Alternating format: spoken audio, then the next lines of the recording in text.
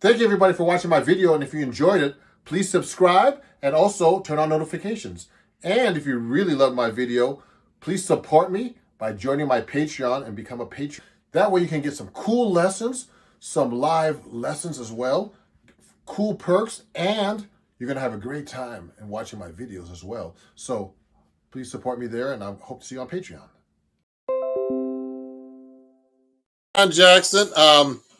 I don't know what's happening with my link. It's not working, and it looks correct. So I'm actually going live public now. So sorry about that, guys.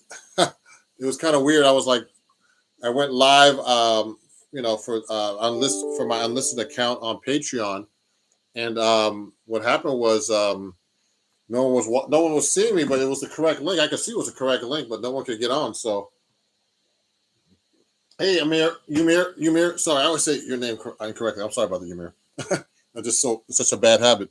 But my great student Umir is going to be is on the show, and I'm going to actually just take questions from people today about anything, any kind of tune. Just so you know, guys, that are supposed to be tuned in, I sent an email to. I need to send them. I just need to send them. I don't know if I can even do that now. The correct link, but if they just go to my YouTube channel, they'll see I'm live. Okay, and you guys can ask any question. Okay, good, Diane. In Greece or in America? I have no idea.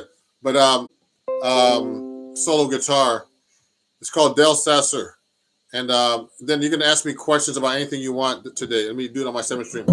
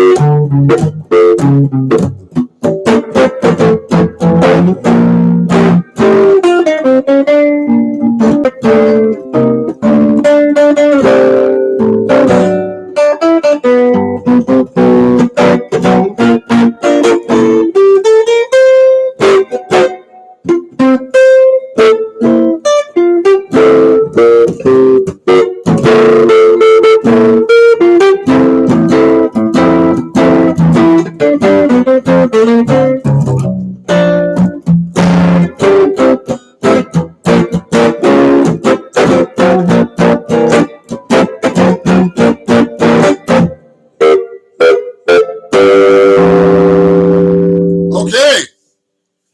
cool.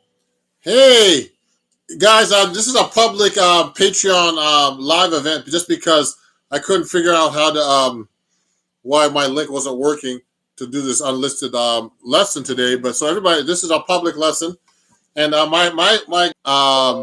yeah. So you know what, that Count Basie ending, Umir, is actually not correct. I heard the correct ending is this one. Like let me see, maybe like this, maybe. So that's the correct ending for the Count Basie ending. Okay. So it's like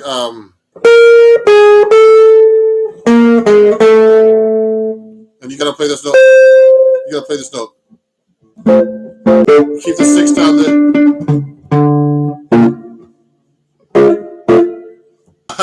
So that last song was called Del Sasser by Sam Jones. I've never really played it as a solo guitar piece. It's kind of like a big band song, okay. And if you look at the music, you know, it's not that easy. This is actually backwards, guys. But that's what Del Sasser looks like, and you know, that's it's a great song. So I was just kind of do solo guitar with that. It's kind of it's not a complicated show tomorrow night on Sunday Evening Jazz, and do it solo guitar like that because it's one of my favorite songs. Okay. Now, does anybody have any questions so far? Because this is about yes, I'm taking questions today. Yes. So I'm taking questions. I'm gonna make that taking questions. Any question you want, you know. So I'm gonna put that in the chat right now. Let me know about picking, soloing, practicing, anything you want. Okay. And this was supposed to be a Patreon sponsored live event. You know, only for unlisted. So Emery, sorry. Demixi, okay, has a question about tritone substitutions. So you know what? I actually have a long YouTube video about that already posted, but I could talk to you about that now if you want. Let me fill this out first. Okay, hold on. So I'm going to put this here. I'm going to put my Patreon link so you guys have that. Is that correct? Okay. So that's my Patreon link, guys. For this is taking the octave and dividing it in half.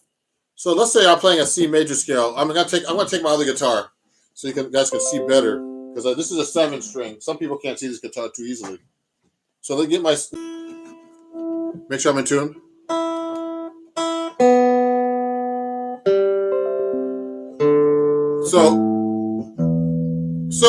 So the tritone is actually, if I'm playing a C major scale, okay, I'm going to go to the F sharp and divide the octave into exactly a sharp 4 or flat 5. So that's a tritone. C to F sharp, okay? Then C to F sharp, etc. Okay. Now what's your name? Okay, the C major scale, C, D, E, F, G, A, B, C. Now the 5/7 chord of the key of C is the G7. That's 8 notes away. I mean, 5 notes away from the C, sorry. Okay, so that note is a 5 away. And now, if you play the G7 chord, okay, you get the 1, 3, 5, flat 7, okay. Now, the 3 and 7 are the actually the tritone in that chord. A flat 5 away from this note. It cuts the octave exactly in half. So that's our tritone, okay? Just so you know. So the tritone is the F and the B, okay, on the G7 chord. Now, when we resolve C chord, dominant seventh chords are really strong. They resolve to the next chord usually, like this: F to E and B to C. Now that's a really strong cadence. Okay. Now the reason why it's called tritone substitution because I'm using a bass note here of a G and ending on C. Now that tritone is what we call the flat 7 and the 3. Okay, and that is also common with the D flat 7 chord. This is that note. Now in the D flat 7 chord, that the F becomes, which is the flat 7 on the C. Okay, that becomes the third instead of the flat 7 on the G. So that's the third of D flat, C flat in the D flat 7 chord. Okay, that's the flat 7 of the D flat 7 chord. So it's actually the same exact notes. Okay, so G and D flat have the same tritone. So when you do a substitution, you're actually substituting the bass, which is G to D flat, and you're resolving. You see that? Okay, see that? So that's a tritone substitution. You can play that anywhere. I would end it like this.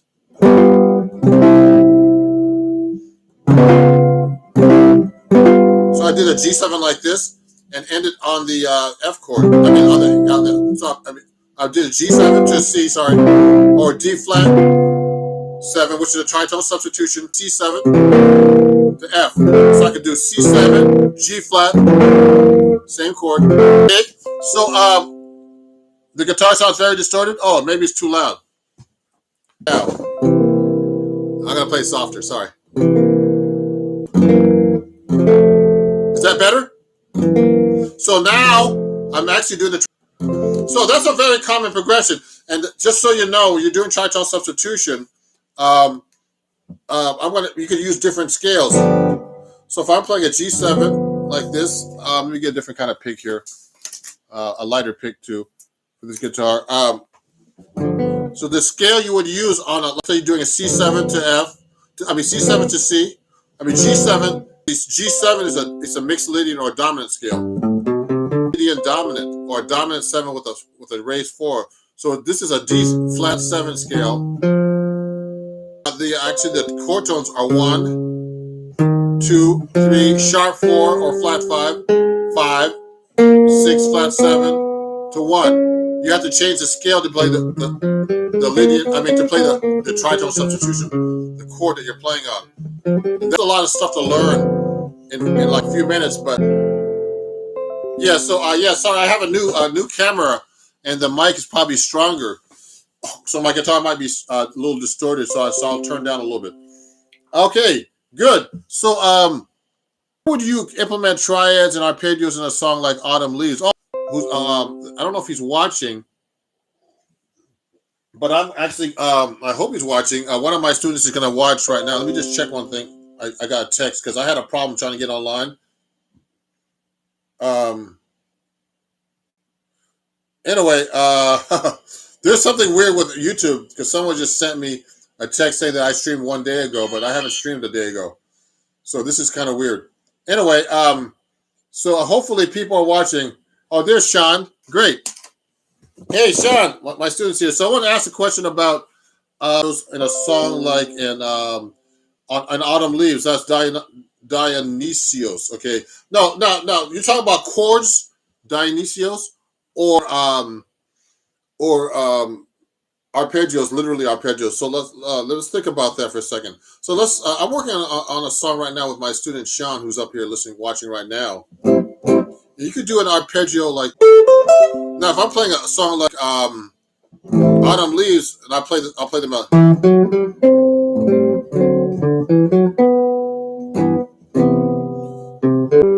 Yes. So you're talking about solos, okay, or chords. Now, arpeggios, I'm going to do. If I do an arpeggio, do the triad, which is.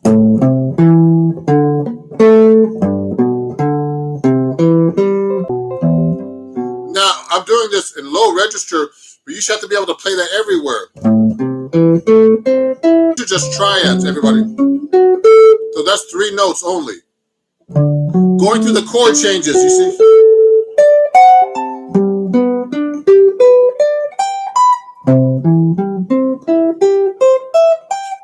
Every possible. So I'm only doing triads right now. Every possible way.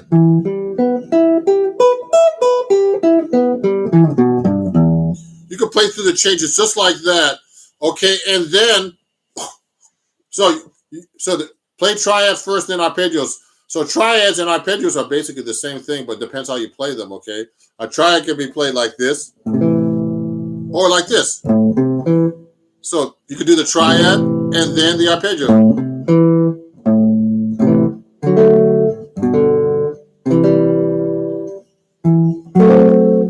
In Autumn Leaves, actually, the chords are 7th chords. So you have longer chords.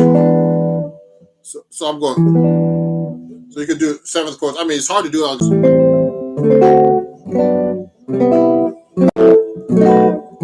No, these are really simple voicings I'm playing right now. But if I'm soloing, you can use triads or you can use 7th chords. You can go through the whole song like this.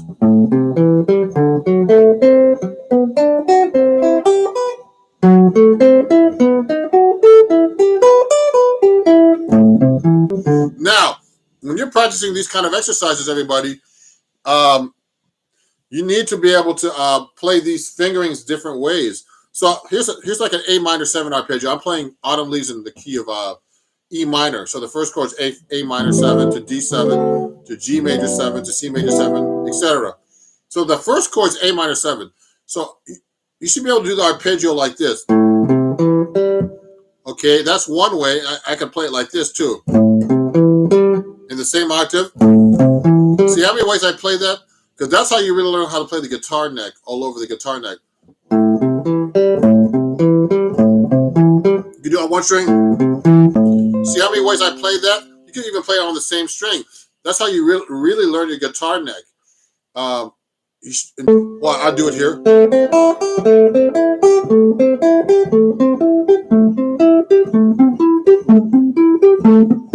See how many ways I just played that? Some giant stats for us. You guys are funny. I'll tell you a story. I was taking a workshop with the great Joe Pass years ago when I was in college, and there were like 100 guitar players in the room. And you know what people were saying to him? They were saying, Mr. Pass, could you play giant steps? And like Joe Pass said, you know what? I'm not here to prove anything. I was just laughing my butt off. That was pretty funny, man. Oh yeah. So Dionysios. Oh yeah. So you're in a different key than me. So he's doing Autumn Leaves in the key of G minor. So yeah. So that's the key of G minor. So you just do the same key. You have to Autumn Leaves in the key of G minor. So in a different key. So if you know a song really well, everybody, you have to be. I mean, it's like just this key. So I was doing Dionysios does it in. So if you do the arpeggios, Dionysios, you have to do it in this key too. And then as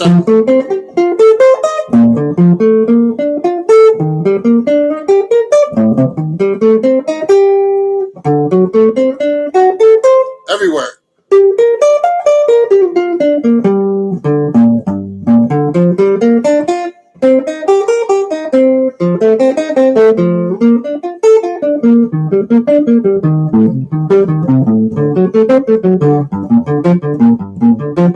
So I just basically just played the arpeggios through that song, okay? And hey, David from Montreal, how you doing? So that's how you actually play through changes. I'm taking questions today in my workshop. It's public because somehow my private link couldn't work for my special guests. So sorry about that, guys. Now, Adam, someone asked me to play some giant steps for us. Let me play a little bit.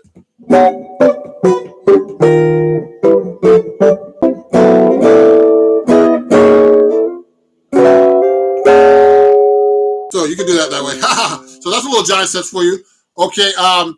So Adam, how would you turn these triads into phrases that you would typically hear when improvising? So, okay, that's a good question. Or jive steps. I'm just kidding. Um, so I would actually do this. I would actually you gotta have to learn how to play different devices in jazz. So one thing I would do if I'm doing an arpeggio, let's say I'm going C minor to F7 to B flat major 7 in autumn leaves. I'm not.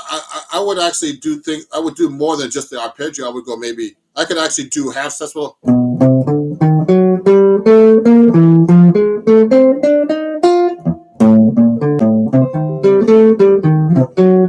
now what happens is I'm playing real simple right now, but I would actually start doing passing tones and approach notes like this. I did an approach note, so I'm actually playing a half step below.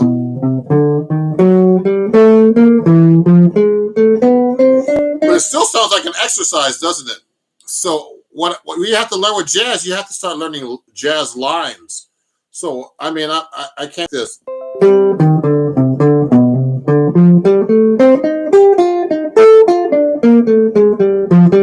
So what I'm doing is actually I'm doing a bunch of different things. Like I'll play the note up, important in jazz. So I'm passing. I'll be playing between the whole steps.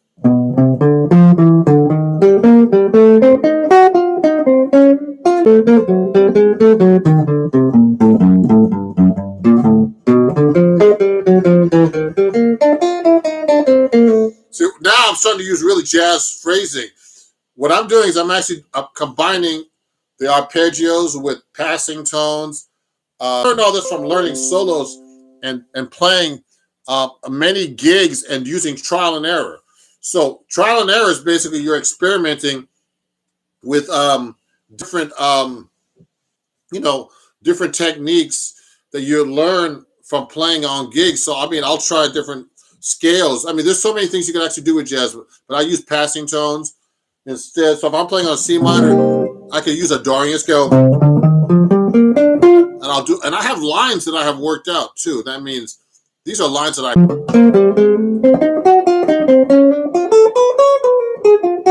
Now those are things I kind of know from playing for a long time that I know work. So I'm just doing an arpeggio. This is actually a type of 2/5 lick we call it. This is a 2/5 progression, C minor 7 to F7. So I'm actually doing. So this is like a type of 2/5 lick that I have worked out in my solo, and I can play it slow. Have it worked out at different tempos. You could throw them all in actually, and just fit them in. I mean, it's just a lot of practice and trial and error. So that's how I approach different arpeggios. Let me see what some of these questions are. There's a lot of questions coming. Alon from Amsalah, Israel. Hi from Israel. Okay, let me see. So let me ask you some questions. So I answered Adam's question. Burke, Mr. Jackson, I have one small question. How can I improve my transcribing by ear? Where should I start?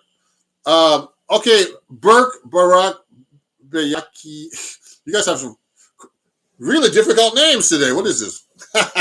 So when you're transcribing, what you do, for a person, first pick a song that that might have some music, so you can figure out at least what the chords are. But if you don't have any chords, you have to. One of the best things to do is actually try to find the key that you're playing in. I'm using my computer unfortunately today, but I would try to show you. Let me get my phone here. Let me get my phone. Let's say I pick a song, any song, like off. Let me just pick any random song right now, guys, and live from you. That let's say on two. Let's say you're trying to transcribe something like a solo. So let me go to YouTube right now and pick like let me see. Let me pick John Coltrane or somebody. I don't know. John Coltrane.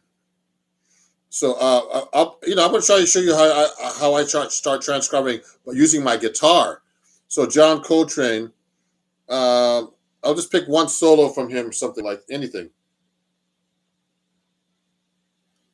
I don't want to pick something too easy. None of his stuff is easy.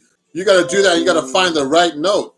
Okay, so blue jazz song. So let's say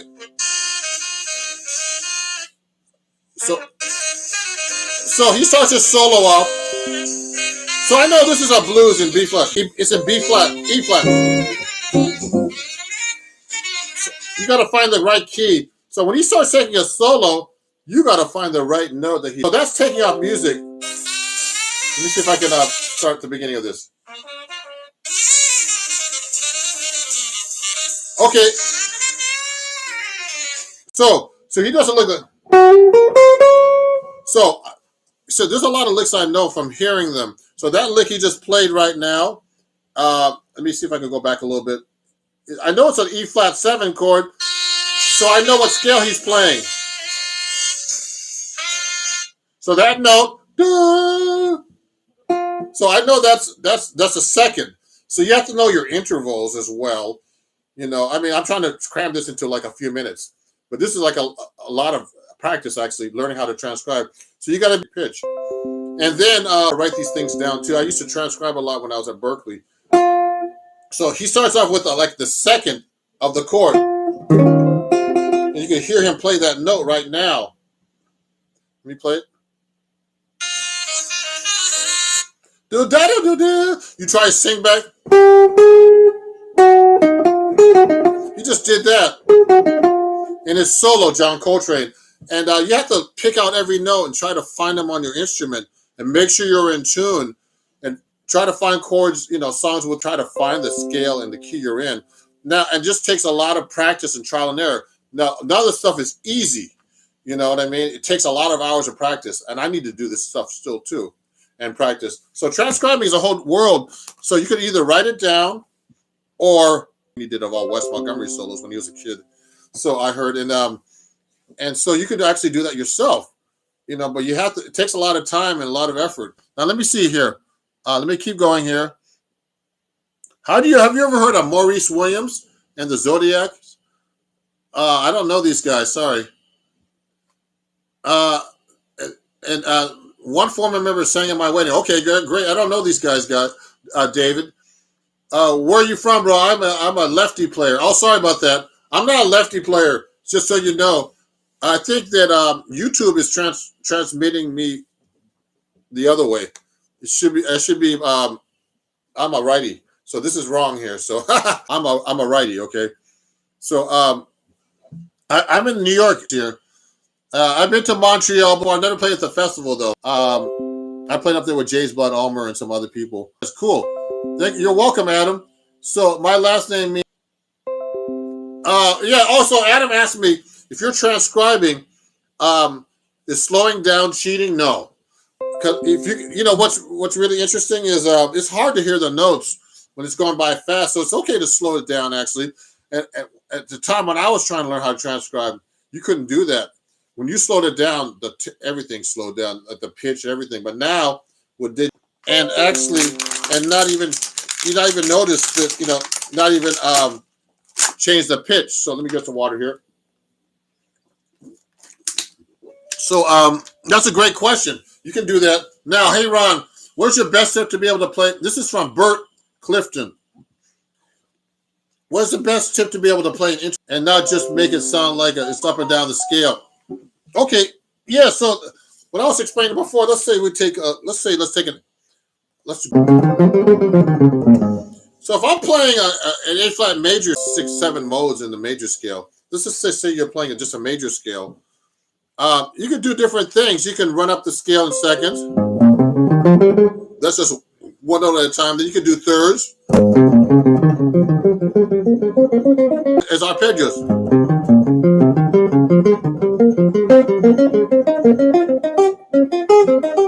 And backwards, etc. You know what I mean? And then you can do sevens. That's 4 notes in thirds.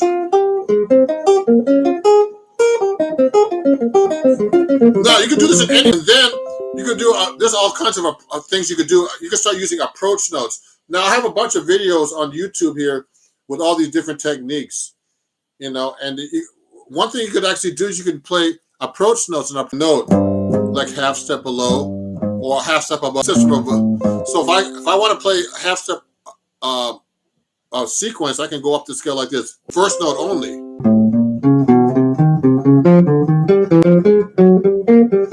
Now I'm just going up, just one note.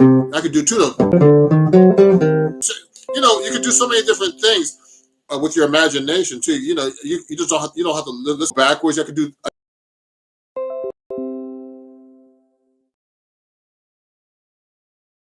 Triads and do that.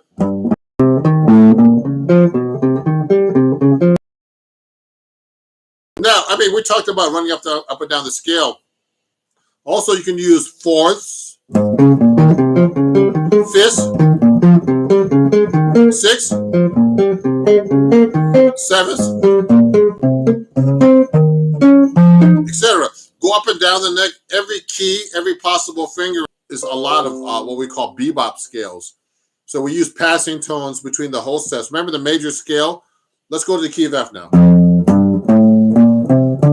And this note is a pass. It's actually now the half step, then whole step. So I'm doing passing tones in between.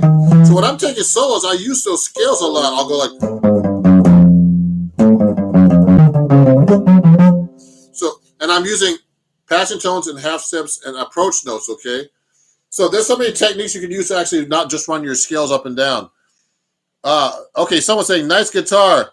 TV T49D/V Amber guitar that I got from Eastman directly.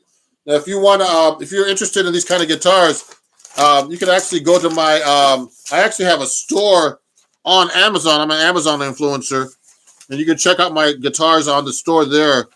Where is that? I can't find the sheet right now. Oh, it's this one. You can go to my Amazon store and check out my guitars there. Amazon.com/shop/Ron Jackson Music. And check out my store. And I have a bunch of guitars. There's Eastman guitars, all kinds of stuff. I have to update the store.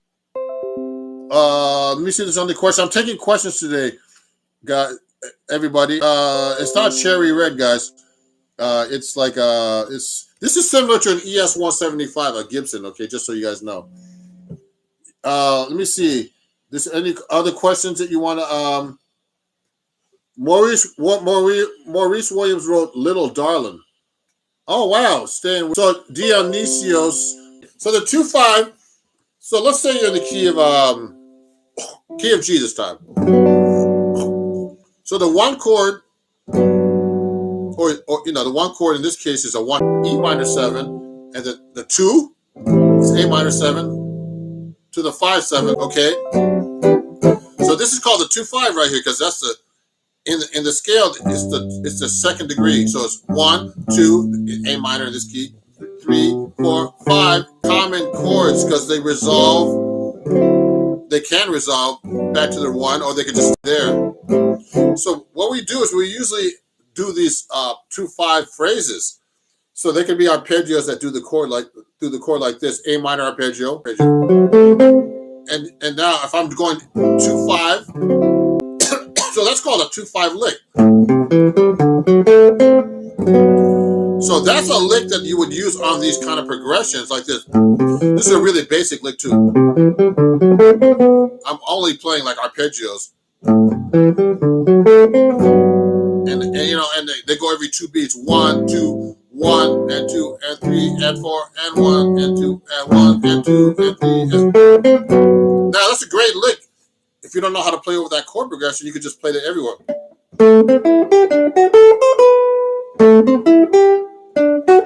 Every fingering.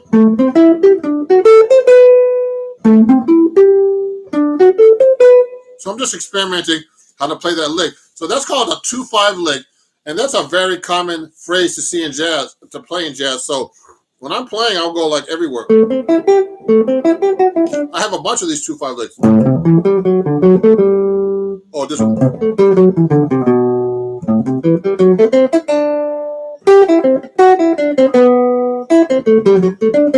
See, I just did a bunch of the 2-5 licks. Now, 2-5 licks are very important because if you're playing through a song, the song will have a lot of 2-5 chord progressions in them. Let's say this. I mean, like I Got Rhythm has a lot of 2/5s. So I'm doing D minor 7, D minor 7, G7, C minor 7. So I'll just run a lick like that, like this,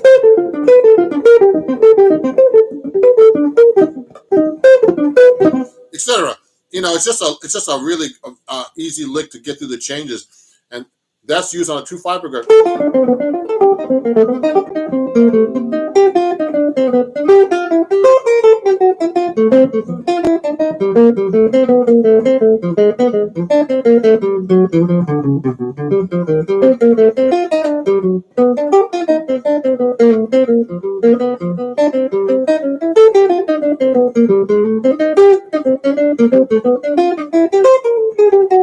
So I'm just doing a bunch of 2/5 licks through that quick progression like this. So that's what the 2/5 is.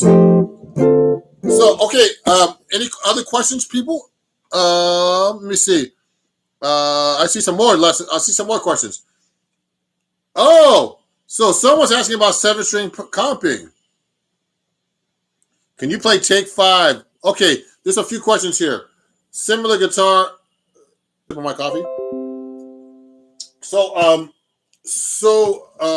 What gauge strings do I use? So this is actually this guitar 12's on here. It depends on the guitar I have. My 7-string, I have, just so you guys are always scared when I say this, I call that the man string. So these are 14. So when I play that guitar, I use a thinner pick. On this one, I use a heavy pick because the strings are heavy. So these are 14 on top. It's 79 for the 7-string.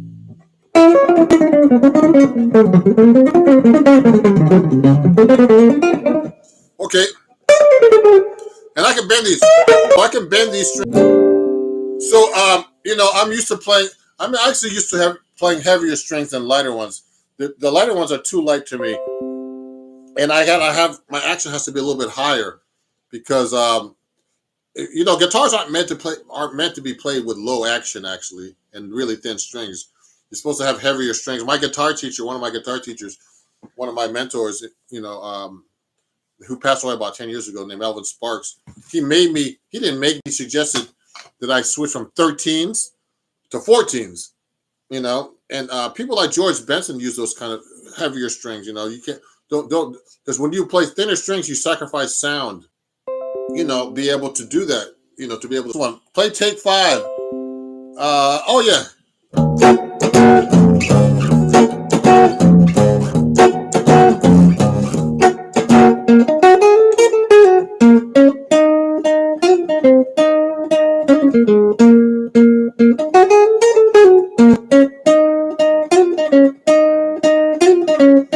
Okay, I haven't played that in a long time.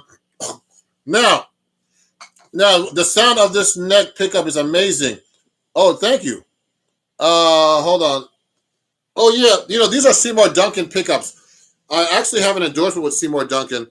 So this is a Benedetto 7-string pickup that's made by Seymour Duncan, and these come stock pickups on all my guitars.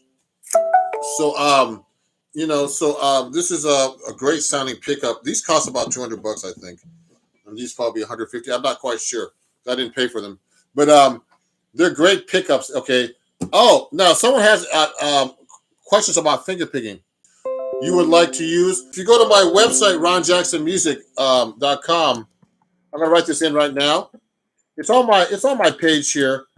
I have like a couple lessons that cost $2. That have typical voicings. But when you're doing 7-string, I'm using a low A, so because that's the way George Van Epps and I studied with Bucky Pizzarelli. That's how George Van Epps tuned his guitar. So I have some exercises that cost a couple dollars. All the basic open string chords like this, like a C with a low C, A minor.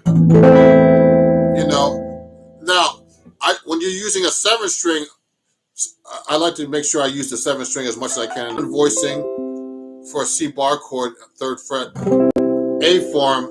It's a cage system like this: C minor, major 7s, minor 7, minor 6, minor 7 flat 5s, diminished. See that? So these are very common chords like that with the 7th string, and you can use them as bass notes too. Like, let's say I'm playing like a C, and I want to play like a low note, I could do little things like that. Put the inversions on the 7th string. So I have a bunch of those exercises and comping things on my website if you want to learn more about that. Okay, on the 7th string. Now, finger picking. I a video about picking styles. So I use a bunch of picking styles. I use alternate picking. So slightly turning my wrist up this way. Okay, so you can pick the string straight like this, or slightly up like this at an angle, or this angle, like more like Pat Metheny does, and some other people I know. So I go like this, okay, and I pick up the up angle. Okay, now I like to use hybrid picking, which is kind of like bossa nova rhythm.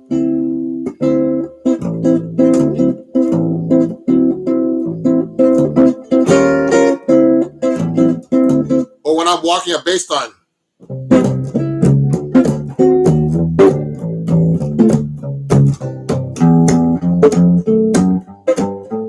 So, and I'm also doing tapping with my fingers.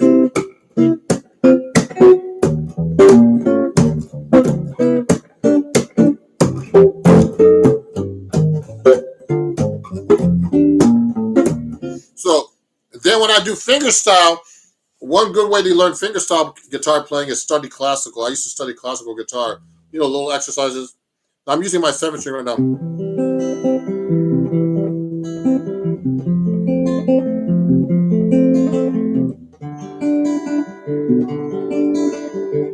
There's all kinds of exercises in these classical books.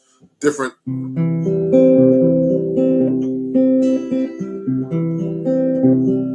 I mean, so you have to practice these exercises and then learn how to use them in songs.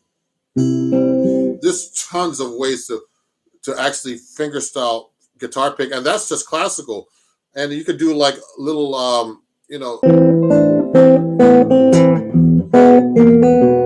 so that's more fingerstyle playing.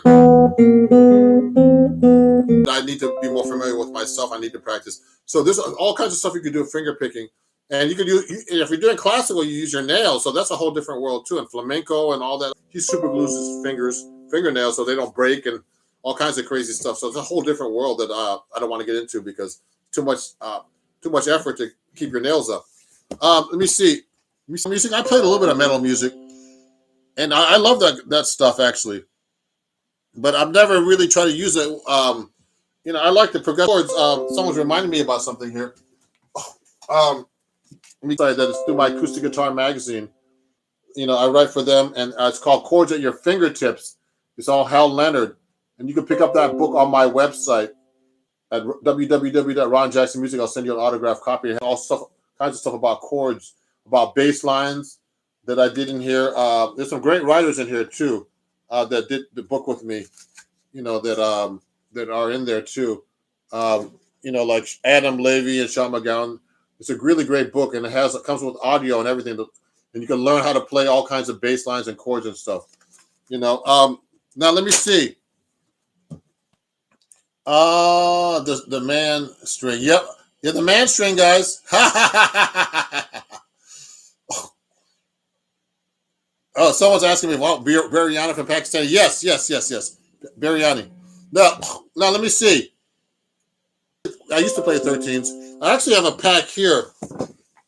So the strings I use right now for my guitar, for my 7th string.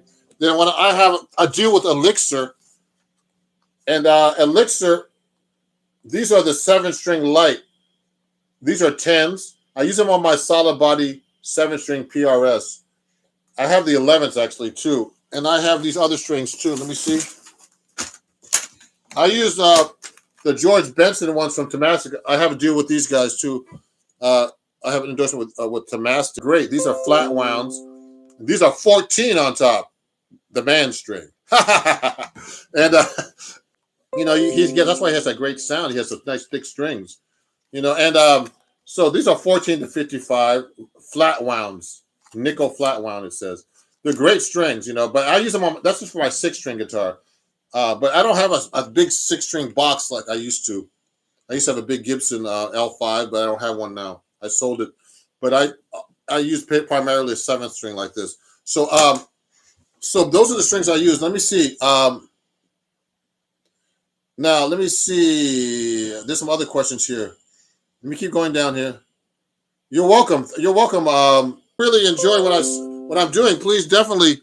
Let me show you a couple of my signs here before I finish. Let me show you my little sign here. Sponsored by my Patreon account. If you like this, patreon.com/Ron Jackson Music, and you get lessons like that.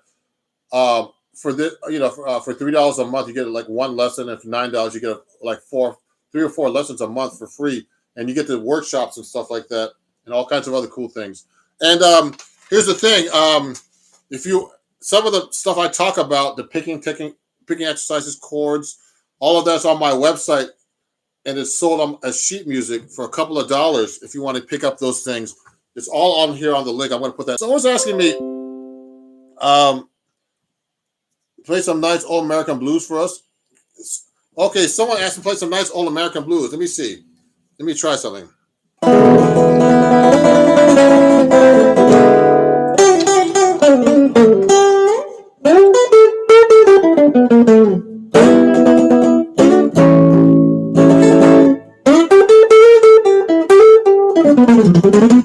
Oh, too many jazz licks.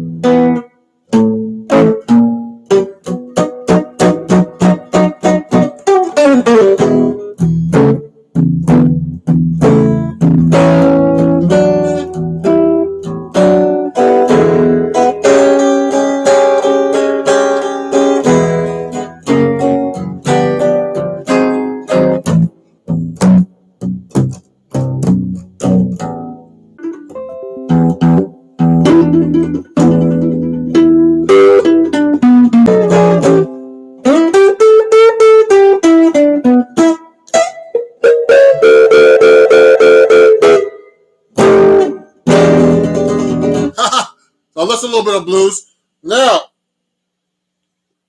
oh sure, this or the. So I'm doing a half step below these arpeggios. Someone was asking about doing sweeping arpeggios with approach notes. With an approach note below, you go like this. I'll take like a B minor arpeggio and go down the scale in the key of let's do the key of D. Change the keys up. So I can go like this. G. I'll go from the G down the scale like this. I can go like this.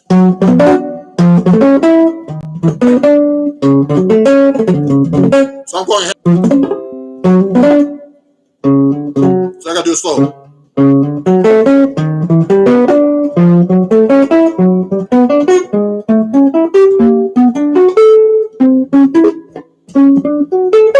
See what I'm doing? I'm trying to play in the same string and go up and down the neck. Now you can try to go across too, like this.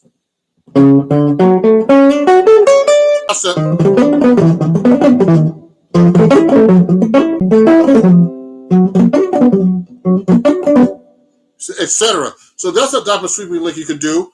What do you think of John Mayer? My first chord I learned by watching was E minor, A minor, G. Played it for 3 hours. Okay, that's a lot of questions here.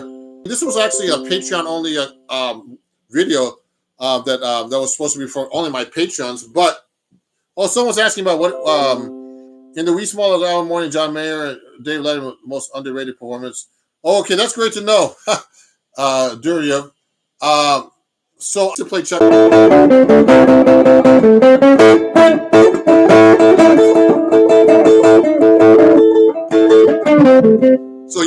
some Chuck Berry. Yeah, I can play a lot. Do other stuff, I'll play it. But most of the stuff I do my jazz stuff. And if you guys are enjoying this, please definitely follow me everywhere. Follow me on TikTok, YouTube, Instagram, Twitter. I mean, I'm everywhere. Facebook. It's Ron Jackson Music is my tag. Please play some John Mayer if you know. I don't know any John Mayer tunes, unfortunately. Sorry. I should learn his stuff. I love John Mayer. Wes Montgomery thing to give us a kick. Oh, Wes Montgomery. They call me Les Montgomery, guys. Also, guys, if you're enjoying the show, I mean, I'll have this on my YouTube. But if you want to donate $1 or more, that would be great. To my PayPal, Ron Jackson Music. If you want to give a small donation for what you saw today, at Ron Jackson Music at Venmo, PayPal, and Cash App. This and I'll put that in my comments after. So Patreon, that's great. It's a great thing. I have, I'm getting a bunch of patrons now. I appreciate you guys, and I appreciate you guys watching. And so I'm going to put this on my comments right now. And then I'm going to play you one more song, guys. Lunch now. Comment here. So my PayPal, Venmo, Cash App is Ron Jackson Music. So you have that. So let me play you a little bit of Wes Montgomery. Someone wanted to play something like that. Let me try it on my 7th string. This should be interesting.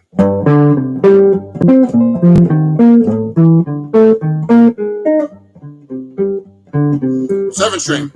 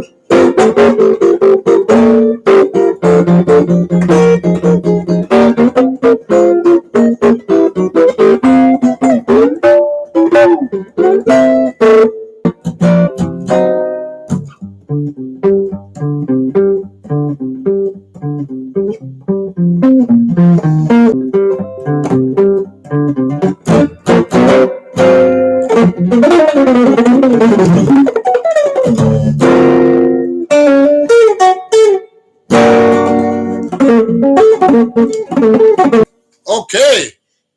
So everybody, thank you very much for watching. So that was my Patreon only live lesson that I had to make public because we had a problem with the link. So thank you for watching. Thank you, Deborah, for sending something on PayPal, at Ron Jackson Music. And remember to please follow me if you want to donate or anything, or join my Patreon or pick up my books. My latest album is right here. I'm about to read to Ron Jackson Music at www.ronjacksonmusic.com. And this is a great record. It had great reviews on Downbeat, and I had I was featured in Jazz Times with this album, Standards and Other Songs. I'm going to be doing another album very soon. So please follow me. Everything's on my website. If you want to get sheet music or if you want to study with me. Thank you for watching, everybody, and let's keep in touch. And you can watch this. And someone said play some fast arpeggios. Let me see. I'll play some fast arpeggios real quick on the 7th string. Oh, let me see. Watch this. Now a fast arpeggio. I'll do this. I'll do a sweep picking thing. Hold on. A real fast one I could do is like this one.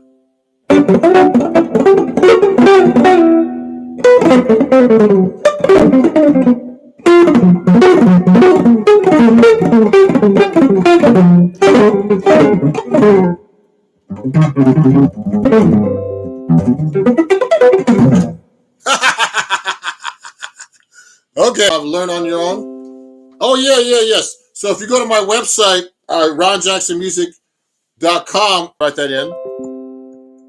Ron Jackson Music. The store, and you can get printed lessons if you want to learn anything about that. Okay, about some of these things I'm showing you right now. 40 ounces of prolific. There's so many songs I need to learn. Hard names today. Sweep picking is crazy. I've been working on sweep picking. I still need to work on that stuff. But we can talk more about that. I need to practice. It's kind of weird on the 7th string.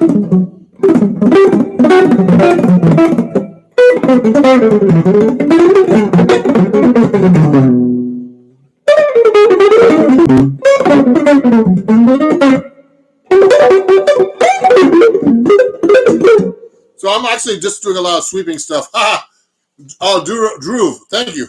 I was transcribing your song, Mr. Evans. I was trying to figure out some of the theory behind it.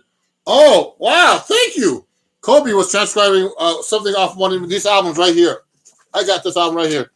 He was transcribing something off my Dream I Had record. And that song was dedicated. The song he's talking about is called To Mr. Evans. And that song, I've got a... I could talk to you about the harmony. It's been a while since I've seen. So that's a great little song, and it was actually some of the harmonies that Bill Evans used in his piano playing, because he was one of my first heroes when I started getting. We could talk more about that later, but that's a great question. Thank you, Drew. Comments and questions, and I don't know if I got to everybody. But I try to get to everybody as possibly can. So thank you, everybody. Is there any last questions before I leave? Because I'm going to take some screenshots right now.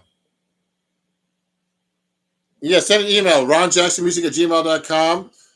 Follow me at Ron Jackson Music everywhere. Okay.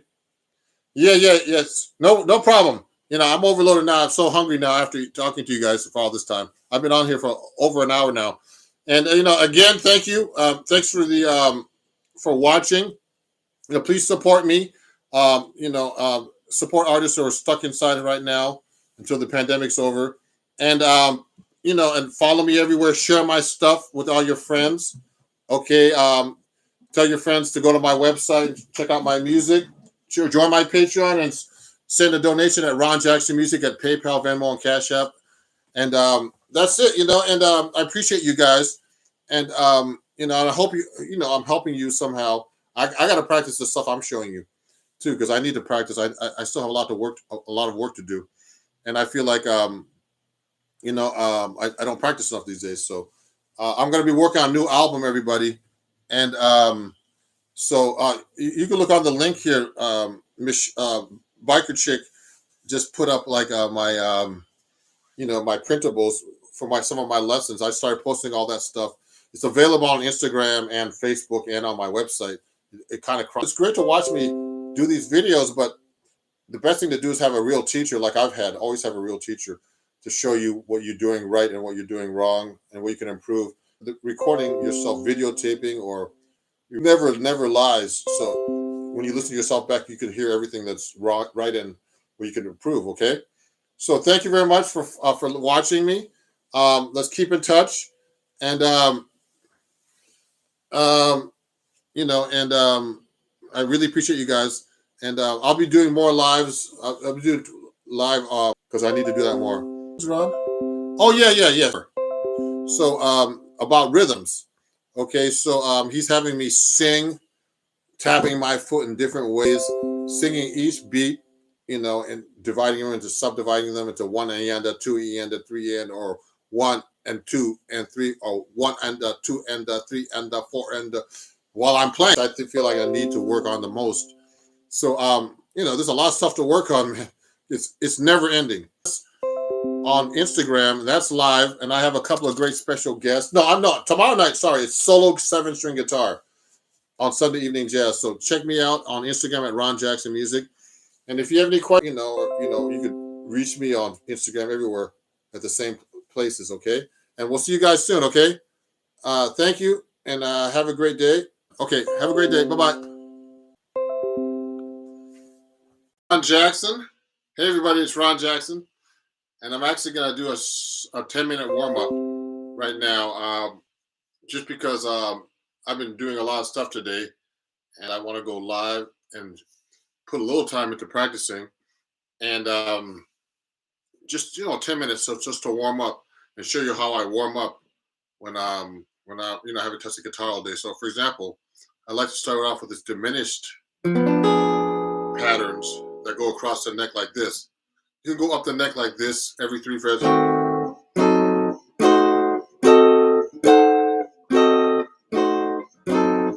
same pattern every 3 frets, like a diminished pattern. A flat third. I like doing that pattern, just that diminished on the first 4 strings, then going across and doing this one. You can do this pattern now. You can start from here.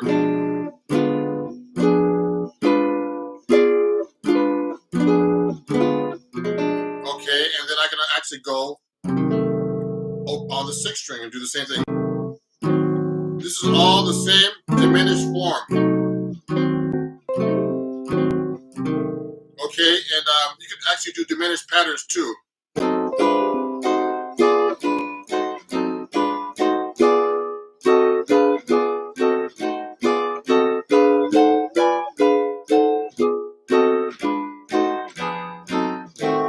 See what I just did? This is just what's diminished. Now I like to do the one on the first 4 strings and across. Okay, and the next 4 strings, and the next 4 strings. Okay, so this is 4 to 1, 5. Now you can it's all the same chord.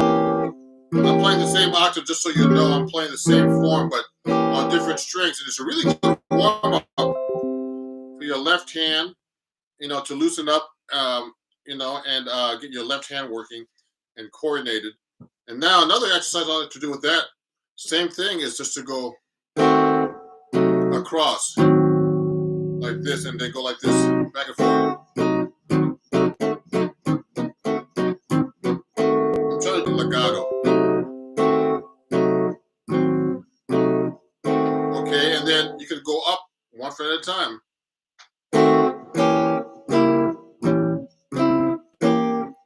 Getting warm up still.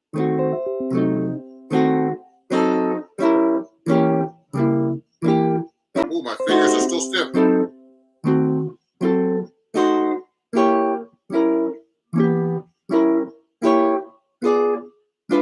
This is a great warm-up exercise for your left hand. To get across those strings like that. That's a really great exercise.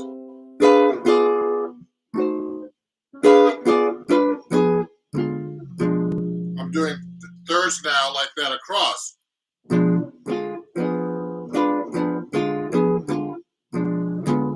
See what I'm doing?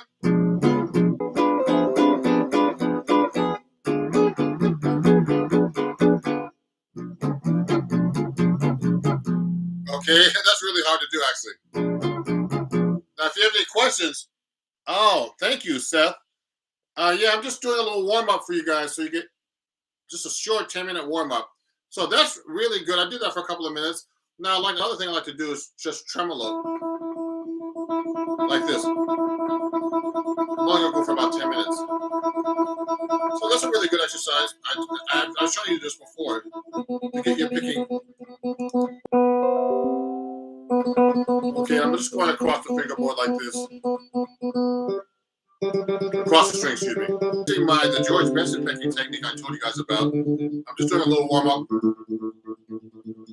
This is a good exercise. Just a tremolo exercise to loosen up your picking hand.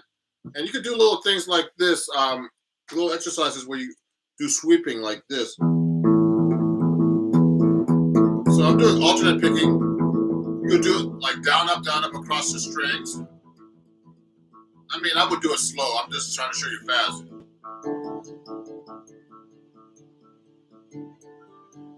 So I'm doing 2 strings at a time.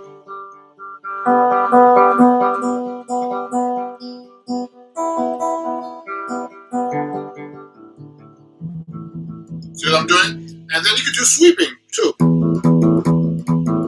I'm going one direction, just 2 strings, for example.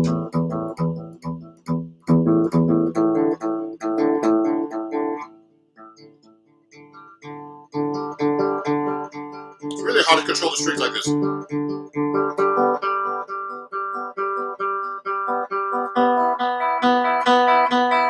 you can do up 2. So what I'm doing is upstroke and then down.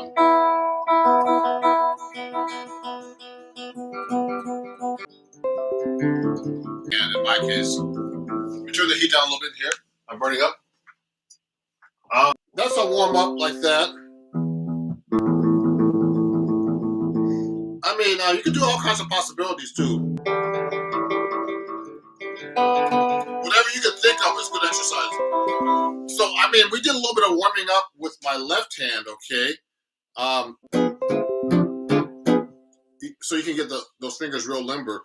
I mean, another warm-up exercise I like to do sometimes is like the chromatic scale in position. So let's stay on the 5th fret. I can go up the scale, chromatic scale. I mean, some people do the chromatic scale like this. They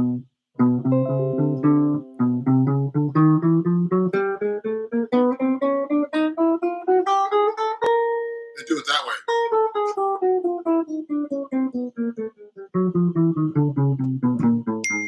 Okay, you could do it that way.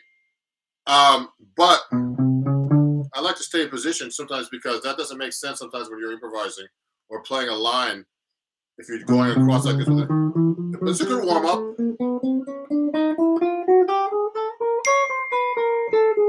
You can do things like that, jump around the fingerboard. But I like to stay in position to do a warm up.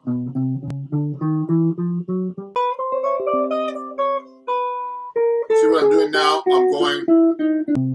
Now you can do that a little bit slower than put this down a little bit. So you can actually go like keep your fingers close to the fingerboard.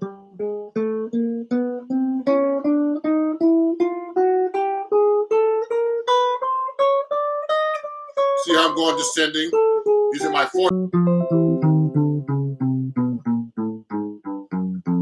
You should be able to connect these on the same string.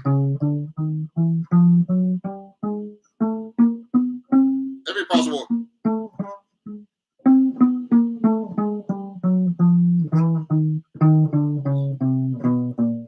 That's a good exercise. Watch me.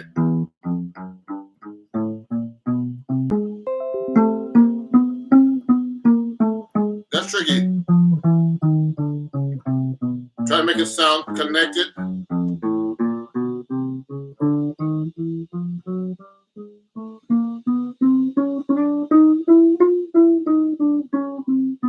Really good warm up. I would do it slower than me though. To make it, you gotta make the stuff clean and slow. I'll do it slow. See, I'm trying to get to the next. Connecting the notes smoothly. I'm always accenting the note going down and up.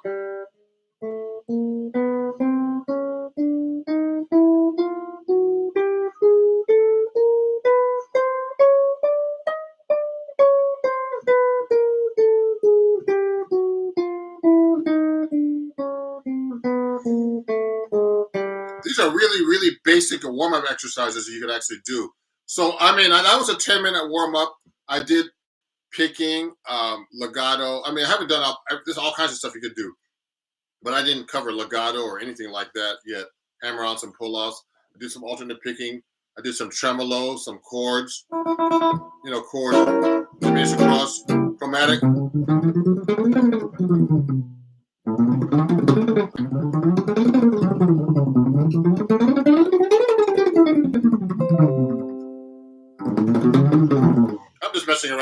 to get limber so you can do your stuff. You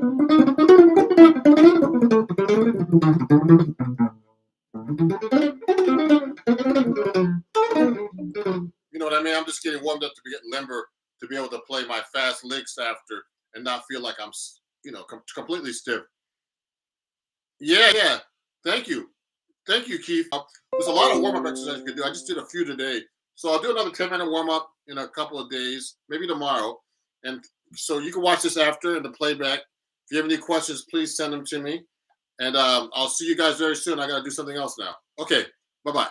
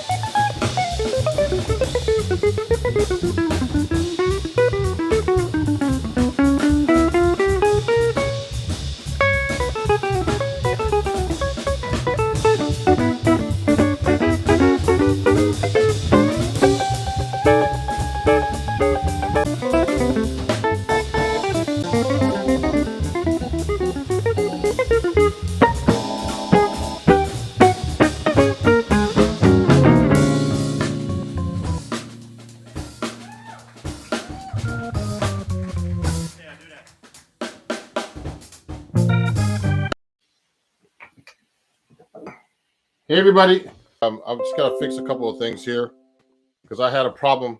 This is actually going to be public now. I had to change it because of some settings I had. So I'm going to actually fix my stand here.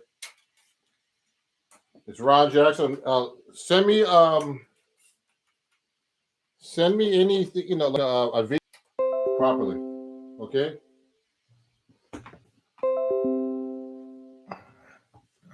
And probably move this back a little bit. So I'm going to start a little bit late because I had an issue with my camera and my settings, so which was kind of stupid, but anyway. Technology. Let me see if I can fix this thing to make it look better. I might have to lower this a little bit. I'm going to have to get my guitar out here. I have to lower this a little bit so you can see me. Oh, see? A little high. That's a problem with do this now. I'm setting up everybody, so don't worry. We'll be good in a second. Good. Patrick, how are you, man? And Devonite. Oh, cool. I finally caught you. Good. I'm going to fix this computer up a little bit here. I'm going to put a different thing on the floor here. So, guys, I had to actually, make this a public video because I've never done it before for my early access stuff. If you have a problem getting on, just go. And I had to resend an email with all this, and hopefully people will get it because I couldn't use the other link. So you can see me okay, I guess, huh?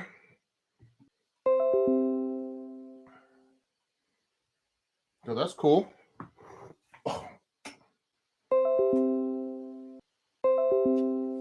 And I'm gonna actually start in a minute.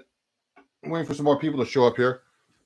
But I had to resend, and I've never done a pub, but I had to change it today. Might as well do it once in a while. Hey, good. Hi, Brittany. Hello. I'm a new subscriber. Appreciate your videos. I'm self-taught for 10 years. Okay, good. Live link, but I had to change it because YouTube is really hard to set up. With with the camera and stuff. So I'm gonna pull my guitar out. You can see that, okay? Yes. I'll move back a little bit. I'll put this back a little bit, and we're going to be talking about chord melody today. So I'm just setting up right now.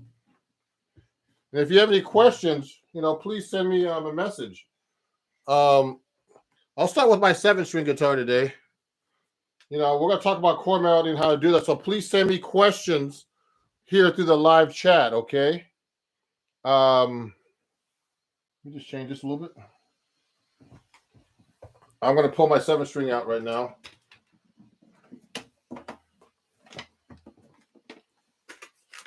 Let me just check a couple things here. If you have any questions, just send them to me already. Thank you. Thanks, Pat. I'll reply to you by actually, talking to you guys. Okay. So the link, because I had to change it up. I couldn't get my camera to work when I went live a minute ago from my private link, so I had to resend all the everybody everything. So I'm going to tune my guitar real quick, and then we'll get started. And if there's any questions, let me know. We're going to talk about chord melody, things like that. I got 7 strings here, so well, I got a nice crowd for like a public live. I had to go live today public because I had an issue with my camera and my connection on YouTube. Seems like it's so hard to do things on YouTube sometimes. 7 strings here. Oh, True 5-1. So Emir is my student. He's going to be coming over later. Great guy. I'm the half Filipino brother, and we're going to talk about different things here. But he said a 2-5. So if you do a D minor, well, I mean, I have my regular 2-5. So if you do using tritone, okay, I'm just putting a D minor 7 to a C major 7. So that's just a tritone substitution. Is actually when you get to the G7, okay, and it's a flat 5 away.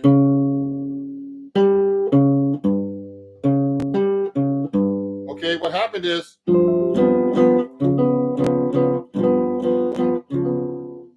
the tritones right here, the flat 7 and the 3rd, and this is common with the D flat on the G. So look, the 3rd and 7's on top, and the D flat 7 has a 3rd and 7, but it switches around. So this is the 3rd now on the D flat, and this is the flat 7 on the D flat. So they interchange. So that's how you make a tritone substitution. So instead of going C minor, D minor to G to C major 7. Okay. So that's a very common, substitution. And we can really get into this some more. But the thing is, that's cool about this. This helps you learn how to play stuff that's in altered. It makes you think about something different. And let me see who else is there. Liam. Hey, good morning, Liam. Oh, what toner brand do you use? Okay, Joe. So Joe, someone's asking me about changing my link for today, but I'm live now. So look, it's a strobe tuner, but they don't make these anymore. I endorse Peterson, but these Peterson tuners are strobe. They're the most accurate tuner you could buy. The military uses these things. Through the Peterson, they make these huge tuners that are like $3,000 that you can actually get. Having my that I use on when I go do gigs, I leave this at home. This is kind of fragile, but this is very accurate for a clip-on. Now, you should know how to tune your guitar without a tuner too. I was doing a thing like that on TikTok. Lesson that's actually live for the public today. Usually, I release these later. These are for my Patreons, and and people I invite, like that I have through a contest on Instagram. And today, it's all public because I had an issue with with my Instagram. Oh, well, actually, with a good jazz guitarist. What do you want to say to me? I like this guy. Well, practice. Get a good teacher. Don't look at YouTube videos all the time. I'm telling you, it's only going to help you so far. Looking at videos is only take you so far. You need someone to look at you and say, "Look, you're not doing this right. You're not doing this. You need to work on this." I've always had teachers. I'm actually studying. Before we keep going, everybody, let me play you something because this is chord melody. Today's about chord melody. So let me play you a couple of chord melody arrangements that I've worked out on the guitar that are that aren't hard, that are fairly simple. I'm going to play it on 7-string. Now, this is one of my favorite tunes. This is called Time After Time.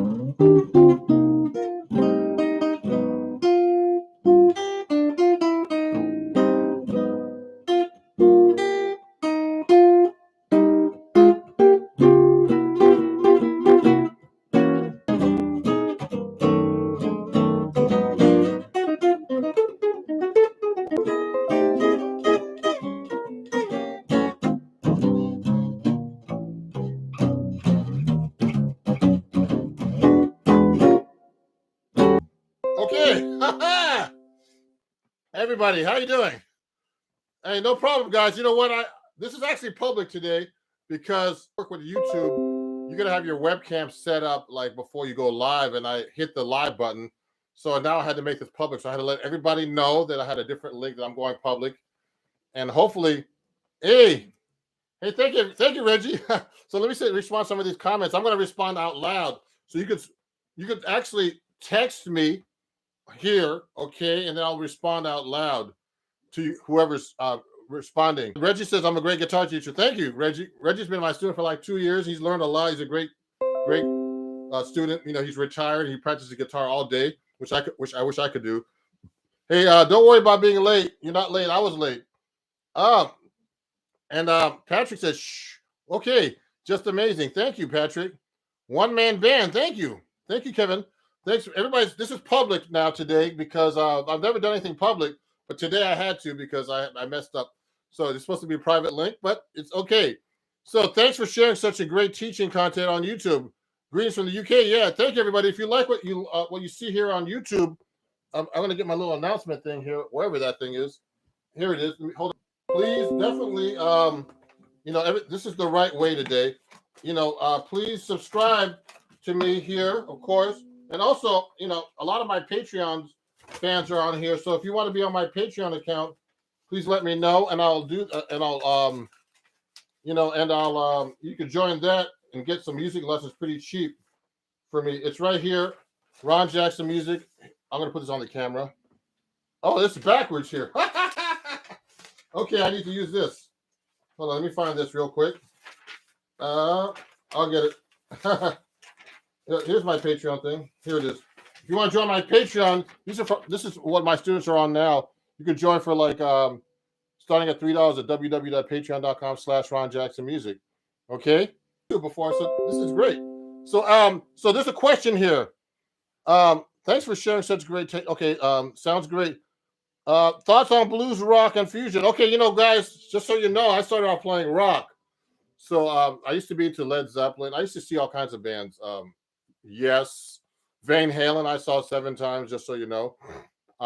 I was a big fan of Eddie Van Halen. This was when I was like about 11, 12, through high school, actually. Then I started getting into jazz in high school. That's why I went to Berklee College of Music and studied jazz composition and arranging. But I love jazz, and I love rock too. So no, if you want to start okay, so thoughts on blues and fusion. Okay. So I mean, did you go through different phases? So you know what? I started playing rock, and I used to and songs. So that's what you have to do with any style of music. You actually have to be able to learn the music by ear, get together with friends and play. And if you can afford to get a teacher, because teachers, I didn't have a teacher when I was a kid, so I was growing up, I was learning everything by ear, and you can only go so far by ear. There's always a great teacher that can help you. A good example of someone like that is when I was at Berklee. He was before me. He's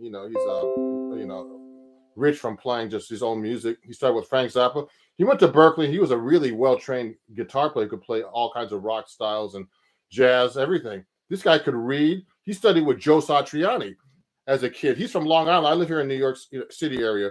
He's from Long Island, and he, studied with Joe Satriani, who's a great guitar player. These guys can read. These guys play rock. They play all kinds of styles.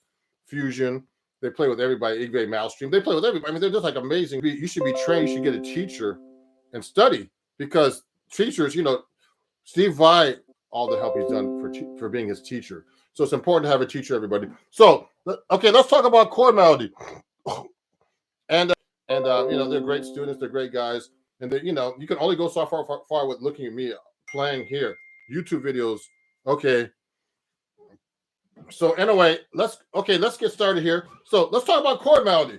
So the subject today from my patrons, and I hope everybody on Patreon got my link, is that is chord melody is very important. So that it means that. So let's say you take a melody like let's think of an easy melody. Someone pick a melody if you want me to pick one, but it has to be not too fast. It can't be really a bebop melody, because it's hard to harmonize a bebop melody to chord melody because there's so many notes. So usually do melodies with like with whole notes, like let's say a song like Cherokee. This is a song called Cherokee. It's a jazz standard. It's kind of fairly easy to now I would take a real book. I want to get the real book out, okay, and actually take a real book and just look at the melody, make sure you're playing it correctly, because it's easy to play these melodies wrong. So I would go.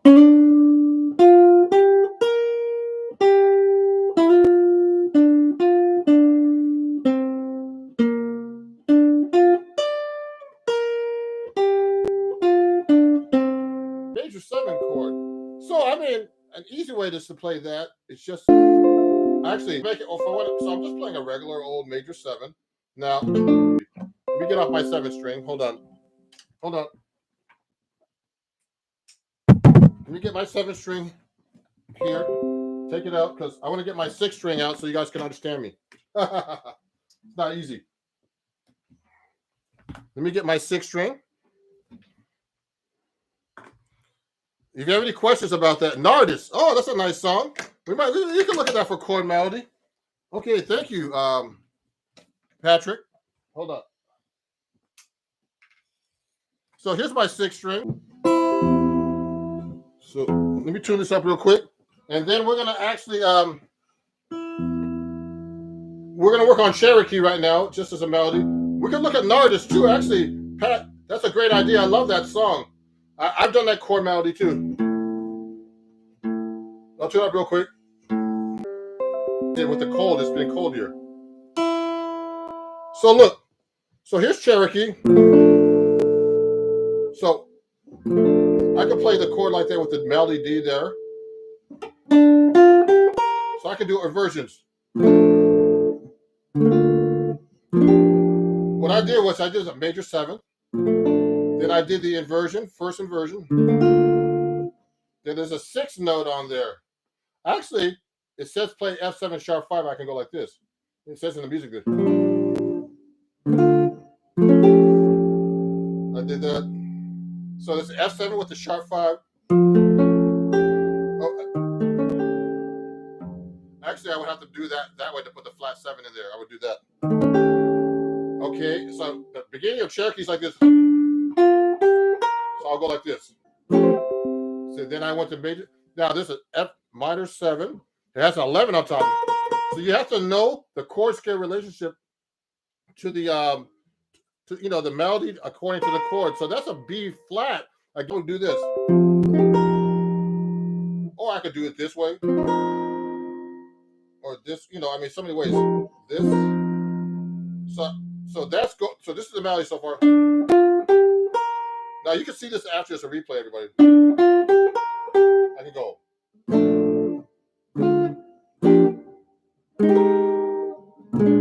Now I would play that B flat 7. Now the B flat 7 has a 13 on top. So I would do it that way, okay? Or you could do it this way. So many ways. I like that one. That voicing of the B flat 7 13. Okay. I've never done this song this fancy before. I just make it. I don't have an arrangement for this, so we're kind of making an arrangement up right now. This is how you do chord melody. You do an arrangement like this. You find each note and try to find the chord for it. So let's start from the beginning. So I went like this. That whole thing. Now I'm using block chords basically. Okay. There's so many ways you could actually do this. I could do thirds.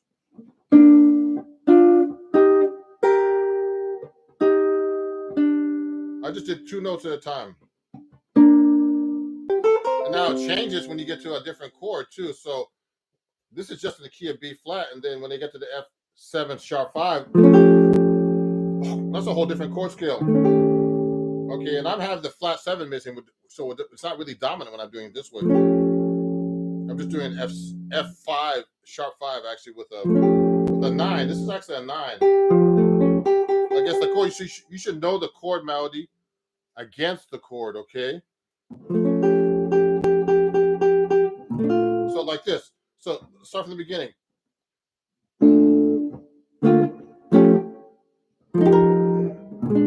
Okay, now this melody has a lot of tensions on top. So when I get to the next part, it has an F on the top. So that's major 7 chord. This is an F. Now it goes to the 7th. I can just go thirds. Then it goes to a D over an A flat 9. So this is actually a sharp 11. So you could play the chord like this actually to add the 9. Okay, Cherokee. You have to memorize it.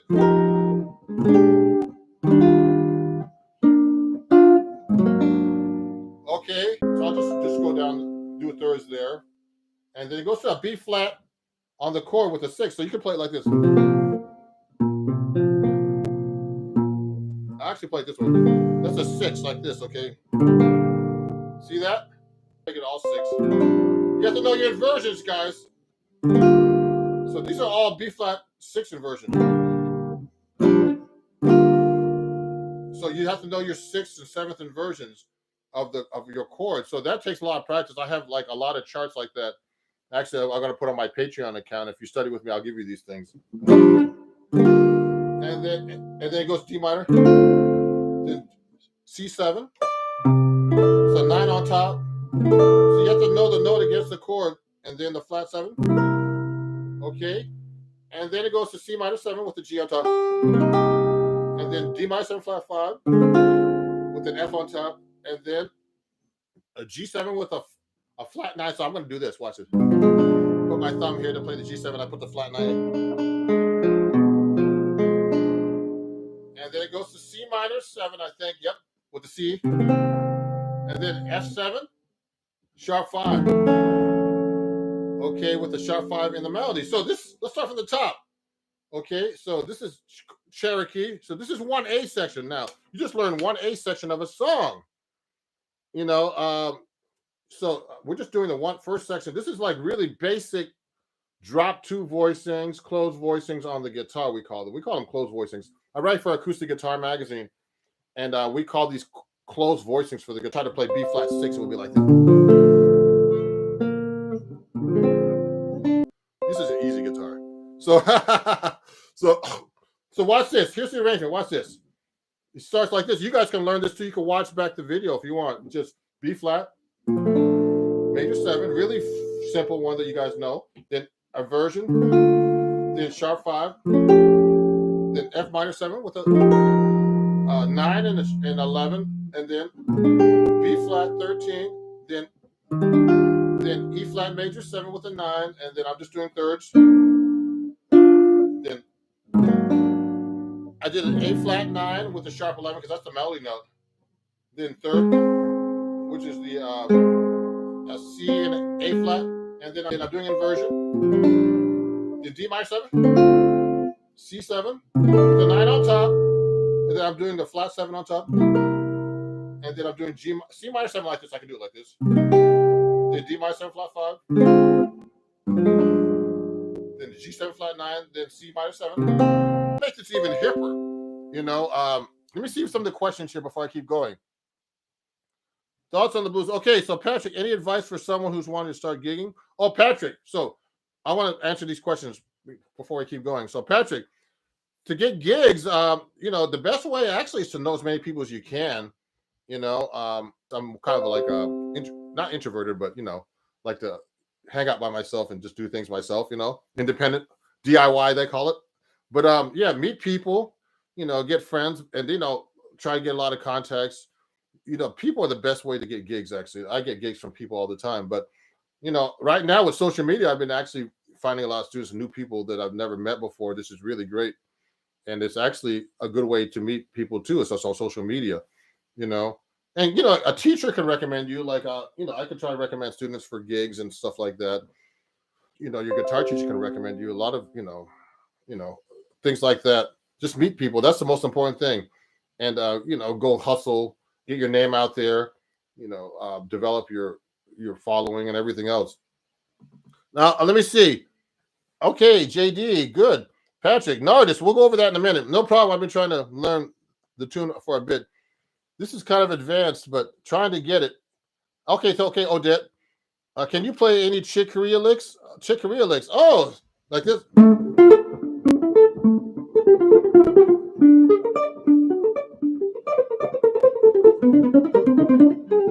Okay, that's about. I gotta practice that one still. So anyway, that was Got a Match by Chick Corea. I mean, I worked on his stuff for years, so.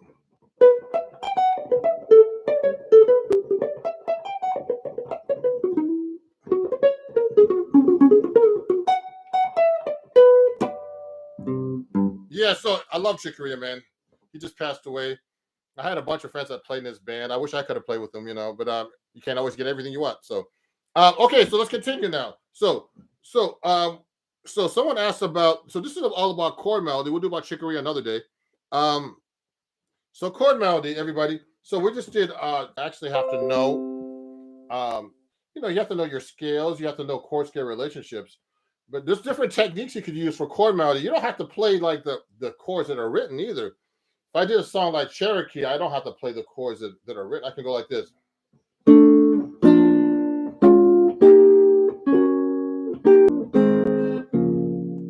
All I did was just one chord. That's constant structures.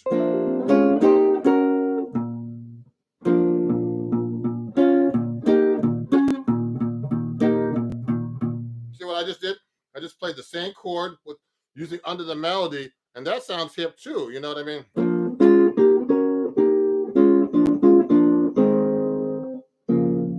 See, that's all I did. Something really simple like that. Also, I could do seconds. I mean, I like to do all kinds of stuff. You should be able to. I mean, the easiest way on the guitar is thirds. I can go.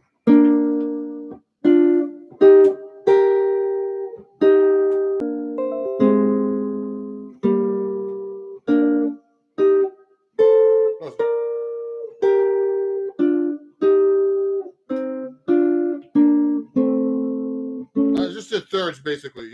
I wasn't looking at the music, so I was trying to figure out thirds.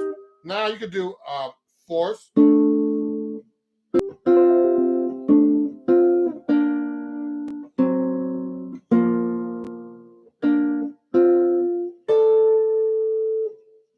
See, these are things that people don't think about.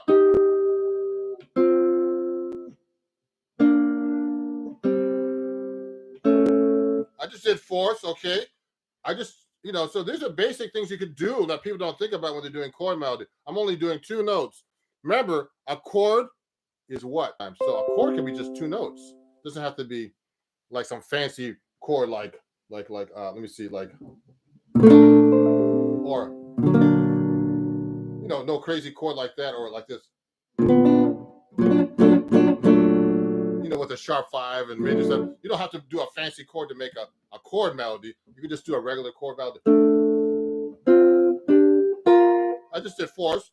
You could do fifths too. I mean, it's kind of weird. You can go. Let me see. How's that? I don't want it to be. Has that kind of Asian sound.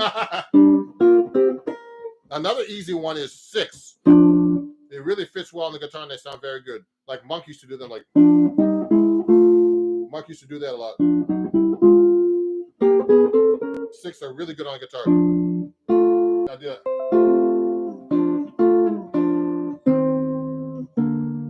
Six are really nice. Now it gets really weird when you start doing sevens. So like this. So I like to go like a.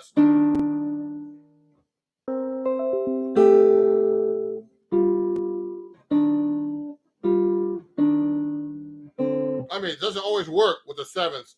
Okay, octaves.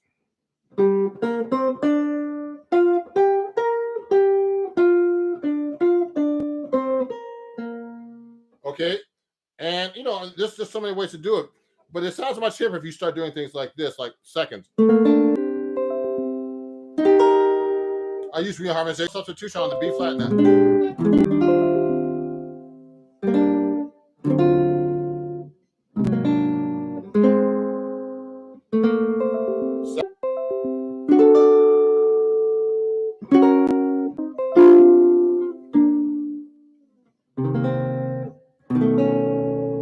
See, I did a tritone substitution there instead of the tritone substitution.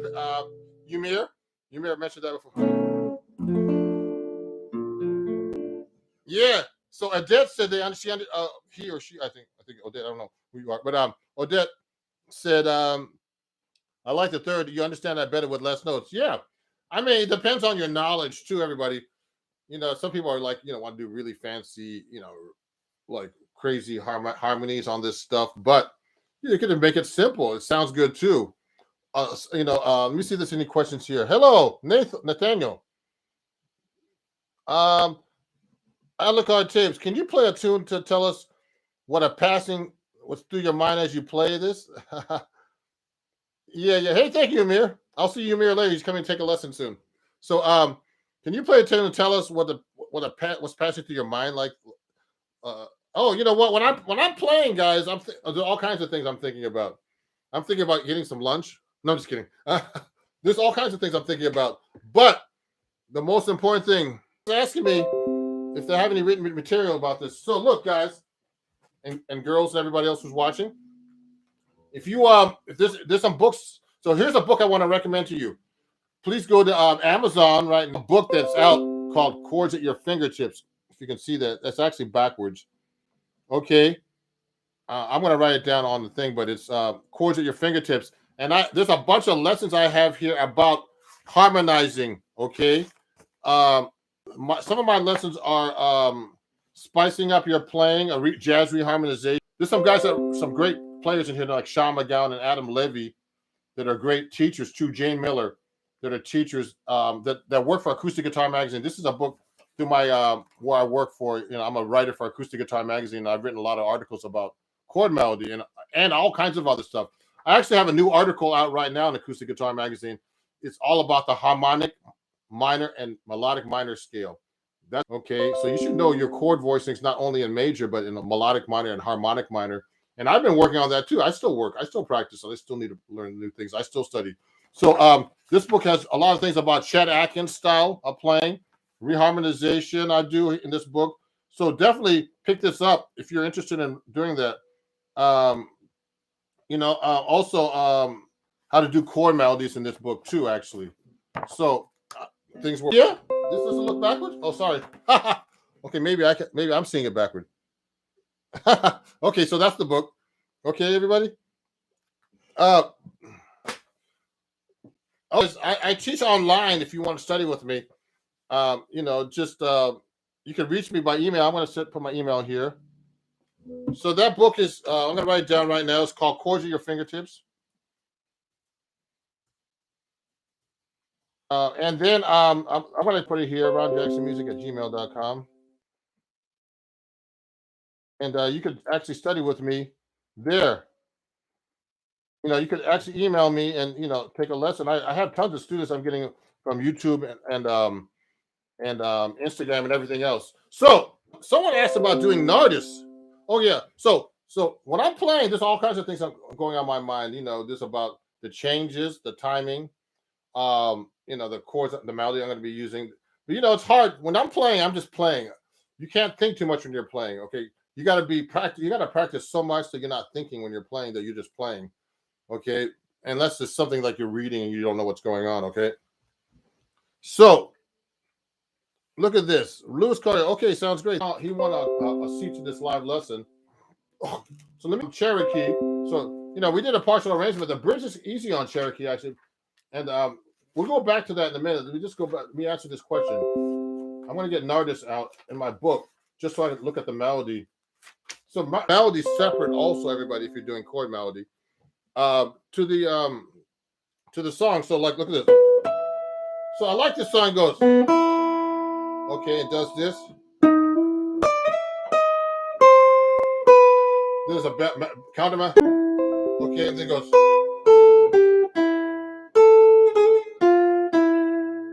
Now this implies a Phrygian scale.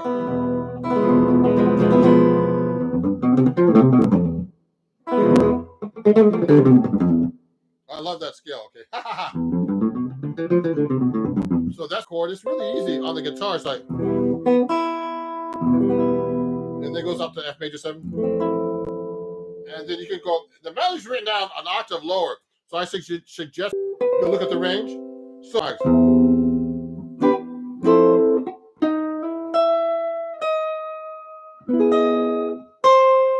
then it has that melody here. Now there's a lot. So, okay, while that melody's going.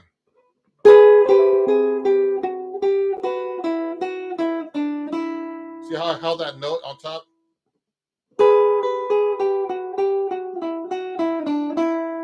Okay, and then this is for Patrick. Okay, this is an A minor 7 with a 9 on top. So I would go like this.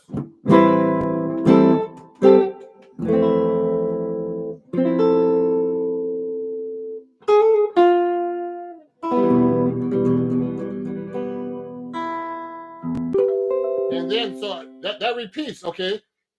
So that's the cool thing about BA. So this form is AAB, so the same melody again. So let's go over that one more time.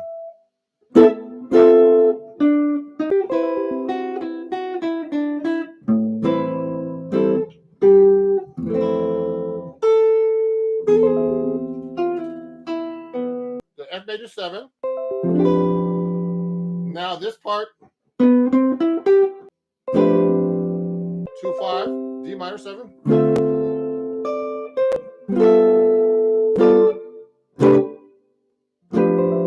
This is not too hard to harmonize.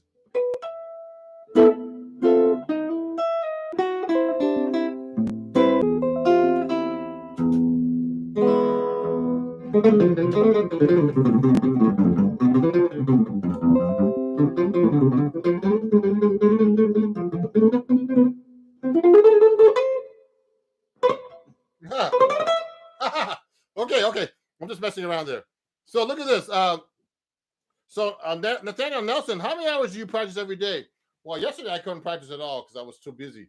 So it depends on the day, but recently I've been time, and it seems like weird. I don't have much time now because I've been doing a lot of videos for YouTube, TikTok. It takes so many hours, and usually I used to practice 5 to 8 hours a day. Now you could hurt yourself by doing that, but okay. Oh, okay. So you want to go back? So you know what? Let me see. We're gonna fix the lighting here a little bit. The guitar's a little too light. So everybody, look at this now. So we're talking about chord master. So that was an artist. So you can practice that one. That's easier than than most people think. Okay, that song doesn't have too many chords in it. Let's pick another song. If you want to send me a request about a song to chord melody, oh yeah. So Lewis, I'm sorry, Lewis. Lewis asked me where am I located. So I'm in the Jersey area. Okay, and also what was I gonna say? I do everything online, and sometimes I have people come over, or I can go over to your place, but it's a lot more expensive. So if you want to email me about lessons, just email me, and we'll talk about their preferences. I'm in town.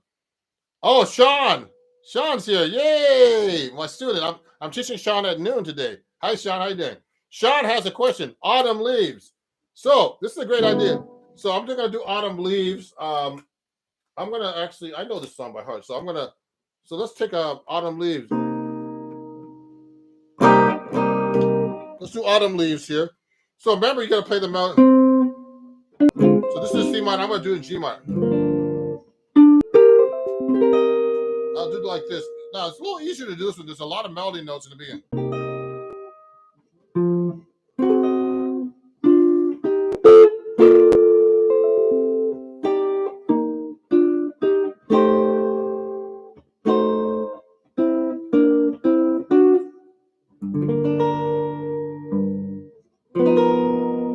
See how I did that? Also, you can do it like this. You can do the melody note single. See, I don't like the chord is too thin up there like this, so I like to do this.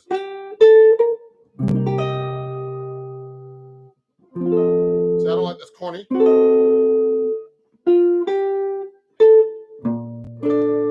So I'm doing these stretchy chords.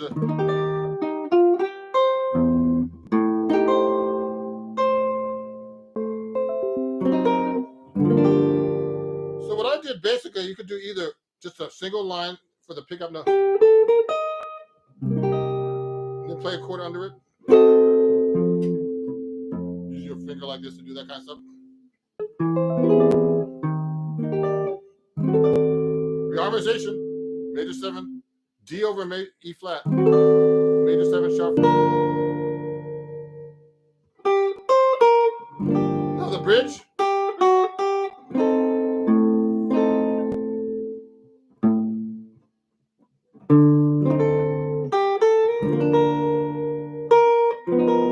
Reharmonization.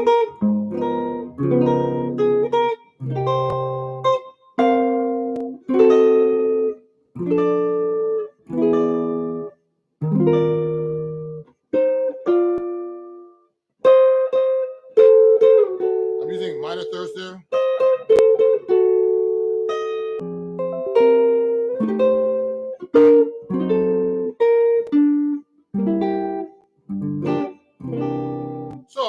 really basic. It's making me quiver in my boots. I like that. So you know what? So that's Autumn Leaves. So that's a really common song, but with more melody notes like that, you have to be able to be more creative. So I can do all kinds of things like that. So I'm using thirds there to, or to use single lines to do the pickup note. A pickup note is the note before the melody comes in. So it's like 1, 2, 3, 4, 1.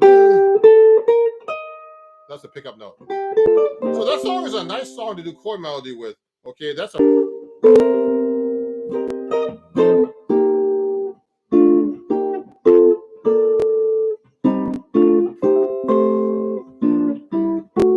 See what I did? I did a bunch of thirds there, for example.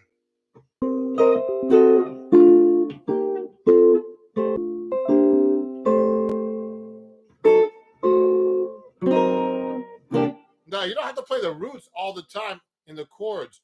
You can use inversions, reharmonizations, all kinds of stuff that I'm doing right now. So now I'm gonna go. No thirds, no roots.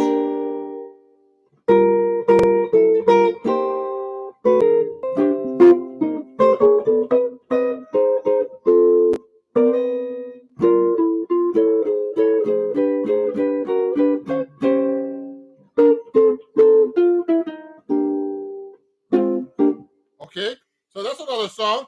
Oh, cool. That sounds like a church song. Okay, what church song? Um, do I have perfect pitch? No. Someone's asking me if I have perfect. I like. Do I have perfect pitch? Play Chick Corea? Do all this? So yeah. No. You know what? No. Now I'll tell you something, everybody. Perfect pitch does not make you a good musician. I bet people with perfect pitch. I'm like, you have perfect pitch? What? You have to, to be a good musician. Of course, you have to have good ears, but you don't have to have perfect pitch. Most people don't have perfect pitch, and I know people who do have perfect pitch. So, and some are good and some aren't. Some aren't. You have to have good rhythm. You have to have good ears. You have to go have technique. You have to be able to listen to people around you. Perfect pitch is just identifying notes. So, people are really good at identifying colors, and that's what perfect pitch is: identifying notes. So, if you're good at identifying colors, just has nothing to do with colors. You know what I mean? So perfect pitch is just a skill. Having a good ear is a skill. Being able to pick up things by ear, by being able to listen to music and just. So those are very important skills. You have to have basic skills to be a good musician. To be a good jazz musician, changes. That's the most important thing. Now, to be able to play over chord changes takes a lot of basic skills. Like it's hard to be a good jazz musician because you have to be able to play this stuff, the right feel, right timing, everything is just and to play simple stuff, if you're good at that, just simple stuff, you're a good musician. But it's hard to get to that point because it takes a lot of time and you have to have really good timing to do that and being able to hear things. And so perfect pitch has nothing to do with anything, I think. So anyway, and so those are skills, people don't tell you this stuff, but perfect pitch doesn't mean anything. Okay, so now I want to learn perfect pitch just because it's a good skill to have, but it doesn't really matter for my playing.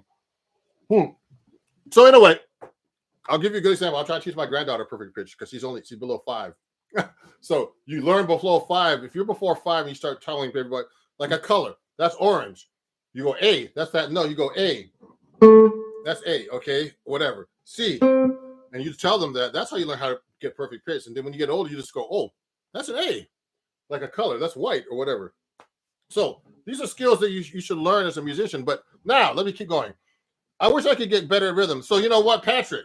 So I'm learning about doing timing. Okay, so he has me doing timing while I'm tapping my foot. 2, 3, 4. He's a great drummer named Jay Finishel. Okay, and I'm taking online lessons with him. He's an old friend of mine. He lived in New York a long time ago. He lives in Georgia now, but I'm just taking lessons on rhythm. Yeah. And he's on TikTok, so follow him. It's called the Drummer's Almanac, and follow me. I forgot to tell everybody. Follow me everywhere. I know you guys are following me here on YouTube, and I appreciate all the followers, man. I have 7,000 subscribers now on YouTube, but also, I have tons of fans on TikTok because I do a lot of videos about all this stuff, and I have tons of fans on Instagram and Facebook. So all Ron Jackson Music, okay? You could go all those pages and follow me, and also Twitter as well too. I don't use that as much, but on Facebook, Instagram, TikTok, YouTube. It's all Ron Jackson Music. One word. Okay. And when we get back to gigs, hopefully I'll see you in person. I'll see some people later on less. I wish I could. Okay, Patrick. Well, at some point I will be a lot of work. Yeah, I just found you on Instagram. Now let me see. So let's get back into chord melody. Thank you for all the people watching. There's a lot of people watching. I appreciate it. So if you want to pick another song, I can do. Let's get back to Cherokee, okay?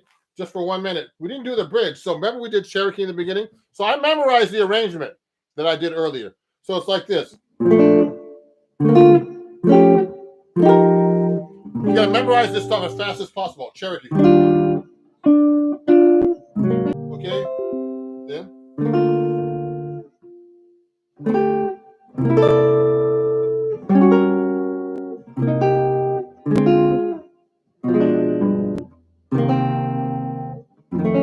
So I'll do a different way.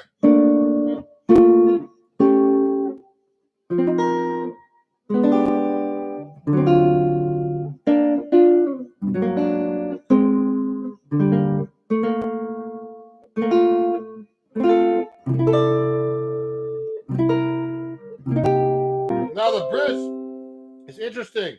Okay, the bridge goes like this. So just so you guys know, I read notation. So guitarists should learn how to read notes. This is hard to do. Okay, and not use tabs. And now I know, of course, I know how to use tabs, but I only do that just to help people learn how I'm playing the guitar. Okay, but learn how to read notation.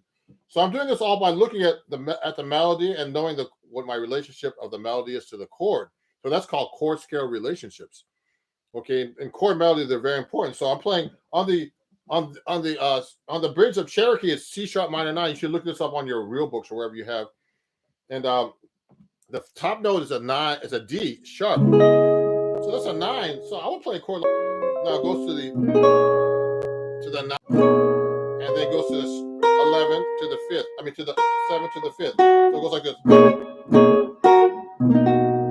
and then it goes to the 9 of the B flat, B minor 7.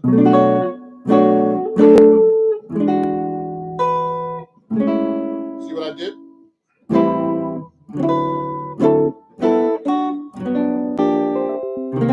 See what I did?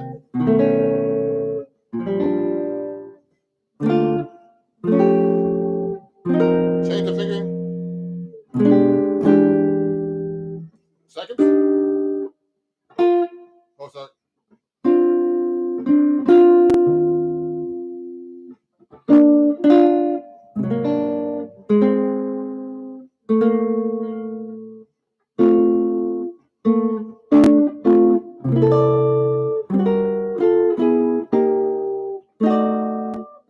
So we got a whole chord. Pretty easy. There's the form for a jazz song is usually A, which means like the melody is played one time as A, and then repeated as A. Then B is a bridge, then A again. So there's two A's, and so once you learn an A, you learn 3/4 of the song. Basically, usually at the end of the A, it resolves or does something different to go back to the top. Okay, so Cherokee is like this now. So if I'm gonna play in a band, I'm gonna go.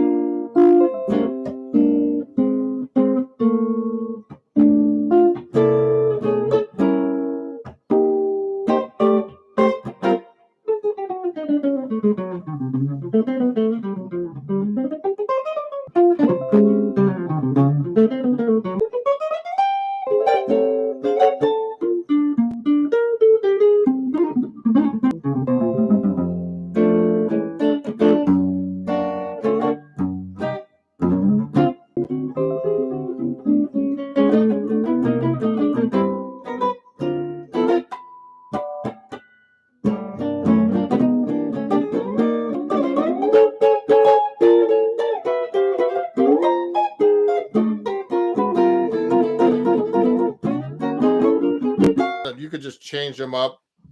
So I just kind of like made that arrangement. Then I started doing like an arrangement, like I'm going to be playing by myself because I've been playing a lot of gigs by myself recently because I haven't, it's hard to do gigs with people.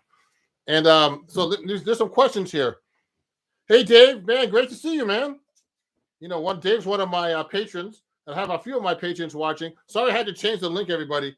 But what happened was I got live and I couldn't turn the camera on, so I had to make it public. It's public right now. But it's good to be public because a lot more people are watching now.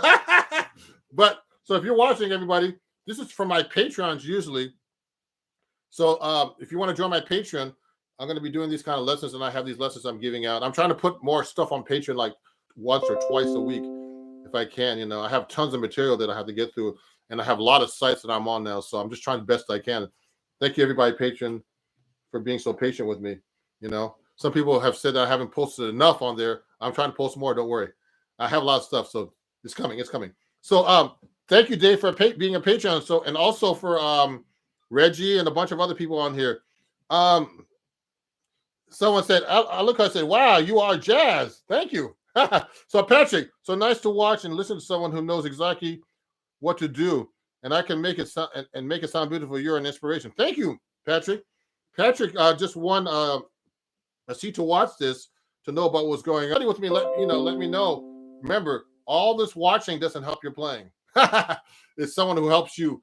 That's how I got better. I had a bunch of great teachers. I studied with Pat Martino, Bucky Pizzarelli got me to 7th string. Ted Dunbar, who taught a lot of great guitar players, like he taught Bobby Broom. Ted Dunbar was a great teacher. Peter Bernstein, he taught Kevin Eubank. Ted Dunbar was a great teacher, man, and he was one of the best. Pat Martino is a great teacher too, man. I learned a lot of my stuff from him. Who else? Melvin Sparks is another great guy. He was one of my mentors. And I mentor a couple of people too to be guitar players and jazz guitar players. So, you have to pass it down. And my mentors were like Bucky and all these other guys. But anyway, so let me see who else is up here. Come on to Atlanta so you can get a lesson in person. Yeah, I do online, so don't worry. Yeah, also, guys, next week I'll be in Minneapolis. I don't know if anybody's near there. If you want a lesson, I'll be there just for a few days this week until Friday. So if you're watching, let me know. Okay. What was I going to say? I do online lessons, so if you can't, it's easier for everybody if you're students in Europe and in Australia and stuff too. So Asia. So if you want to take a lesson in person, do online too. It works really well today. And I have some, even famous people studying with me. Yeah, I was Nathaniel. I was in Atlanta a few years ago playing at this place called. I played in Atlanta a few times at the Atlanta Arts Festival, and those also there a few years ago with this great singer from England. So I play different places. So now, does anybody have any more questions about chord melody? Because I'm going to be finishing actually in about 5 minutes because I have a student.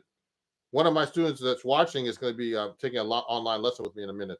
So I need a break before, but please, everybody, and sign up for my Patreon if you can.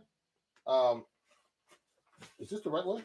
So that's my Patreon. If you want, let me see. Oh, it's backwards. If you want to join it, you can watch the playback of this too. Okay. You can watch the playback. If you want to watch this video. I didn't really play much today. I talked a lot about chord melody and answered your questions, which is just as important. Oh, someone's from Guinea. Sorry.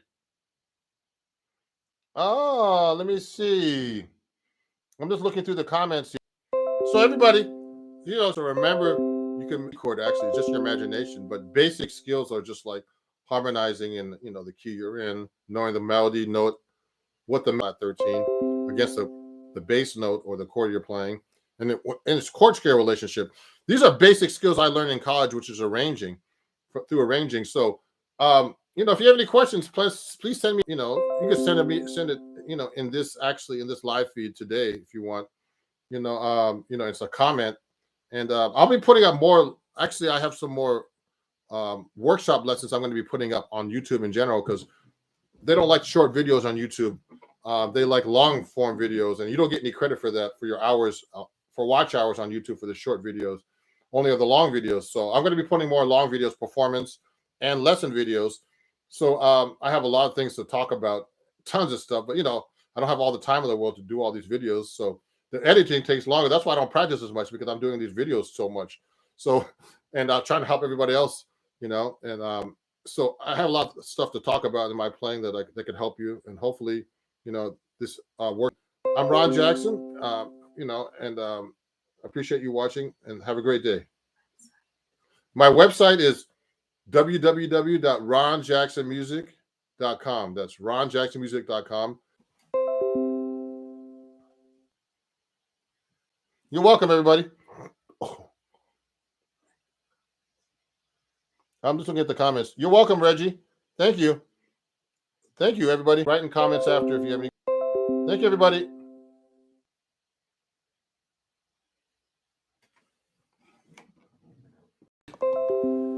It's Ron Jackson here, and I'm going live on YouTube and Instagram, and trying to adjust the cameras here.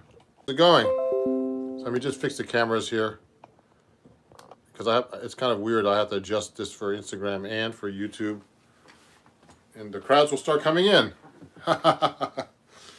Just so you guys know, on Instagram, I have giant steps. Okay, I'll take a request. So just so you know, Instagram says to let you guys know that I take badges now. If you'd like to give me a badge, like I say, I play giant steps. You like it, you can give me a badge for $1 or $1.99 or $4.99. Okay.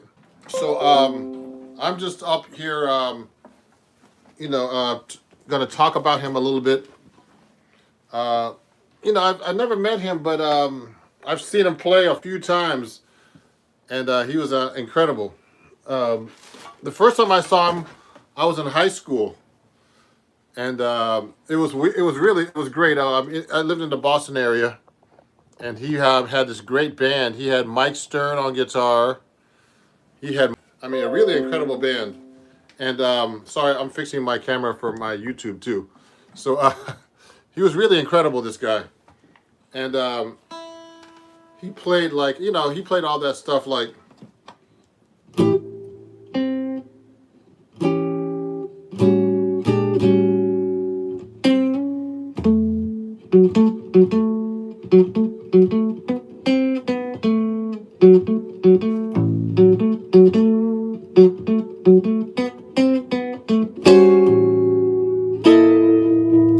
It was really a great band, man.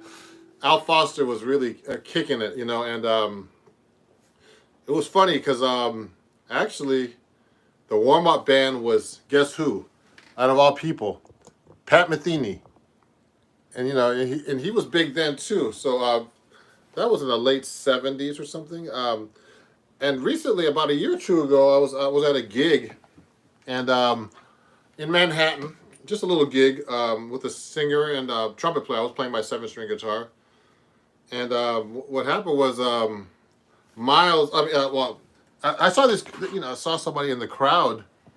And it was like a little bar. Like a bar, like a real dark bar, where there's little rooms with little curtains and stuff. And I see this guy hang out with some friends, and I said, "This guy looks like Marcus Miller." And guess who it was? It was Marcus Miller. I was like, "Wow." He said, "Wow, man." He liked my playing and stuff, and he was really cool. And I exchanged numbers with him and talked to him a little bit. He told me about that. He remembered that concert in Boston, because he said that time Miles Davis was making a comeback. And it was a really great band. So if you have any questions for me, let me know. I'm just going here on my computer so I can make sure I answer comments from people on YouTube while I'm watching, because it's hard to actually talk and play and answer all these questions. So let me see. Let me go right here on my YouTube channel here, and make sure I'm answering people's questions here. Live now, and thank you everybody on YouTube. I went past 23,000 subscribers. I'm going to look right now at the live and see if there's any questions here I can answer while we're talking here. So let me move this speaker over here. Yeah, so happy birthday, Miles. So let me play you a little song first. Let me fix this camera here so that because the background looks cool. And if there's any questions, let me know. You know, it looks kind of weird here, but I'm going to turn my camera on. So I'm going to play a song that I really love from Miles. I'll start with a ballad today a little bit to get warmed up because I wanted to go live and and earlier, and I got distracted with too many things. Here's a nice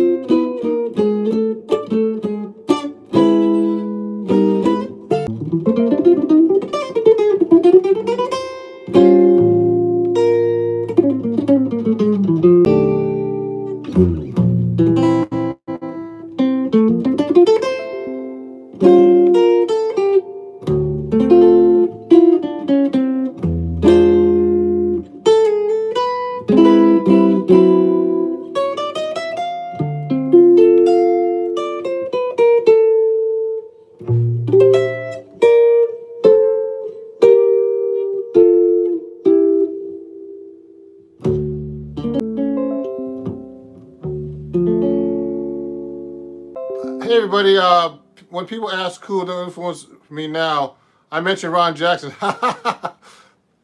Hey Shine, thanks. Shine Dog, thank you. Thanks for the video. So hey everybody, how's it going? Let me answer some questions here on Facebook. See what's going on here.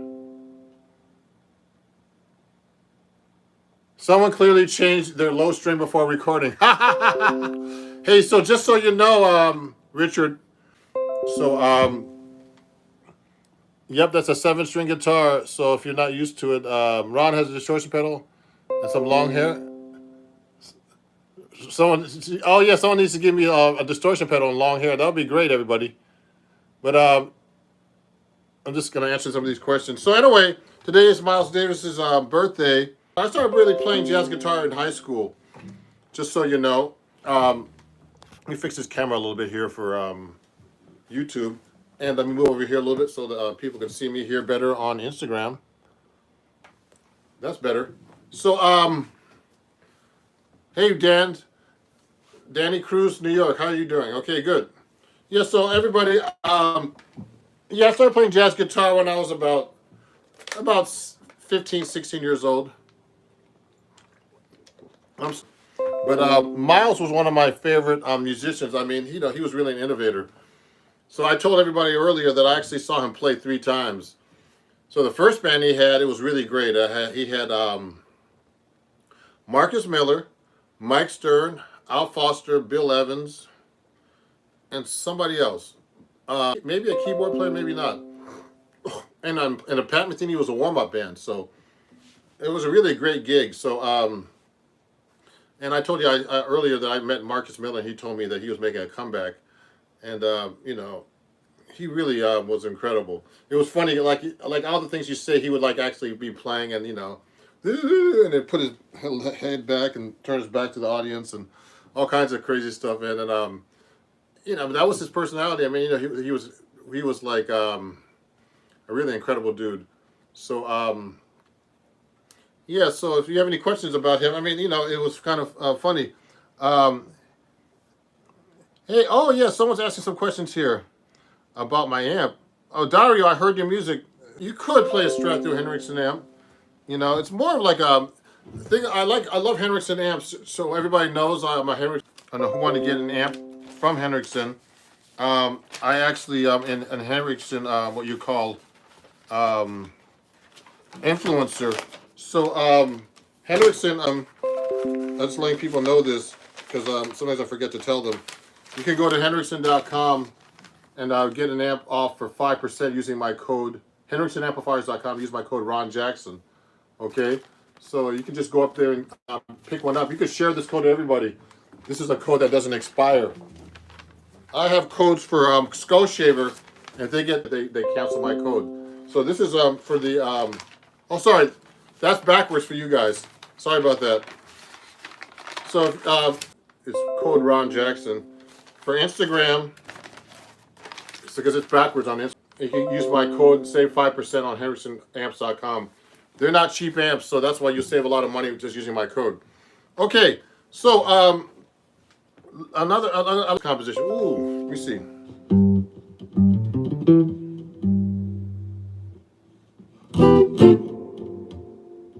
See if I can.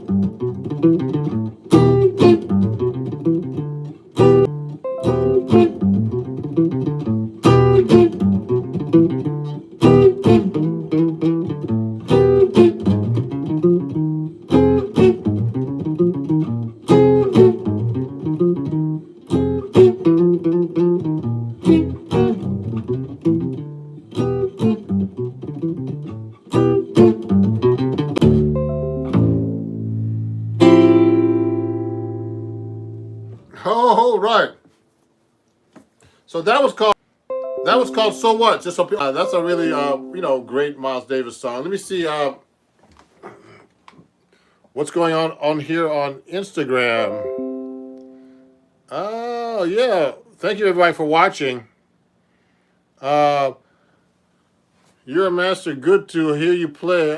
Have you ever heard the seven-string guitar from Brazil playing a show Corino? Of course. That's a great question. That's seven beds. Yes, of course I have. I love seven-string guitar from Brazil.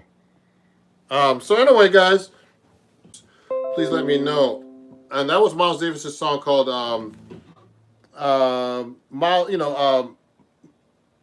So What. So let me play a little blues that he does. This is another great. Trying my best. I'm getting warmed up here. Hope to become as good as you one day. On Instagram, thank you for, and also here on YouTube. I'm just celebrating Miles Davis. I'm just going live just for fun. There's some songs I haven't played in a while from Miles Davis, and actually in general.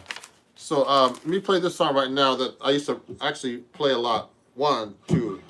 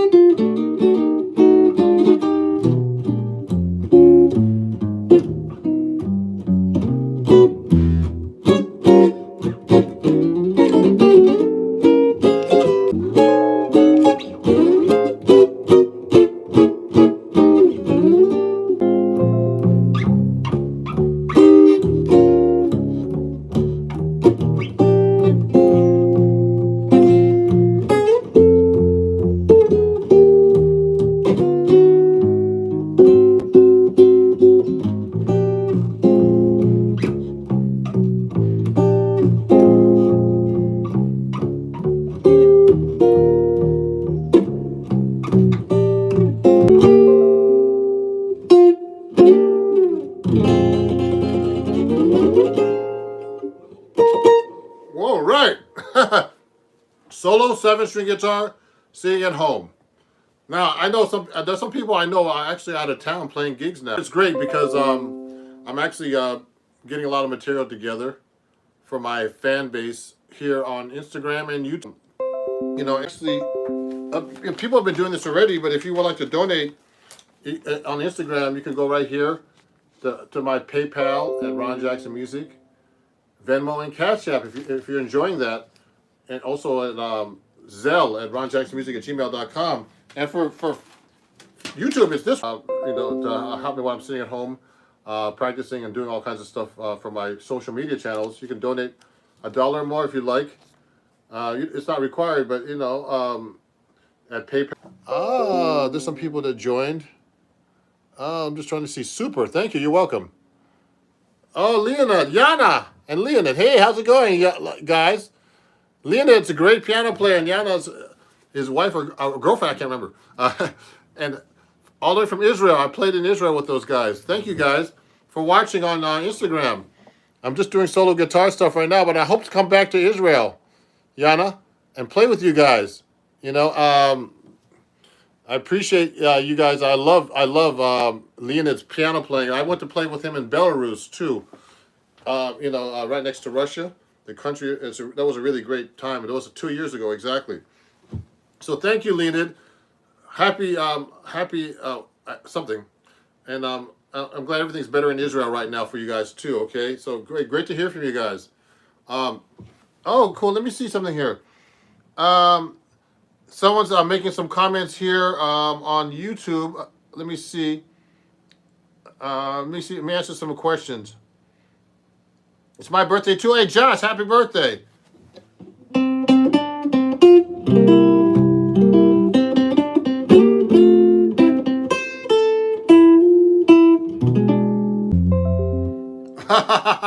Happy birthday, Josh. I can't say your name properly.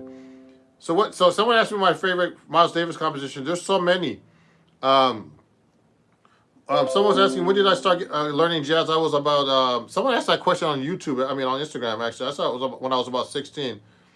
So that song was called Freddie the Freeloader. And someone's saying, 7-string nice. Shout out to my cousin, Vince Wilbur. Oh, Paul Scott. That's your cousin? Wow. Oh, great. I mean, Miles Davis's legacy will always stay alive, everybody, just so you know. Someone mentioned, yeah, so anyway, have you ever listened to Julian Lage? Oh, he's amazing, man. You should check him out. Of course I've heard of Julian Lage. Actually, he was like, I remember when he was like 13, someone was talking about Julian Lage. He was already a child prodigy. That means someone who can play like an adult when you're a kid. That's what child prodigy basically means. So he's a great guitar player, and and I write for acoustic guitar.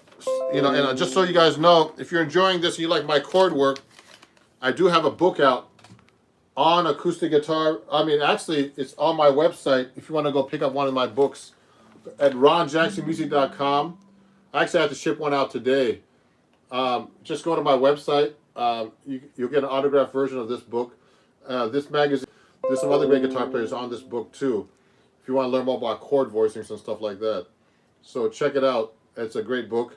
I've sold many copies of this book. So thank you, everybody. You'll get an autographed copy. Let me continue. There's a few more songs I might want to play from Miles. If you have any questions about him. So I just want to let you know my little Miles story. So I saw him 3 times. The second time I saw him, I was actually in France, hanging out in the south of France. Jean Le Pen, they would call it. It's like near Nice and Cannes and all that stuff. And he had a great band then, man. That band had the late Bob Berg in it. I mean, he was really incredible, Bob Berg. And I knew him too. He was a really nice guy. John Schofield, he was in that band. I think it might have been Vince Wilbur. I forget. This is John. This guy was talking about Vince. Bass player was, what's his name? Daryl Jones on bass. The guy who plays with the Rolling Stones. So that was a really great band too, man. And he had some great melodies and, great stuff happening, Miles Davis. And that was a really great gig, right in the middle, open air, out the French Riviera right over there. Well, actually the French coast. Yeah, the French Riviera, they call it. So it was really nice, man. Really great band. So that was the second time I saw him. I'll talk about the third time in a minute. Let me play another Miles Davis song. Hey, where do you get my book? Okay, sorry guys. Someone's asking. You go to my website, Ron Jackson Music, my book. Go to ronjacksonmusic.com. Someone's asking where our book is. Oh yeah, you can go here. Book, okay, and I'll send you an autographed copy. I shipped all over the world. I've sold books to Europe and Australia, so you can pick it up there if you like a copy of this book. Okay, it's a great book. It's called Chords at Your Fingertips. So my lessons are like walking bass lines. I do a whole thing about walking bass lines. This is my lesson right here. Chet Atkins, and also I do this whole thing about chord melody.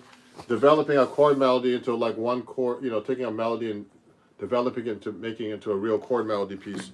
So it's a really great book by Helen. The first two articles of this year in Acoustic Guitar Magazine, two of my articles are in that book, in those magazines this year. Oh, cool. Oh, that bass player was Daryl Jones. Someone was asking who that bass player. He does a lot of. No. Who's the bass player that was in the Rolling Stones? I forget his name, but so he's really a great bass player. So he plays the bass. He's been doing that for quite a while. So let me play a couple more songs that are Miles Davis, and I'm looking at the song list here. He did a lot of great songs, but one of my songs, the songs I like to play a lot from him is let me see which one is this.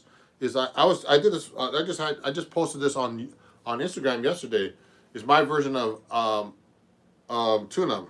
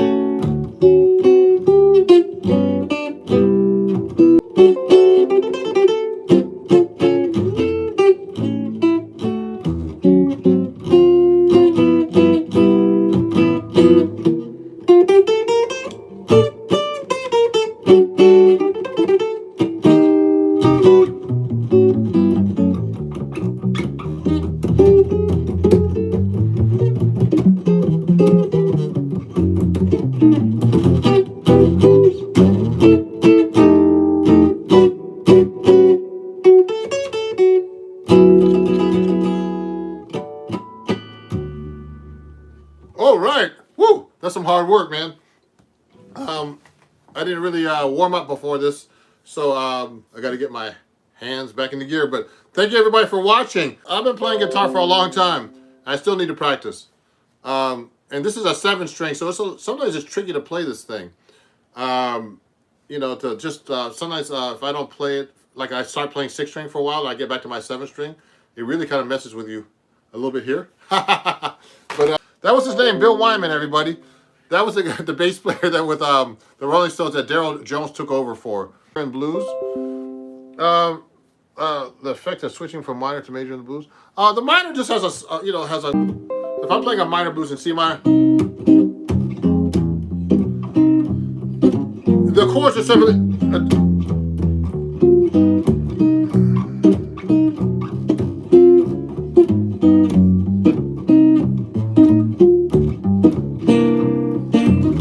Major blues.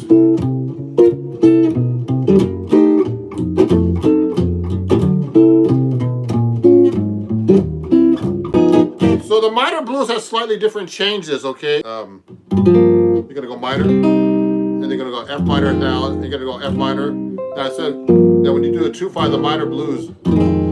So this is a jazz blues, just so you know. The minor blues in you know, in minor blues and regular blues, in blues bands, it's more.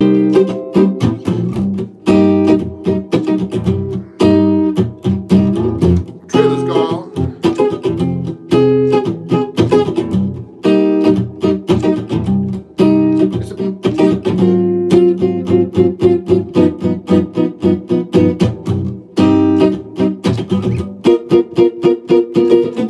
So that's a minor blues, like, you know, like a more of a poppy rock minor blues. And jazz, it's basically the same thing where we just switch around the chords a little bit. I mean, we're making more and jazz, everything is made more complicated. That's basically what I'm trying to say. So I'm taking badges. Instagram told me to announce you're enjoying the show. You could donate my channel. And for YouTube, you could just go to my PayPal if you're enjoying this music. This is all for YouTube and for Instagram too. You can just donate there if you like this. And someone was asking about my book earlier. So if you want my book, you know, I have a book about chords that's on my website that you could buy, ronjacksonmusic.com. And I have this book called Chords at Your Fingertips. And it's lines, harmonizing like Chet Atkins, all kinds of cool things, you know. I'm not the only writer. There's also 4 other writers in this book. It's a really great book. So I'm going to take 1 or 2 more questions. I'm going to take a break. I have things to do today during my afternoon. And, you know, there's going to be another IGTV video coming up very soon on my Instagram channel. And I'm going to be putting up some more videos on YouTube as well. And I have a couple of new lesson videos coming up soon, guys. So so the relationship between 521 or 251, you mean? No, they're not inversions actually in that progression. It's just a progression. Let me see. What gauge is the lowest string you're playing on the walking bass line? So this is someone's asking what gauge this string is. This is a 7-string. Okay, this is actually a 79. This is a 14. Let me show you the string pack because people always ask you real quick. So I can't. Oh yeah, here's the strings right here. This is what I use for my guitar strings. You can find this on my Amazon store, everybody. Labella Strings. Go to amazon.com/shop/Ron Jackson Music. I'll show you the thing right now. And these are the type of strings I use. They're 14 to 79 wound. Otherwise, they're nylon tape strings, okay? Black tape strings. If you look, they're black tape. Okay, really nice strings. And if you want to go to my Amazon store, I need to let people know about that more often. You could actually get my... So that's my Amazon store for YouTube. And it's a little different. For Instagram, you can actually see it here. You can go to my Amazon store. I'm an Amazon influencer. So you can just go to my Amazon store right there and pick up the strings at shop/Ron Jackson Music. Yeah, so everybody, so that was my tribute to my, let me see what other questions there are. Do guitar solo. Someone said, do guitar solo. You're welcome. I did a solo earlier. Let me see if I can play something for you. I gotta get warmed up here.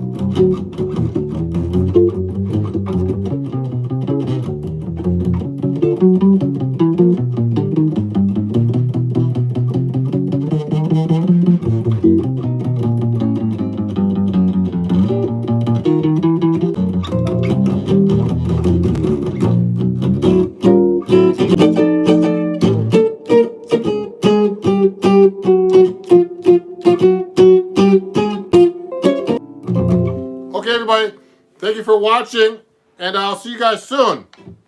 And what was I gonna say? Please follow me everywhere, Ron Jackson Music. And go check out my website, check out my music on Spotify. Just letting everybody know how to find me. So my name is Universal, Ron Jackson Music, or Ron Jackson. You can find me everywhere on all those channels. Thank you, everybody, and I appreciate you guys. And happy birthday to Miles Davis. My last story is this. I saw Miles Davis 3 times. The third time I saw him was in Paris at an arena. And it was another great band. He had Kenny Garrett on saxophone. He had somebody that played like this bass guitar kind of thing. I forget the name. And he was really amazing. And, I forget who the drummer was, but they were kind of far away at this time. It was like a real concert. Miles used to do these big concerts all the time, especially in Europe. He was really amazing. Okay, so we'll talk, everybody, and thank you, and have a great day, and great seeing you guys on Instagram and YouTube everywhere. I really appreciate you guys. I try to do my best for you with my lessons and my lives, and we'll talk soon. Okay, have a great day. Thank you. Video reply on the A minor chord. I'm playing an A natural minor scale or Aeolian scale. On the G chord, I'm playing a G mixolydian. On the F major 7, these are the modes actually in the key of C major. So when I'm actually soloing too, I'm mixing them all up, and also sometimes I'm passing in between the frets, the whole steps, and the notes that have 2 frets in between. So that's how I actually play over Stairway to Heaven, and these are the scales I actually use. So thank you.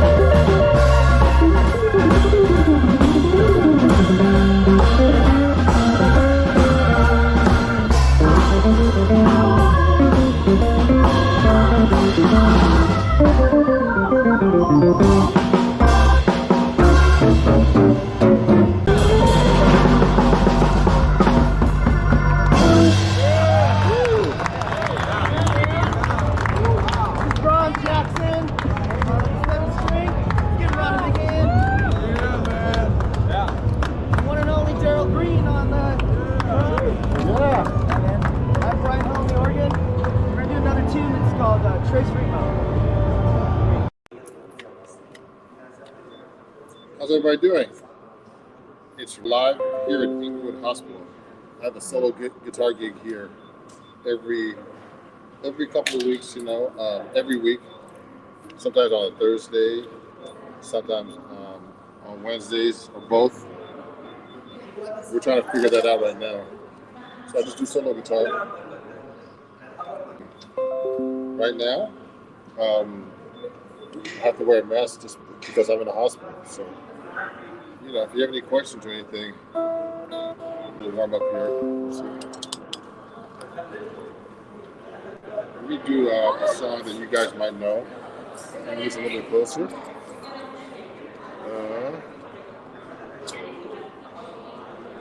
There you go. Let me just one a little bit. So you can see the guitar. Nice and good. I'm going to do Love Walked In. I haven't done it in a while. Let me take these out of my pocket. Pocket feels heavy. Okay, here we go.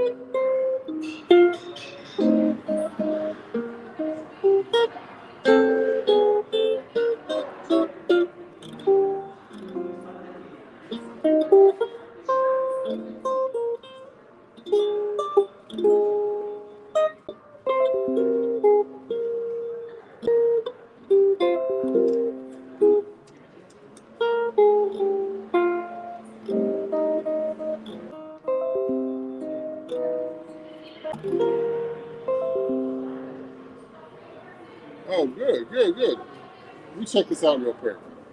I know I'm live, but I gotta see what's going on because I don't know if I can see myself.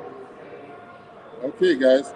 So if you have any questions or anything, let me know, and I'm gonna see what's going on here. Oh, I better go to my channel and see how my live looks.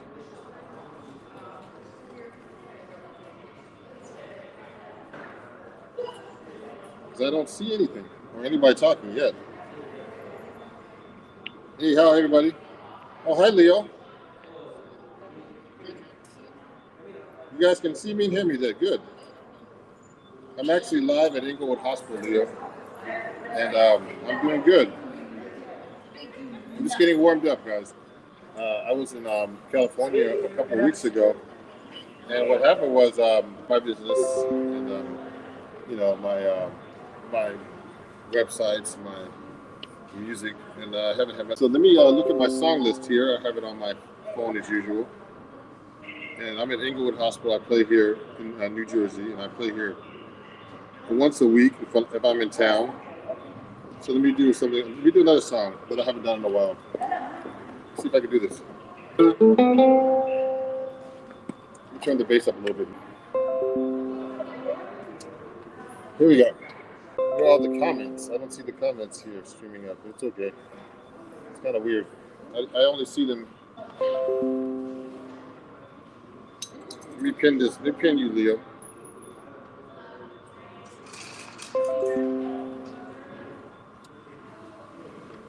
Here you go.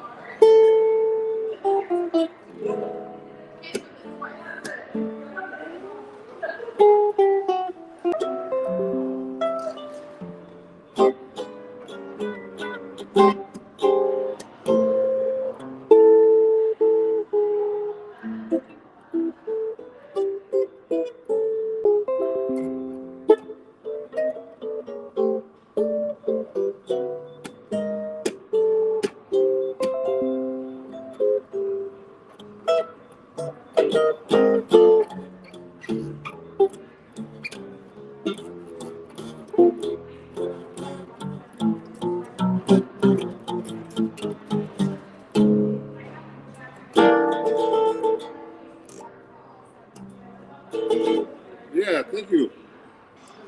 Hey guys. Oh, you move back over there, so I'm almost hitting the wall. My guitar. So if you want to ask about my guitar or anything, hey. Oh, hey Simon. Great to hear you right now. Thank you for watching. And he had a question about not many 7-string guitars for sale in UK. Really? Well, contact me at ronjacksonmusic@gmail.com, and you could I could tell you how to get a 7-string guitar. It has 7 guitar, so they're really hard to find. Let me pin your comment. And so they really exist, but you have to look for them. Eastman guitars used to, because it's like a superior guitar, but they're expensive. But you can get an Eastman guitar. And Leo. Oh, Joe Ravi. I know Joe Ravo. You mean I know Joe. I haven't seen him in a long time. Joe, I haven't seen in a long time. I used to hang out with Joe in New York, Leo. Let me pin your comment if it lets me do it. And so, guys, and he's really a great. So let me play another song for you. Keep going, guys. Yeah, Leo. Yeah, that's right. Leo, Joe Ravo. Yeah, he's a great guy. I'm friends with him, but I haven't seen him in so long. But I don't do any of that stuff anymore. I quit playing that stuff and doing my own thing now. So, really great guy. So let me continue with the song, guys. If you have any questions, send them to me right here on YouTube. Let me look at my song list here. I have so many songs.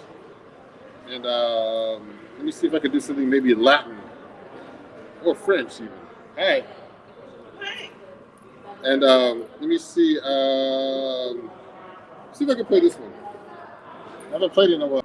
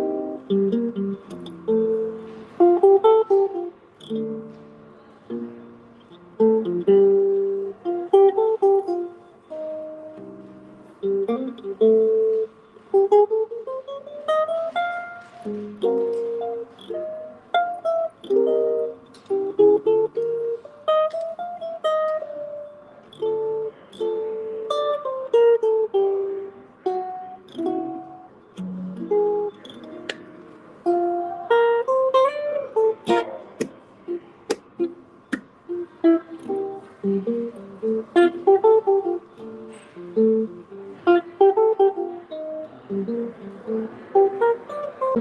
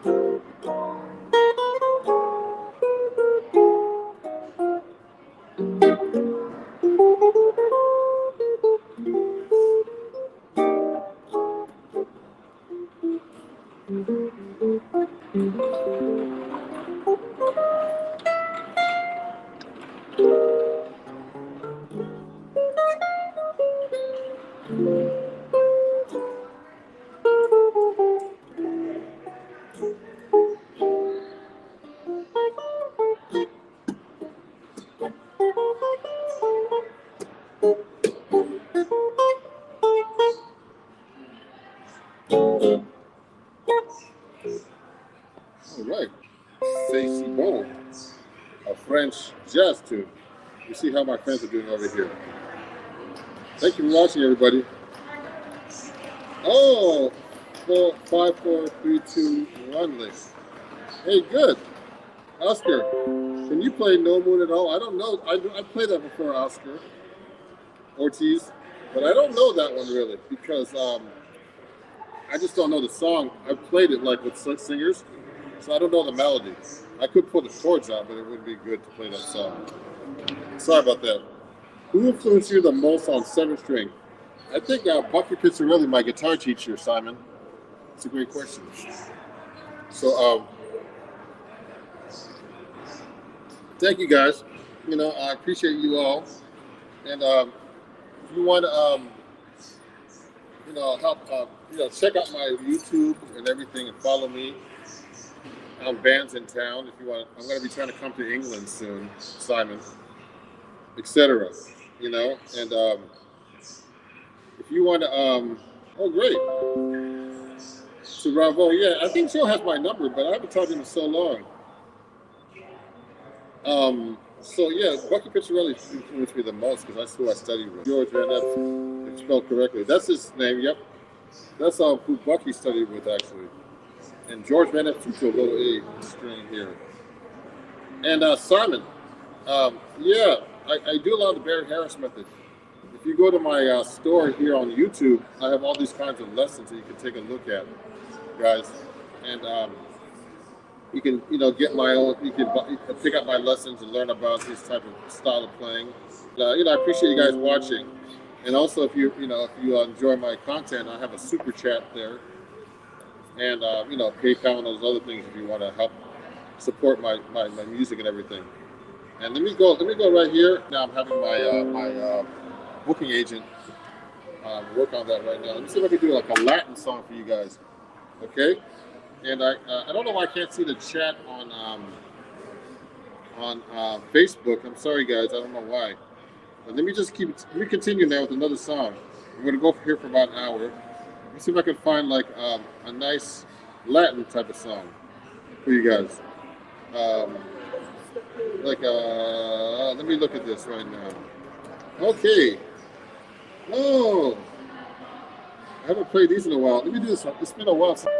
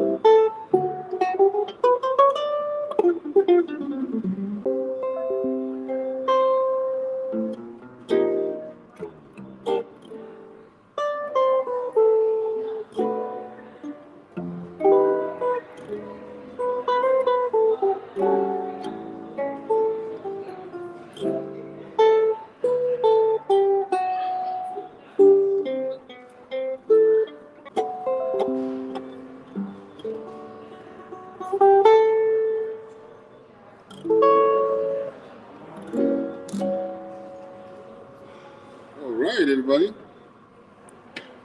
The shadow of your smile. Yeah, thank you for watching, everybody. I really appreciate you guys. Wow. We'll do one. I need to practice, guys. And this is like my solo 7-string guitar, uh, gig that I do every week. And I'm gonna go live like every time I play for like the first hour. In the second set, I'm gonna do my own stuff. Work on tunes. And hey, Ron, it's do you approach 7-string just like 6-string? Does bass player ever get in the way? Well, that's a great question, Simon.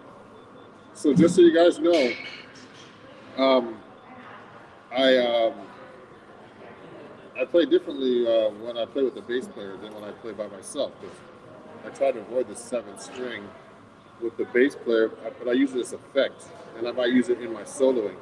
And it depends on the bass player. Most bass players are cool, but some guys aren't. If you play the bass note, they get really mad. Say they get to the register and say, "I'm playing the bass, man." I've had that happen to me, so I just have to be careful.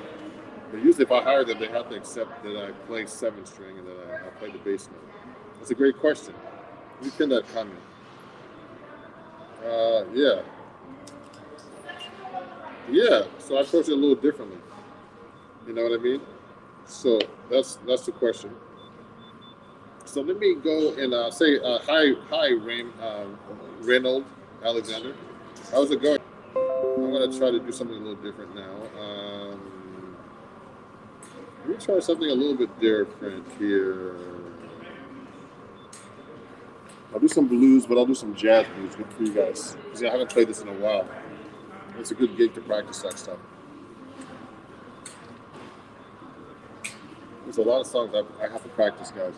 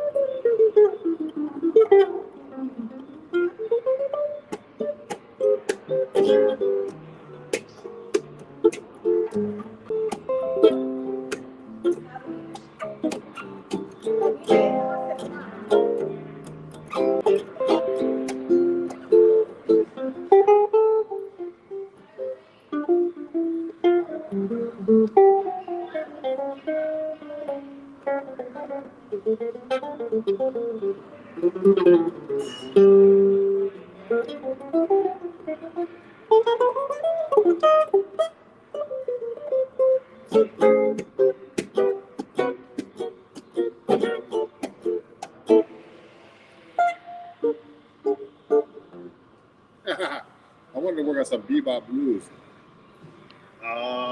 But I forgot some of the melodies, like Blues for Alice. Um,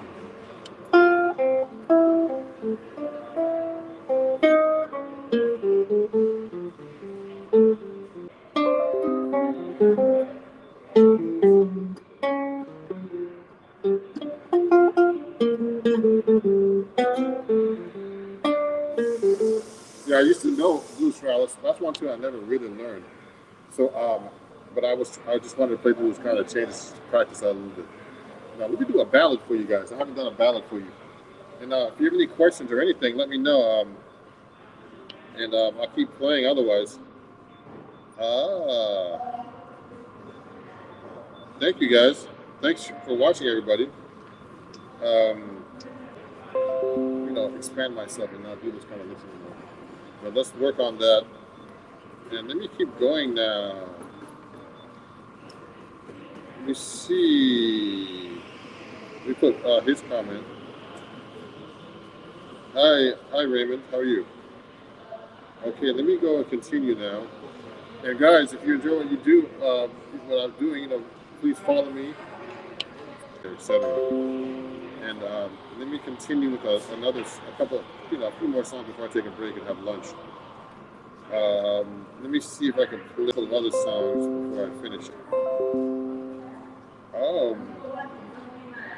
Okay, I haven't played some of these songs in a while. So I'm gonna do. I'll try this one. I haven't done it. Let me see.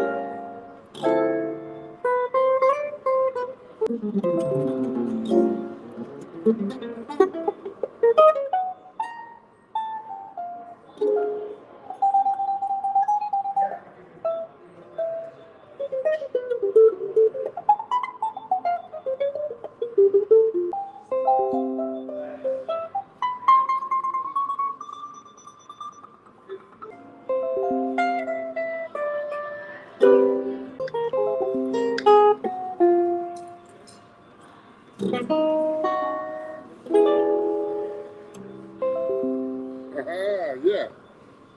That was called "You Are Too Beautiful." I haven't played that in so long. This is a great little gig solo guitar to be able to do that. So, oh, I best start slow. I can't play scale. Yeah. So when I'm playing though, just so you guys know, when I'm improvising, I'm actually not playing scales. I'm trying to play lines, jazz lines. So eventually, you have to start learning how to play jazz lines, not scales. You have to learn your scales. But the best way to get this together, guys, is get a teacher. Like I've always had teachers. They can tell you can't just really judge yourself.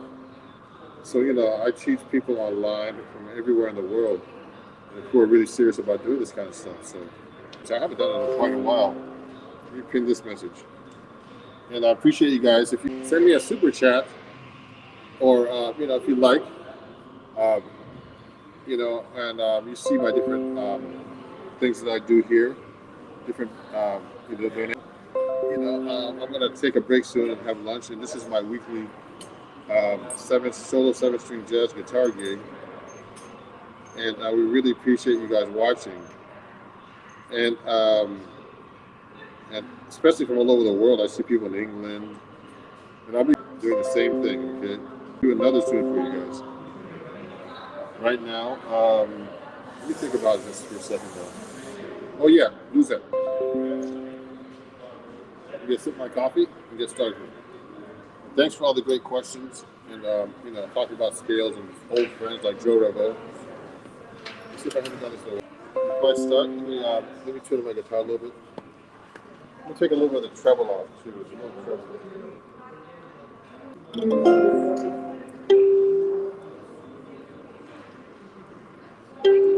I gotta tune the guitar up a little bit.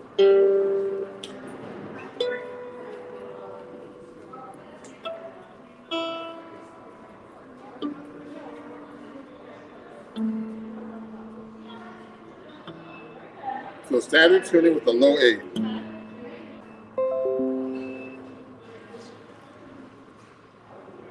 So let me do a little blues that for you. I haven't played it.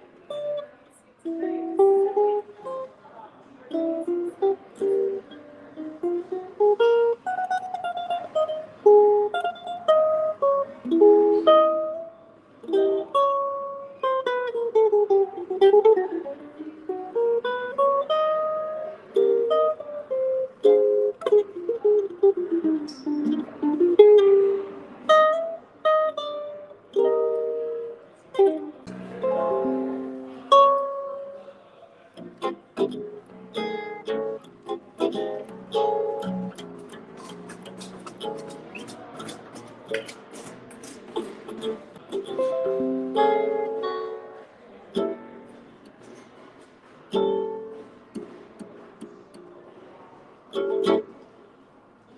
thank you everybody for watching. Thank you. And it's Ron Jackson here. Appreciate you guys. Um, thank you Simon and Raymond and anybody else who made a comment or who might be watching. Please follow me at Ron Jackson Music everywhere. Bands in Town, Facebook, Instagram, YouTube, Twitch, Twitter. I'll be coming to your country soon. I'm going to be going to Europe to perform very soon again. And I'm trying to get to England and many other places and all over the world. So thank you. I was just in California. I really appreciate you guys. And let me see what else is going on here. We'll be talking soon. I'll be going live tomorrow at noon, same place, here in Inglewood Hospital, New Jersey. And thanks everybody for coming out and watching. Bye-bye.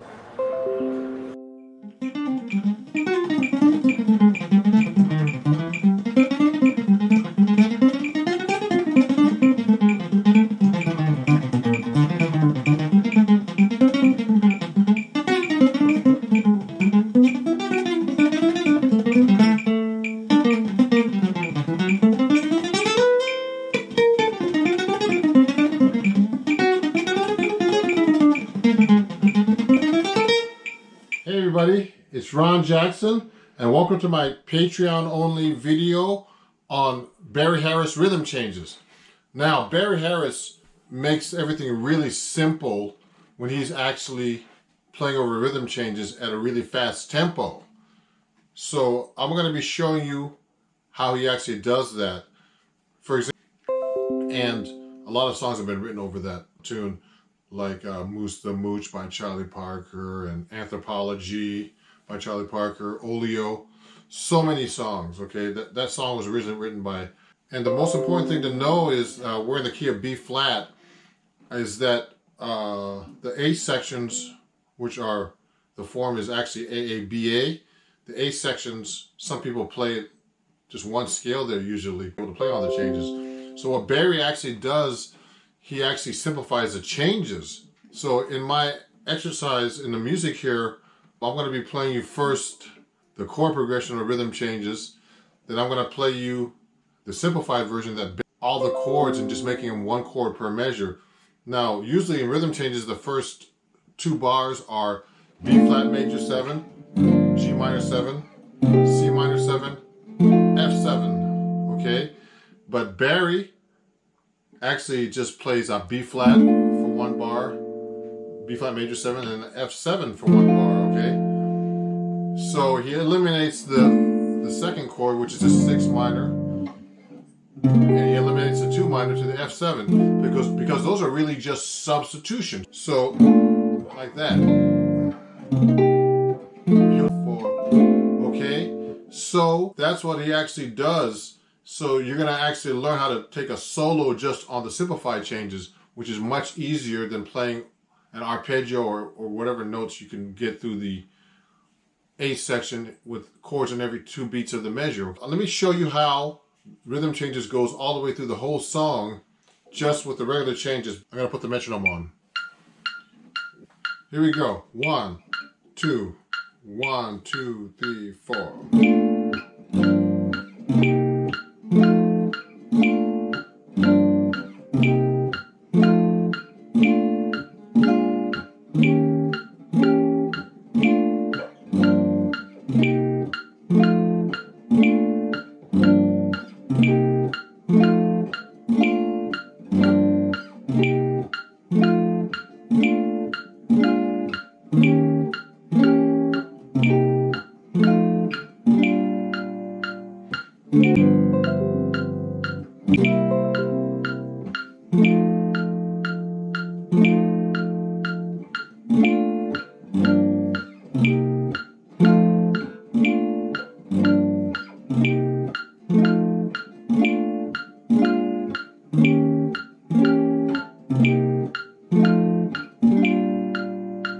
Regular rhythm changes, basically, there's slight variations, but that's regular B-flat rhythm changes, AABA form. I did the tempo of 140 where Barry just makes every chord. Instead of playing a G minor all the way through for one bar and eliminate the G minor, because the G minor is just a substitution for the B flat, and also the C minor is a substitution for the F7 for one bar. Okay, so we're going to eliminate the G minor and the C minor and play one bar of each chord, B flat major 7 to F7. And also we're going to substitute like a 2-5 going to the 4 chord, which could be an F minor to B flat, or you can play a B flat major 7 and go to the E flat dominant and go to E diminished. We're going to eliminate all that and just play straight B flat 7 for one measure, then E flat 7 for one measure, then go back to the B flat major 7 to F7 for one bar each. So we're eliminating all those extra chords, and they're all dominant all the way through, 2 bars each, okay? And then we're doing the same thing on the C section, which is basically like the A section going to the second ending, which is the ending of the song. Let me play you the chord progression that's simplified.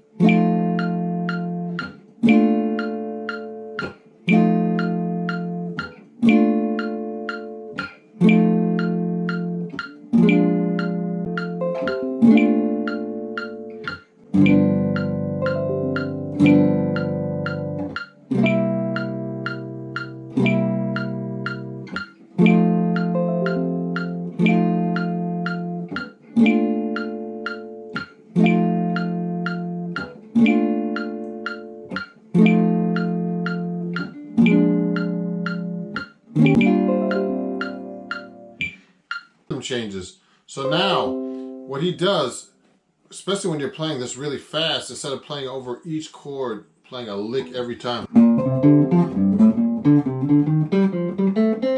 doing a lick like that, or sounds very mechanical, but also I have to actually do that pattern to get to the changes, a 1, 2, 3, 5 pattern on each chord. But Barry actually, like the B flat major scale on the B flat chord, ends on the 4th beat as a quarter note. Okay, 1 and 2 and 3 and 4. Now it's very important because that's how you learn how to improvise and play over each change and play in time. Remember to practice this every like that. Okay, so I'm going to play you this exercise all the way through to the end, and this is how it goes. Ready? Here we go. 1, 2, 1, 2, 3, 4.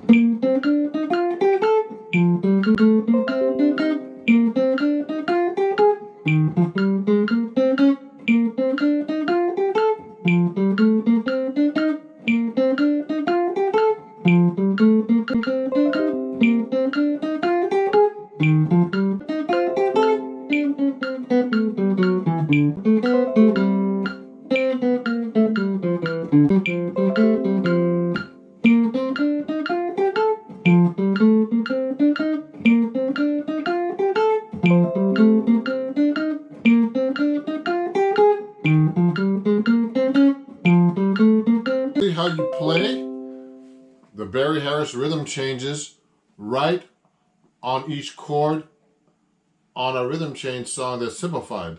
So what he's doing is actually replacing all the notes that you would play in between. So when you're actually playing fast, that's when you start using this, because then you don't have to think about all those other chords. This will work.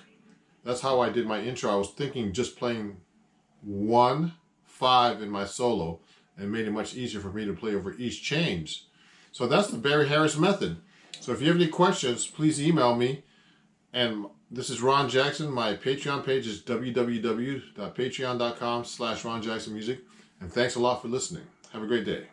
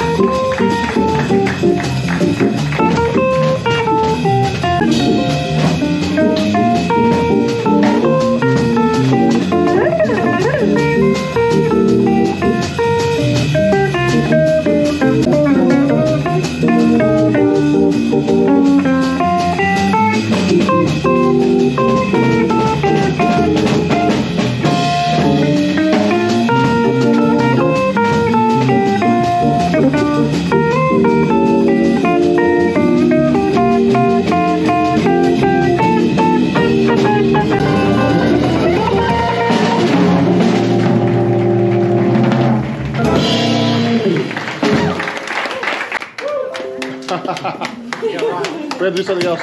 Do a little different tonight.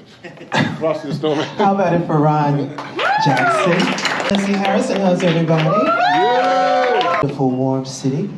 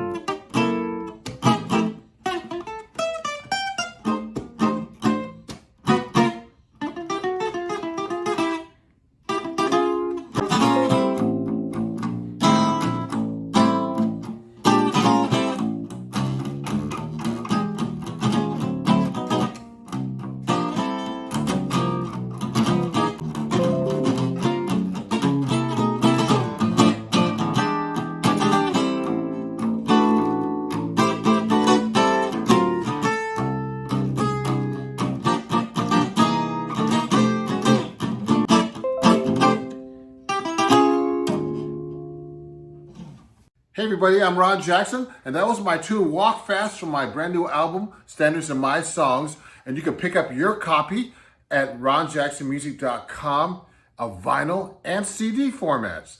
And it's going to be reviewed in the May issue of Vintage Guitar Magazine, guitar.com. And I'll see you guys very soon. Thank you.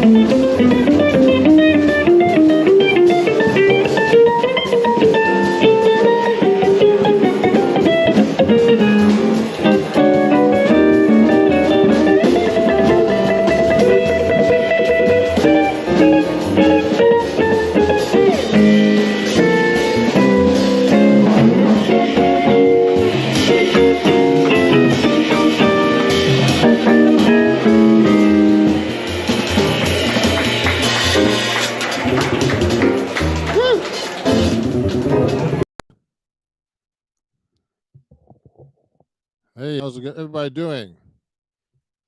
So I'm live now, and I see one person on there so far. I don't know who that is, but I wanted to talk about subjects about sight reading and ear training and all that stuff. So please, send me some questions if you're watching right now. I see 4 people up there. Wow, that's a lot of people. That's great.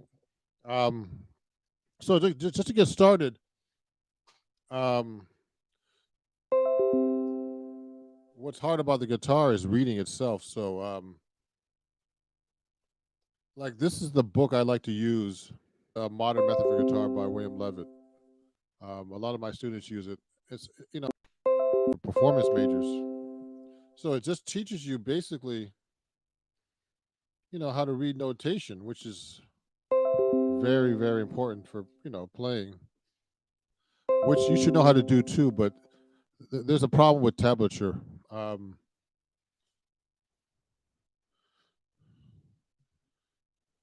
So what happens is it actually tabs.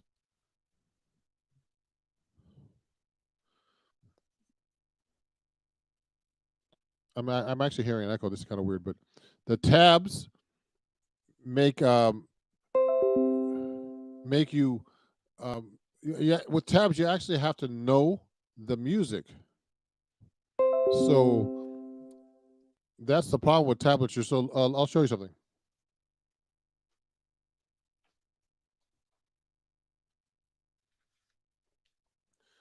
Here's a lesson that I wrote. Um, it's a lesson I wrote that's and what it is that it has chord. Then you have tabs on the bottom. So that's okay because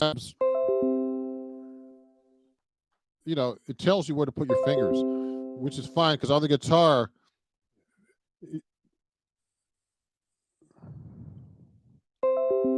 you need to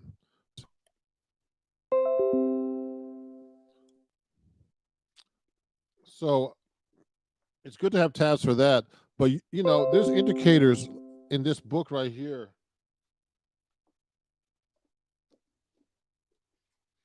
where to put your fingers. It tells you what strings, etc., and what position. So you don't need tabs if you know how to really know how to read music.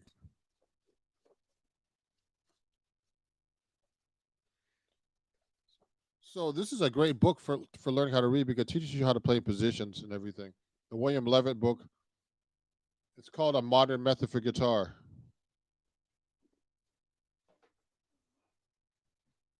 Um, Also, you should be able to read in lead sheet form,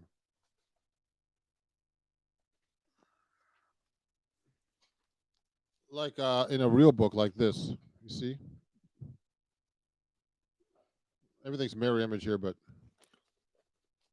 so you should be able to read chord symbols and just single line notes, and that's really hard to do actually too. I mean, you have to know, you have to memorize what chords are. Like a G major seven. When I started learning how to read, it was really hard to do that.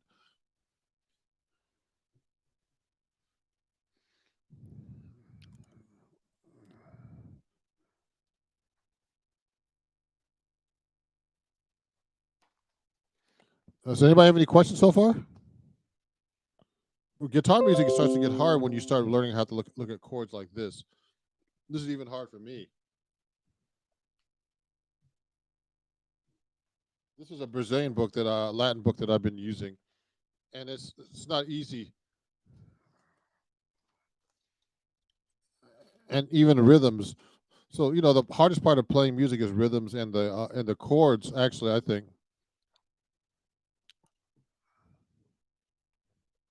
So let me show you one more thing that is hard to read on guitar. Hold on.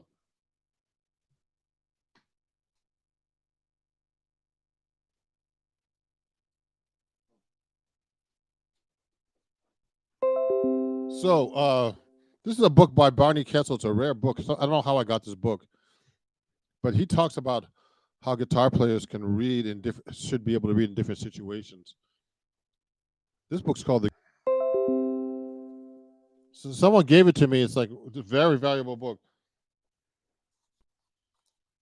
So he told me the most important thing. This he said reading music. Um,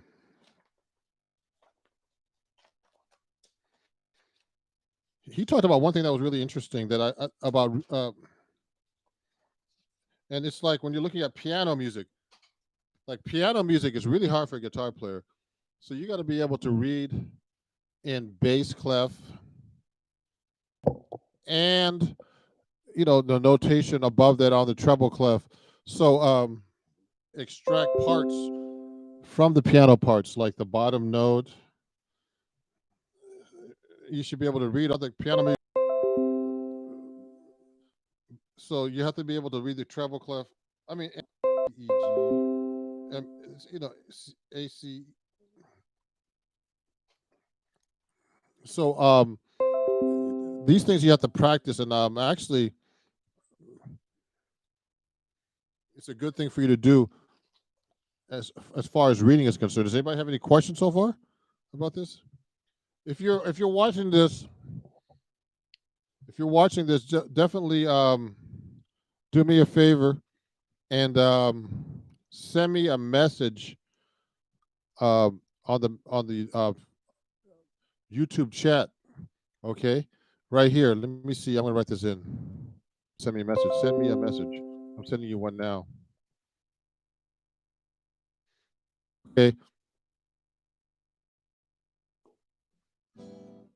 So I'm gonna take out my guitar.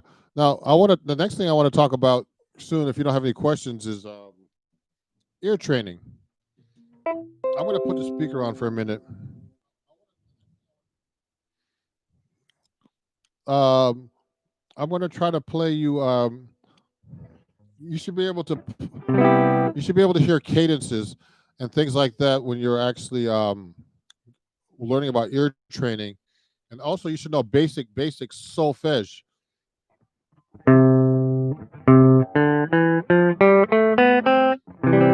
So if you're playing, one of the first things I learned when I was learning to do ear training is you should be able to sing your major scales and sing the syllables. So you should sing do re mi fa sol la ti do. That's very important. Oh hey Reggie, hi. Can you hear me okay, Reggie? Respond please.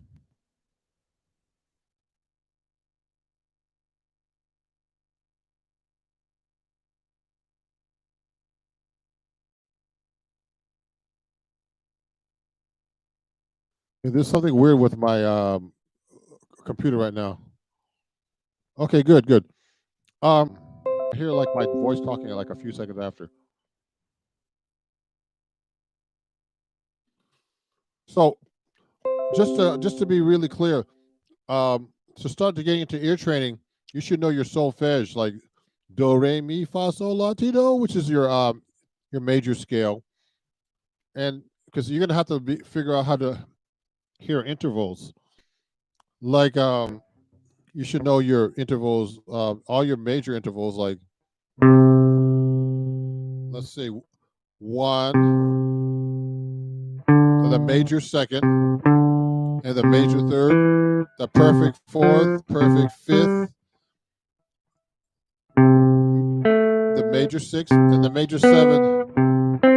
That's very, very common intervals you should be able to hear. In chord progressions a lot, like 5 1, which is like a 1 4 5 1 progression, like that 1 to 5, 1 to 5. So if I'm playing a song, I'm gonna put something on my phone. I think like a like a like a pop song. You should be able to pick up these cadences when you hear a pop song.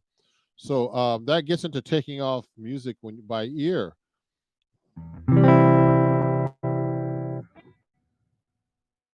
Let me see something.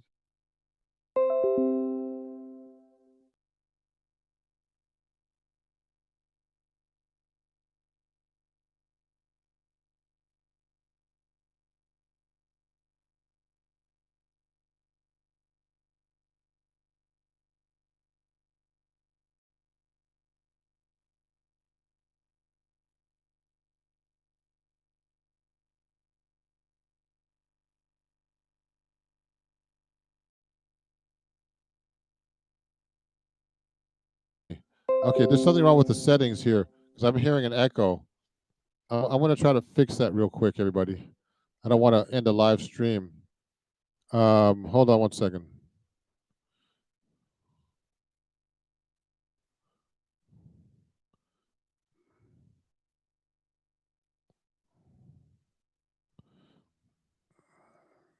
It's picking up the. Oh, let me do this. I know what to do. Hold on 1 second. I'm going to. Input is should be the.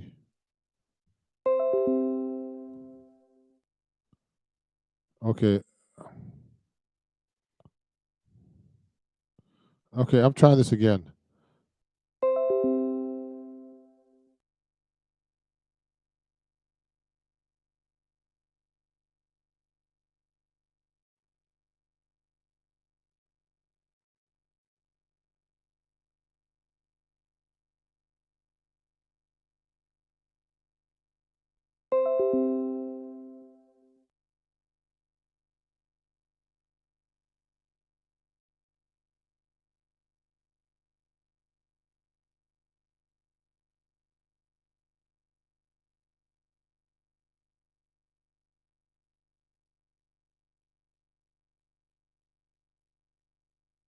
Put them. Use this. Okay. Sorry, I'm going to have to use my. I hear an echo, but it's okay. It's back on now. So so I'm going to use the speaker. Be able to hear cadences. So let's take a song like a pop song. I'm going to put something on my phone. I'm going to pick a random pop song. And the first thing you do when you want to take off songs is, ear training is part of ear training is actually taking off songs off of. Let me take like a pop song. Let me go to YouTube. I'm going to put it through my speaker on my phone, and then so it could show you just a random example. Top 10 pop songs. Billboard Top 100. Let me play something.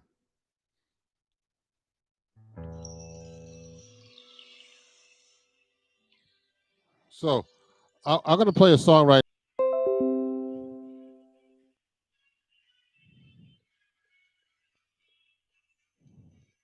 So this is a random song. No, so I just stopped. I said, oh, the first. So what I try to do is I try to figure out what key we're in first, and if I'm in. So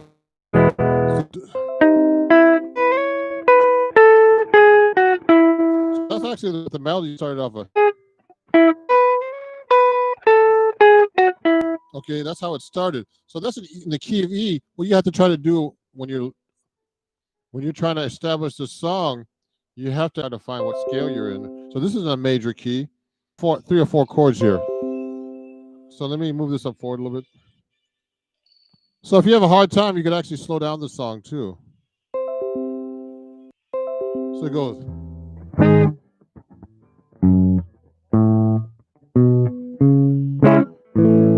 and then it goes to A, C sharp minor is the sixth chord. Yes, it's BTS, the famous Korean pop band. And it goes C minor.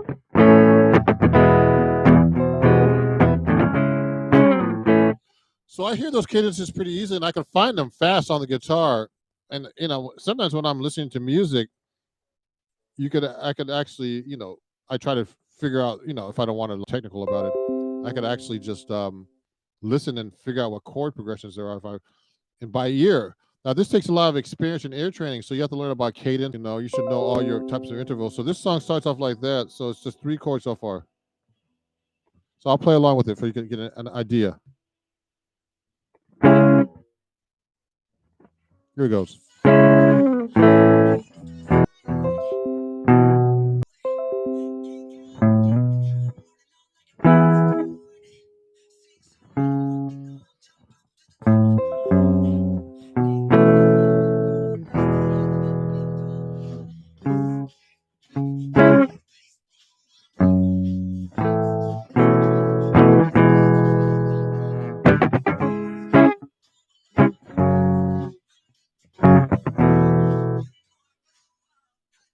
So it's basically C sharp, F sharp, and the hard part of these songs I always find is not learning the song, and also the arrangement, of course. Because it's the song might be easy with chords, but there's a whole arrangement that makes the song unique.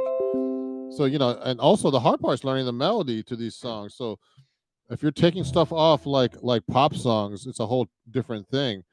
But another thing that's a different level is learning how to take these songs off and writing down each melody, or writing down each rhythm. That's a whole different different ball game. So it's important to be able to do both. And what I usually do is this takes a lot of ear training. So ear training is very important, and so you have to learn how to write down what you actually hear on a staff. And I learned that when I was at Berkeley too. In transcription class, solo transcription class. And that in that solo transcription class, they give you one note, and you sit down at a desk, and they play it for you. And you have to know your intervals between notes, be able to write down the melody solo. That was really hard, man. I remember doing this on 19 or 20, and I was already a advanced ear training class, and that was really hard. Reggie's asking me, would you write rhythm first, then the melody? Uh, I transcribe. I used to try to find the notes first, then write the rhythm. So let me write that down. Write notes first, and then rhythm. Then rhythm. You can put the rhythms to the notes after. So if I'm using, I don't have my I'm actually talking to my computer right now, and when I transcribe, I'll take a note. Let's say I'll write a note down first, like this. I'll put the note here, and then I'll figure out later that's a dotted quarter note. Okay, but you have to be able to count rhythms and feel rhythms too. Now that's a whole different skill. Let me send this message to you. How long a rhythm is. So let's try to do an example. Let's look at a jazz solo. Let's look at a Sonny Rollins solo. Let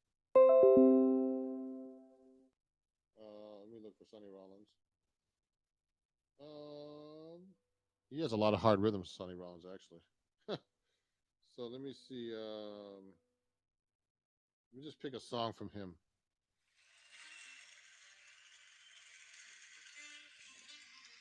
So he's playing. There will never be another year, another you here.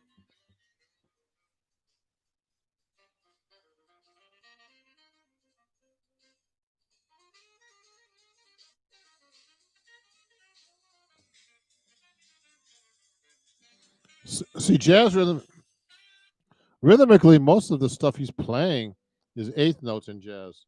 So in jazz, there's a lot of rhythmic, rhythm. But Sonny Rollins will probably start playing off the time in a minute. Ba-doo-ba-ya-ba, ba-doo-ba-da-ba. So how would you write that? One ba-doo-ba-ya-ba, ba-doo-ba-da-da.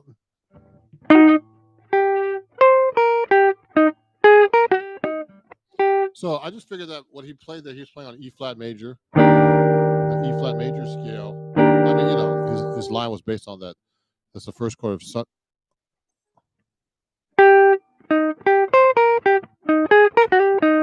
So that rhythm is like you got to figure out where's he playing that at. It's like 1, 2, 3, 4, 1, ba do ba. So that's the and of one ba do ba. So here's another thing that's really important to know when you're actually transcribing. You have to learn how to conduct because that's really helpful to me. So when he's playing, I'm going one. So you have to learn all your basic conducting patterns, like one, find the beat, especially when you're transcribing. We're trying to figure out what where he's playing that rhythm. So it's like 1, 2, 3, 4, 1, ba do be ya bo do. It's one, do, and then when you get to the eighth note in the air, so do, so it's going one eighth note, then two eighth notes on the second beat, two eighth notes on the third beat, and so it's like one ba do be ya do on the. That's basically what he did. Oh shoot, let me see where he's at here. Let me play that.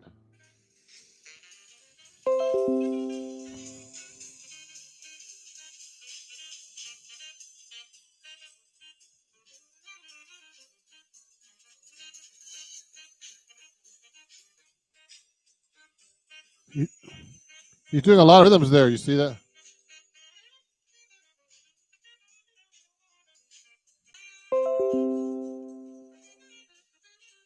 See? That's the thing he just played.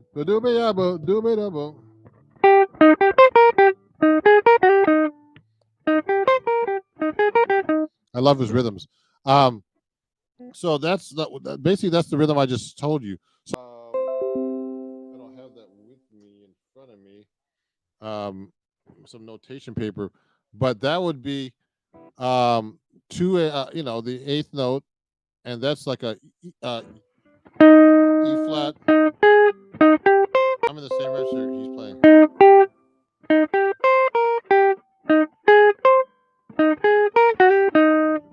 So you should actually know if you're transcribing what notes you're actually playing over the chord. So he's on the E flat. You should know the chord you're playing over if you're doing ear training or transcribing solos. And he's actually just playing the root to the sixth, root, third, sixth, four.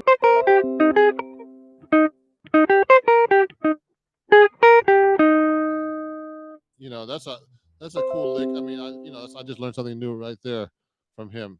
You know, and so when you actually transcribe, figure out each detail. Now, there's a difference between transcribing and actually taking off melodies. So what I usually do is I transcribe, and I can either transcribe if I want to, write it out for like, to have it etched in stone, which takes hours actually to get it right, especially like a solo like Sonny Rollins or John Coltrane, anything that's really complicated. It could be even like some rock solos, or you could just do everything by ear, which right now I tend to do that more now because I don't have time to be writing out transcriptions. I have too many other things to write out. I did that when I was much younger. But if you're learning how to play jazz, it's important to be able to be able to transcribe, write these things down. It helps your reading, and also do it by ear. So you should be able to play these things by ear and memorize them by ear.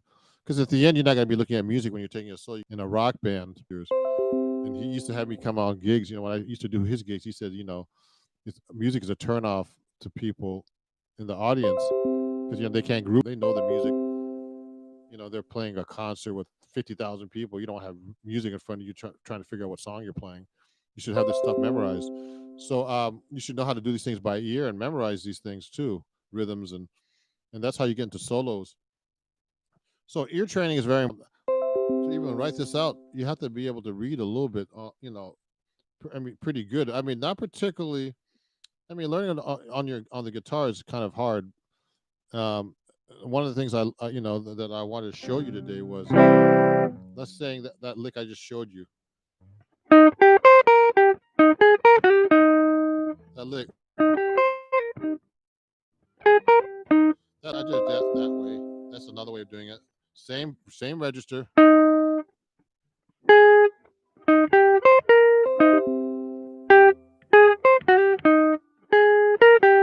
That's hard. I just played it that way. See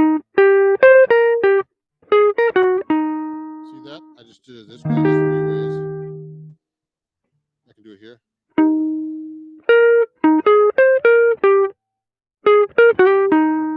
To me, that lick is like an E flat chord to F minor for a second, and then that's just in the same register. If I did an octave lower,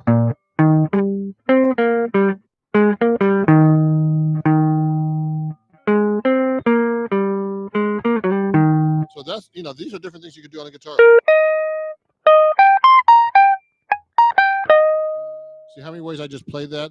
So when you're learning how to read and transcribe and all this other stuff on the guitar, you could play that same lick so many ways. So what I usually try to do is I try to work out all this stuff with with fingerings, and that's very important when you're playing fingering. Like when you're learning a saxophone solo, saxophone has certain fingerings that are more adept for the saxophone, but not for the guitar.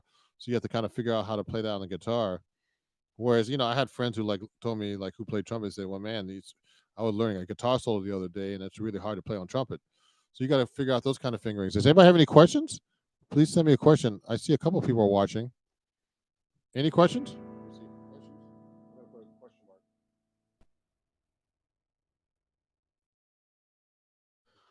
I'd like to hear from you guys. And there's only a couple of people watching today, but I know some people are out of town, and you could watch this later. On the link if you want to watch my live stream. You know, so I'm going to probably do another class. First, you have, like I taught. Let's review a little bit. You have to know solfege a little bit. You should know your do, re, mi, fa, sol, la, ti, dos. Oh, let me see. Oh, really? Guitar players can play fast.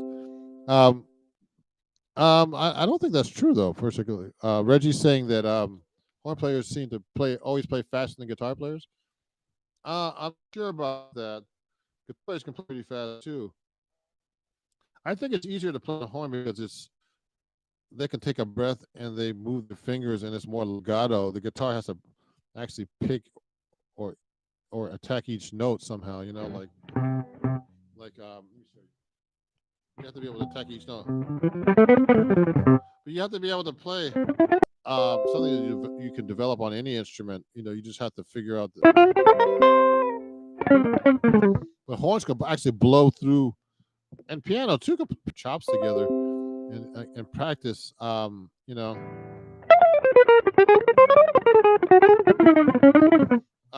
George Benson could play just like a piano player, but you have to build up speed and get the right technique. I couldn't get any speed.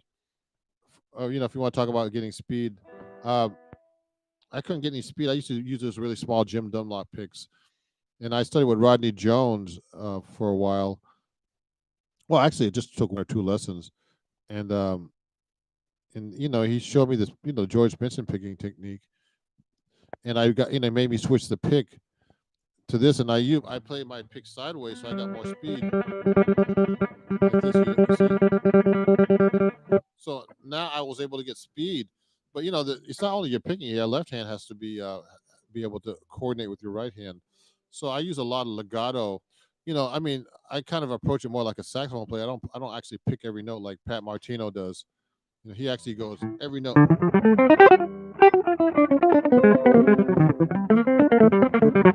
He really picks every note, but I kind of actually use legato, which is like I mix up legato, which is like hammer-ons and pull-offs with my left hand.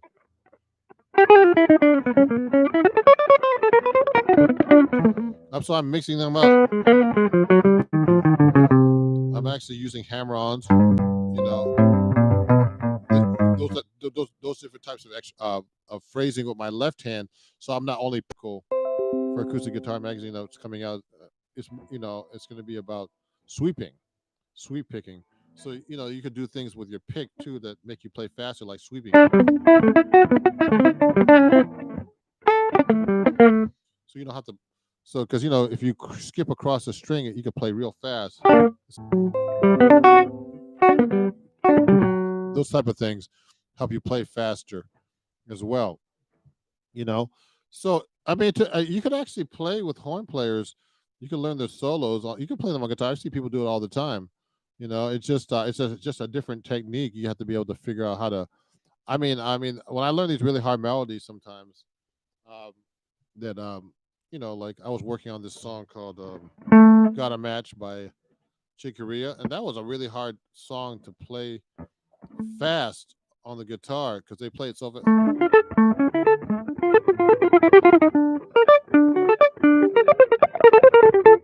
When I was learning that one, I couldn't. I had to figure out the right fingering.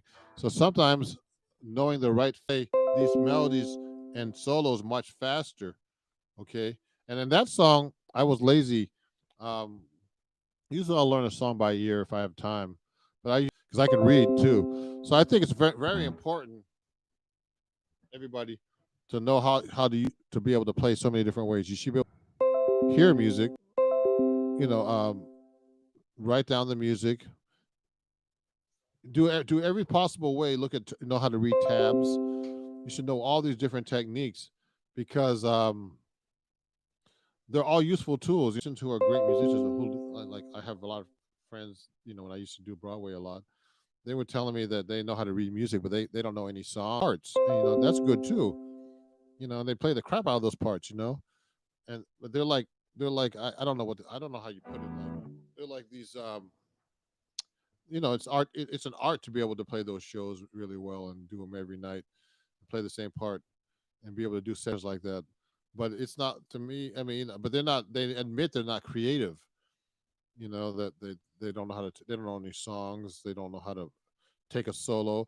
It's another skill that that brings you to. I mean, I don't know if it's a different level, but um.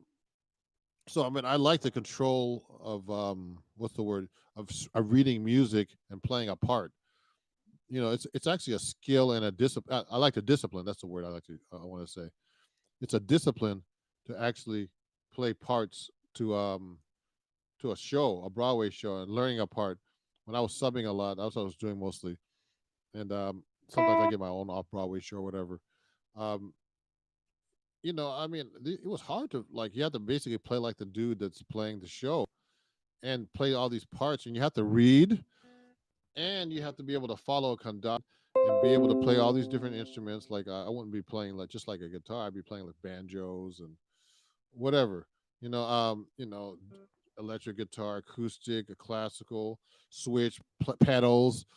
So it's like a real job when you do those shows. They pay a lot of money. You know, I mean, a guitar chair on a Broadway show is like 100,000. It's like a real job, and it's only a couple hours a day, so you have all day to do things. But it's a really stressful environment. But but I like the control of the show because you're playing these parts and you have to be meticulous and and play right every night because I guess they would use canned music if they could. That means like pre-recorded music, but it's not the same thing as having a live band. And actually, producers on Broadway have been trying to eliminate musicians to save money because it costs a lot of money to have a musician on stage. Because they're not only paying your salary, they're paying your pants like a real job. So anyway, it's a good skill to read. It's a good skill to transcribe and hear things and take things off records, which is my big thing on Patreon is learning how to improvise. About that in another live lesson as itself. And so, is there any other questions before I finish up here? Um, so you should be able to just and count them and see them, notes and quarter notes and 16th note. I mean, in those kind of notes. But it was hard for me to start working on 16th notes, and whole big world with reading music. And the got a lot better when I started doing these Broadway shows because these are just like real professional music, music that was written for, real live, real life shows, not like sitting at home with a real book. And I learned a lot just by doing that and got my help my. So the best way to learn how to read music and do this stuff is just to do it, and get into situations where you have to read music. Well, like you get together with the band, which you can't really do right now for now. Get together, go to play a show. If you're just starting out, find an off Broadway show or an amateur show just to learn how to read and play parts, because that's a whole different world. You just get books. Like I have tons of books. I just started looking at this Barney Kessel book I was telling you about, and he has all these reading exercises for guitar and different patterns, and just I'm working through this book a little bit recently, and different kinds of technique things.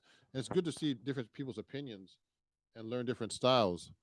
So if there's any questions, let me know. Send me a message on Ron Jackson Music at gmail.com. That's Ron Jackson Music at gmail.com. Let me write this down for you guys.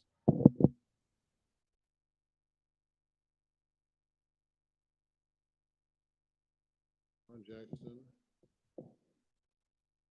at Gmail.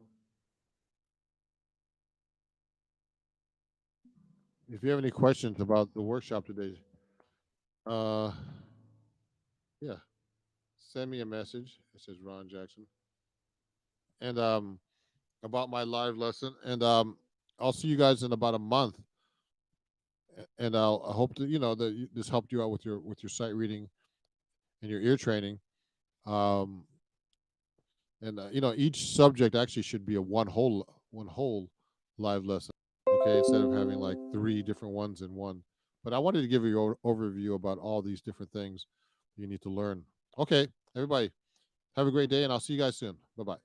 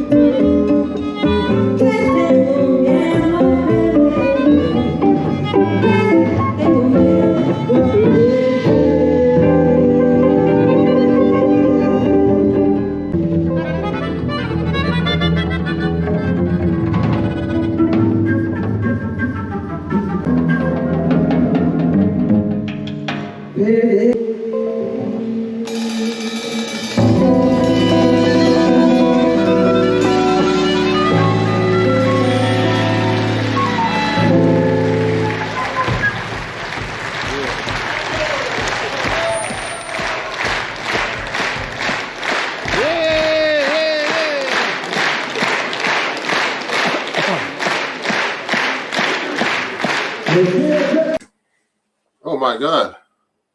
I think there's a wrong camera here. Let me check this out.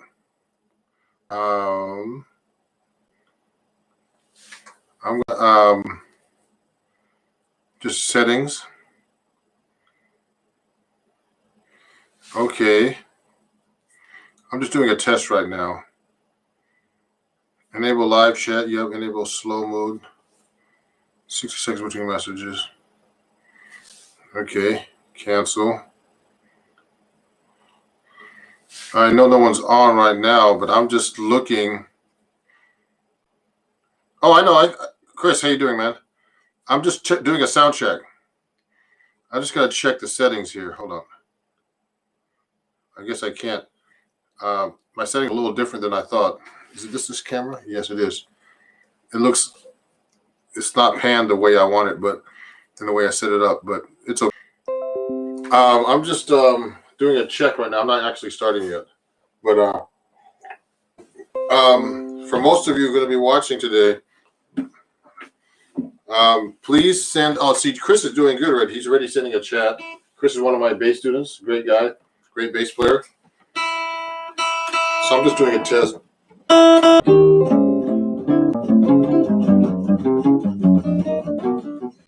Okay.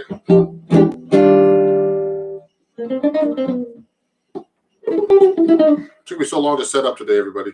I'm not. So I have this background behind me, but it's not quite the right size. I actually, what's the word? I actually set it up a different way, and now on YouTube you can't really like do a sound check unless you go on live. Let me check some settings here. Pop out chat toggle. I'm just doing some settings. I'm not gonna really start till 2. But if you're watching, send me your questions already. But I'm going to be doing a lot of stuff for my patrons too on my Patreon, which is let me just make a few notes here for you guys. I see 4 people up here already, so please send questions via chat. I'm doing stuff about hybrid picking today. Okay. Oh, I see the mic is picking me up over here. I'll do it that way. I'm going to do this, move this back a little bit.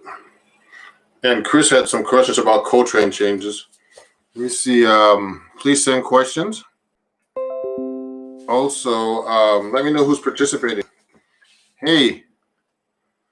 Hello, winner here. Nathaniel, send me a message.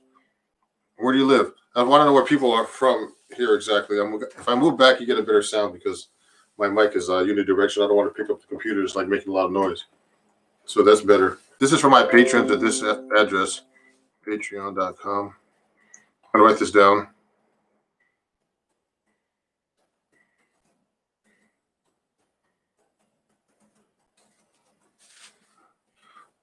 Yes, and Chris, what's Chris say here?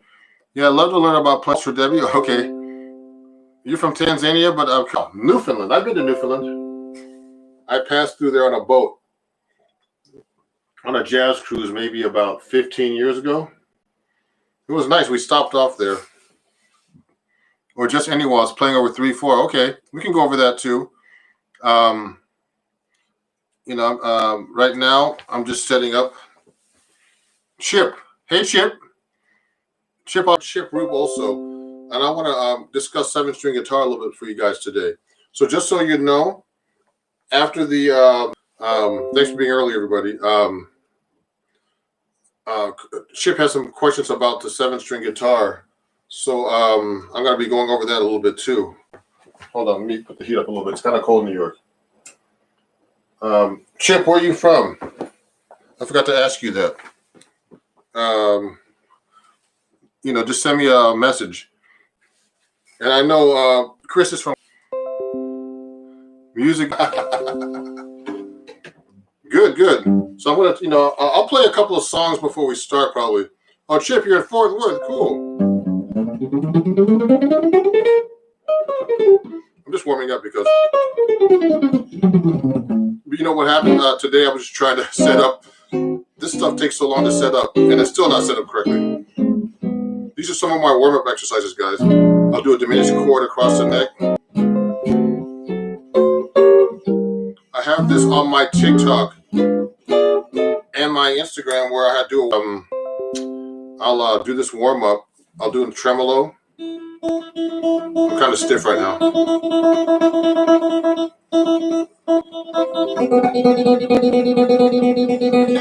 Etc. Let me turn this mic this way a little bit more because it's unidirectional. I'll put my tuner on. I'll do a warm up like this.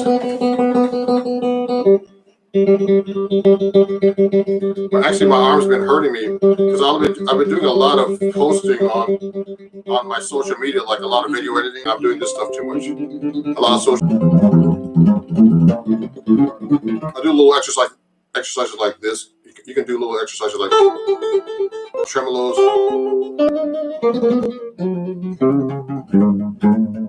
I used to practice these things all the time. Classical exercises, little hammer-ons, and little chromatic scales. These are warm-ups. Oh, dude with the guitar pump. Thanks for having me. Joe Amico. Joe, where are you from, Joe? Oh, I'll talk about anything today. We're going to talk about a little bit. I want people to know about the 7-string guitar because Chip just joined my Patreon and he wants to know more about 7-string guitar.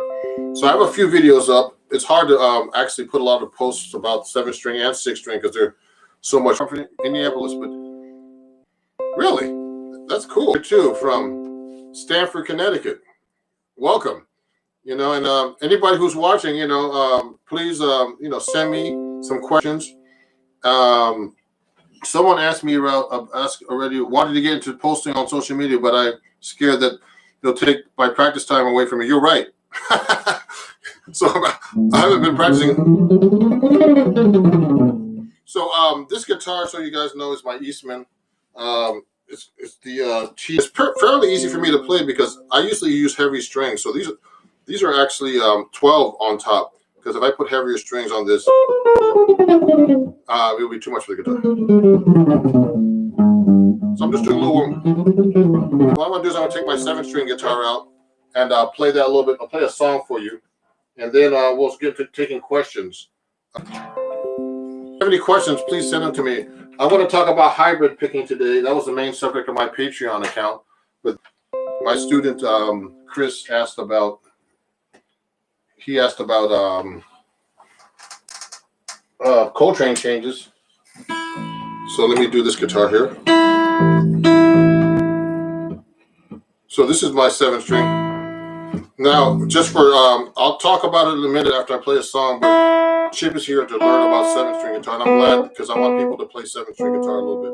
I'm just tuning it up real bit. I see. There's a little song for you guys.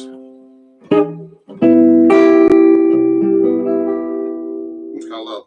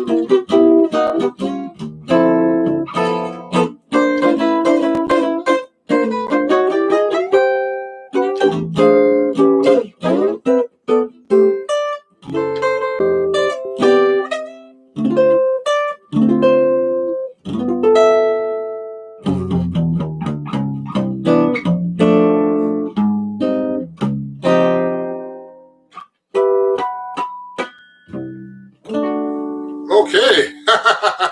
Wow. So let me see who's here now.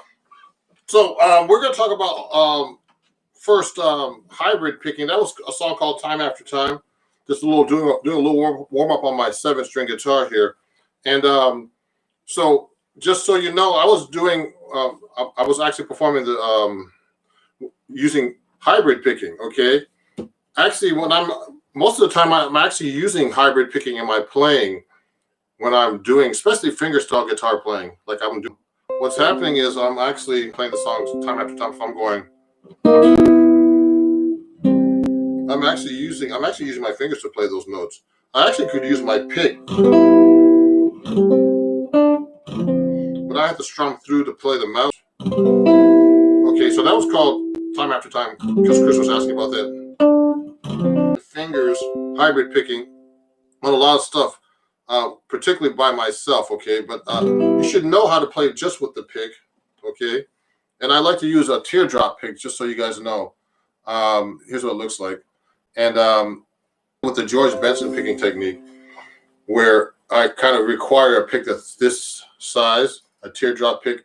This is a medium pick, and this is a heavy pick that I use actually on my 7-string guitar because I have 14s on these on the top. Okay, now for this a low A, so it's actually doubling my that. So who actually just passed in this past April last year, from right at the beginning of the COVID crisis from COVID-19, unfortunately. So he told me to tune like this, and then rock they tune it with a low B, and in jazz, and in Brazilian they tune with a low C. So in rock, it would just the A string would be this, and in Brazilian the A string would be open, would be like the C note right here. So this is a low note, so I love the low note aspect of this. Okay, it's a really cool sound. Just so you know, my mic is picking up the amp and my fingers and all kinds of stuff. It's a really sensitive mic, but this is high fidelity kind of. Okay, so when I'm picking with hybrid picking, you got to be conscious about independence with your fingers. Okay, so when I'm doing a melody like this, I'm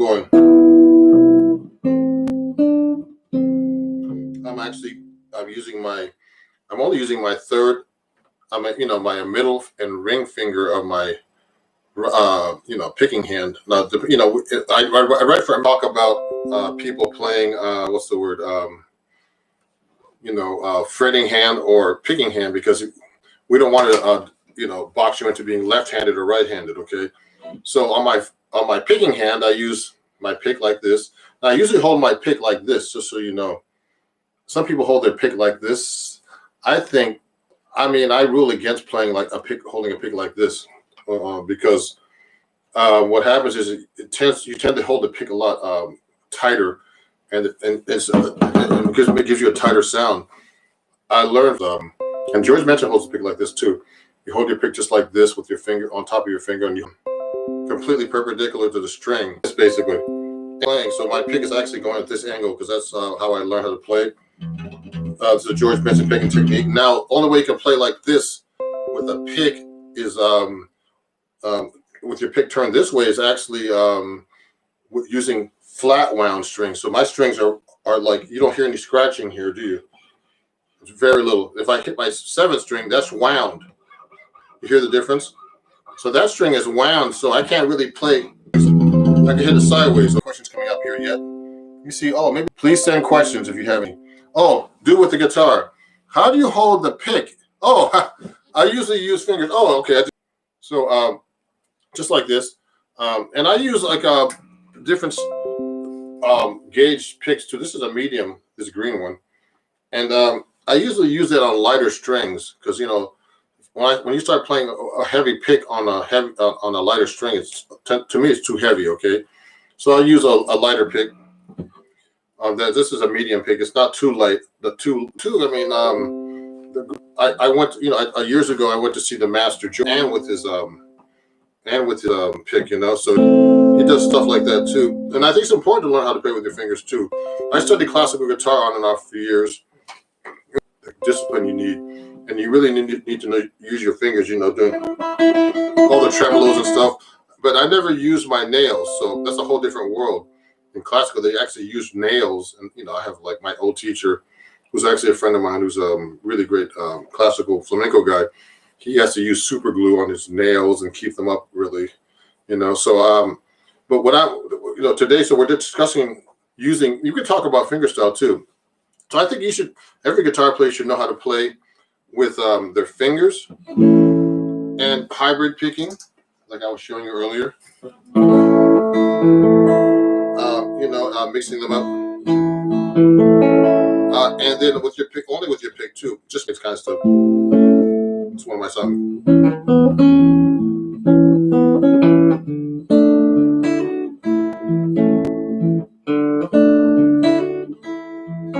It's kind of weird to play in symmetry.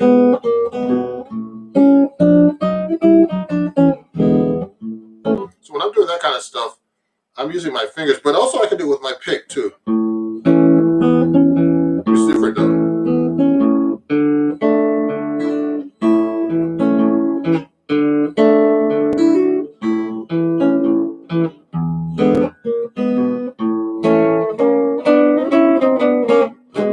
So then I can use my pick doing that too. It's just harder. See, there's a lot of advantages to using your fingers. You could do a lot more independent lines and things like that. You're limited with the pick. You can only really strum. You can only hit one note at a time unless you strum. Okay, or you can just like play single lines or double notes. If I'm going to play two notes at a time, they're across strings, I have to mute the ones in between. So if I'm playing like two notes, I'm playing the first string and the third string. But the problem is, let me turn this mic down a little bit. I have to mute the string if I'm going to hit the first and third string. But if I'm playing with my fingers, that's a whole different story. I just play with my fingers. So that's the advantage about playing with your fingers. You can separate the notes more. You don't have to play. If I'm going to play like a chord like this, 3 different notes across skipping strings. If I'm going to do it with a pick, that's going to be hard. I have to mute the string. I can actually almost do it. I have to use a different fingering, but with my fingers, I can just play them. Okay, and separate them just with my fingers. Okay. Keep going here. Any questions so far? Please send them to me. Oh, wait. My other student, the great Reggie Hagee out of Long Island, New York. He's asking if I've ever tried wooden picks. Yes, I've tried all kinds of picks. Growing up, I had like different. I've tried wooden picks, felt picks. There was this pick called, and it was like kind of round and pointy, and you put it on your string. It was like some kind of gimmick. So it was really weird to play. But then I settled on this pick eventually, a simple teardrop pick like this. But yeah, I've never tried wooden pick. I've tried wooden picks, but I never was into them. Well, I always go to the NAMM show, which is like a big music convention every year. Around this time, actually, I'm going to be doing some stuff for like a few of the endorsers I have, like a Reunion Blues and Cremona and some of these companies, Hendrickson amps, which I use. You can find all these kinds of picks, but I just collect them. Usually, they give you away free picks at a lot of these places. And I just give them to my students.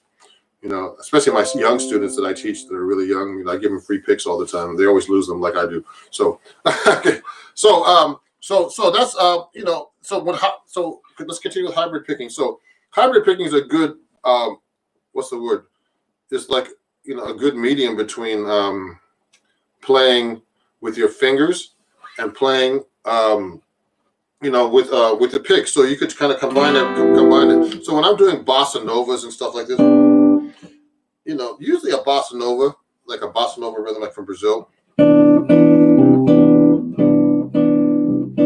Now it sounds. That's how you're really supposed to play with your fingers on a nylon string guitar, or a nylon acoustic. Now here's what it sounds like if I do it with a pick. Though it's kind of harder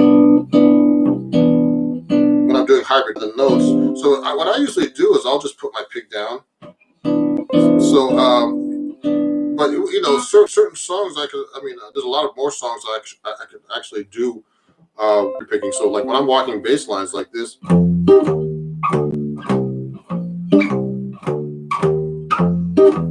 See, I'm doing the bass with the pick, and I'm doing the comping on top. So I'm doing like the comping rhythm.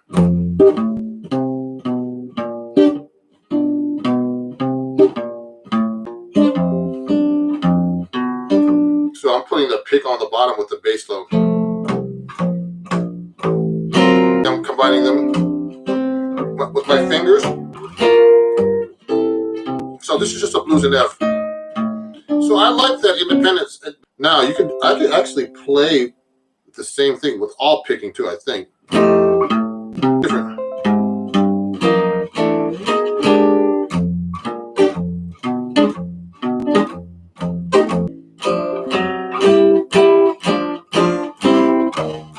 All picking now. So you hear the difference too? It's a little bit more trebly when you only use your pick, okay? Now if I use my fingers, it has a warmer sound.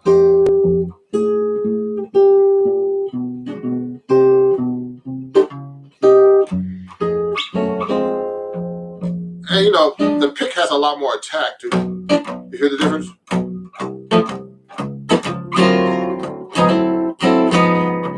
So you can really attack the strings with the pick a lot more. Okay, like that.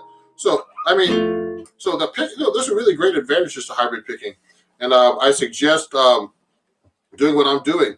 So learn how to comp, how to, what's the word? Learn how to hold chords like this. And then, whatever you can hit with your fingers that are available. I only use these two fingers too when I'm hybrid picking, just so you know. I rarely use my fourth finger to do anything with, because that's the one that I've developed. So I try to use that a lot. Try to get that finger really. I've been working on that finger for years. But on this hand, it's like the weakest finger of all my hands. And I'm just I'm an okay finger picker. I used to be better when I was studying classical, but I think in jazz, especially when you're doing solo guitar stuff. Let me see if there's any questions here. Nobody yet? Okay. If there's any questions, please send them to me. And also, I'd like to thank. Oh, let me see. Dude with the guitar. Hey, dude. Wait a second. Dude with the guitar. Oh, Joe. It's Joe. Oh, dude with the guitar. Where are you from? I'm just wondering. Where are you from? Actually, where do you live? Just send me a message too right now. My finger. Okay, he says my finger ends up hitting my pointer finger with hybrid picking. Oh, so this finger? You're saying this finger? No, the middle finger hits your pointer. Yeah, you know how I'm picking too. Look at this, Joe. Just so you know. Oh, Indianapolis. Oh, the home of West Montgomery. West Montgomery. They call me Les Montgomery. Everybody, just so you know. I used to be roommates with Buddy Montgomery. That's just some trivia. We used to be roommates when I first got to New York, and I needed a roommate. I was so broke, so I had a roommate, Buddy Montgomery. Lives in Indianapolis, man. Cool, man. So what happens is when I'm picking, sure you clear the notes like this. Don't hit this way. Do you understand? Don't hit toward your ring finger. Your pick. You have to get used to it. So I'm actually hitting out like this and missing this finger. Okay, so be careful not to hit that.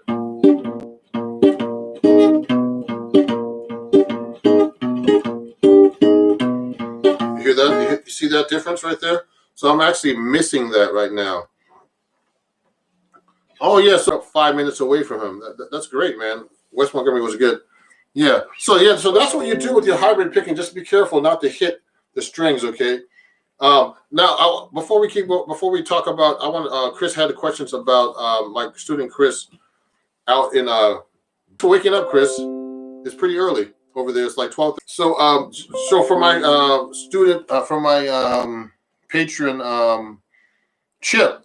So Chip, just so you know about the 7-string guitar, the most important thing is to get used to playing the 7th string, okay, and getting used to tuning to a low A. It's not that easy if you think about it. So I would try chords like, let's say you're playing a C chord. Okay, this is for 7-string players, and I have a few 7-string students actually.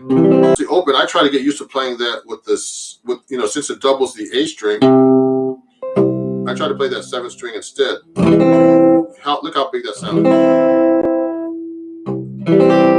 Okay, so it's a big sound.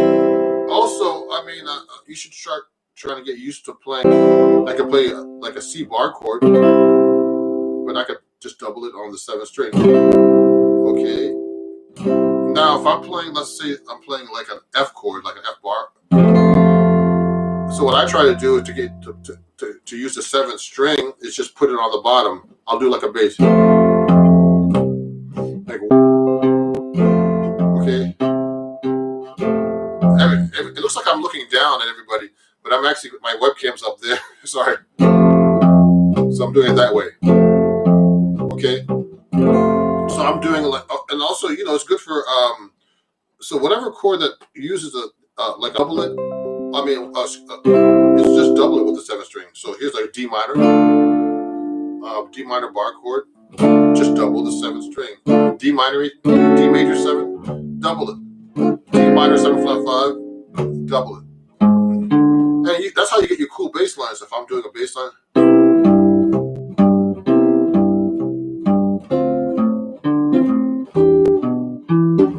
Everybody, I just want to let you know, if you want to learn about all this stuff that I'm talking about, I have a lot of information on all my accounts. TikTok has a lot of educational videos, but my YouTube has a lot of educational videos, and they have all my Patreon-only workshops, but I eventually released them. You can watch all the workshops about all these different techniques, you know, like we'll talk about Coltrane changes in a minute next for my student, Chris.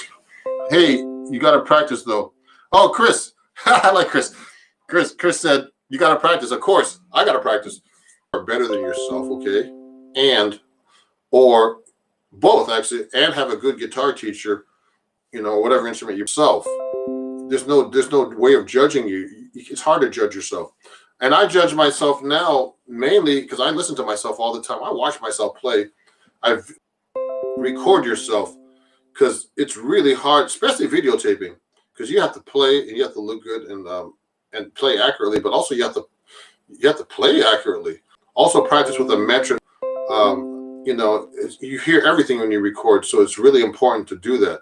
But a teacher really helps you, you know, get started. I mean, unfortunately, I mean, I've studied with a lot of people, but not long enough.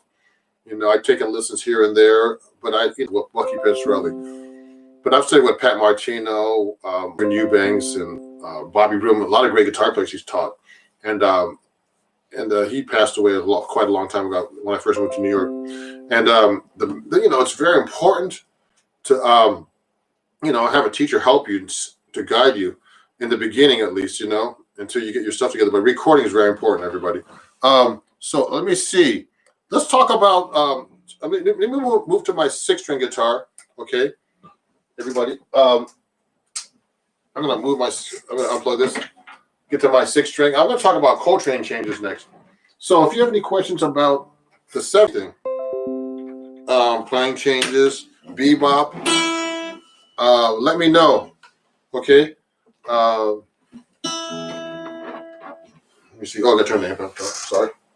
So let's talk about Coltrane changes. So John Coltrane, you know, created a revolution, a harmonic revolution, with giant steps. Okay. Now giant steps came out. I mean, I'm looking at this book right now. Okay, let me answer this question first. Playing what you hear, like I mentioned before, like the way you learn how to play jazz. I mean, you know, when I was studying in college, I was 18. I thought I knew how to play jazz. I really didn't know anything. So what happened was they always kept telling me, you've got to actually, you've got to listen to jazz all the time. You've got to learn the tunes. You've got to learn the scales. You've got to transcribe solos, okay? And you've got to practice all this stuff. It's so important to learn tunes, chord progressions.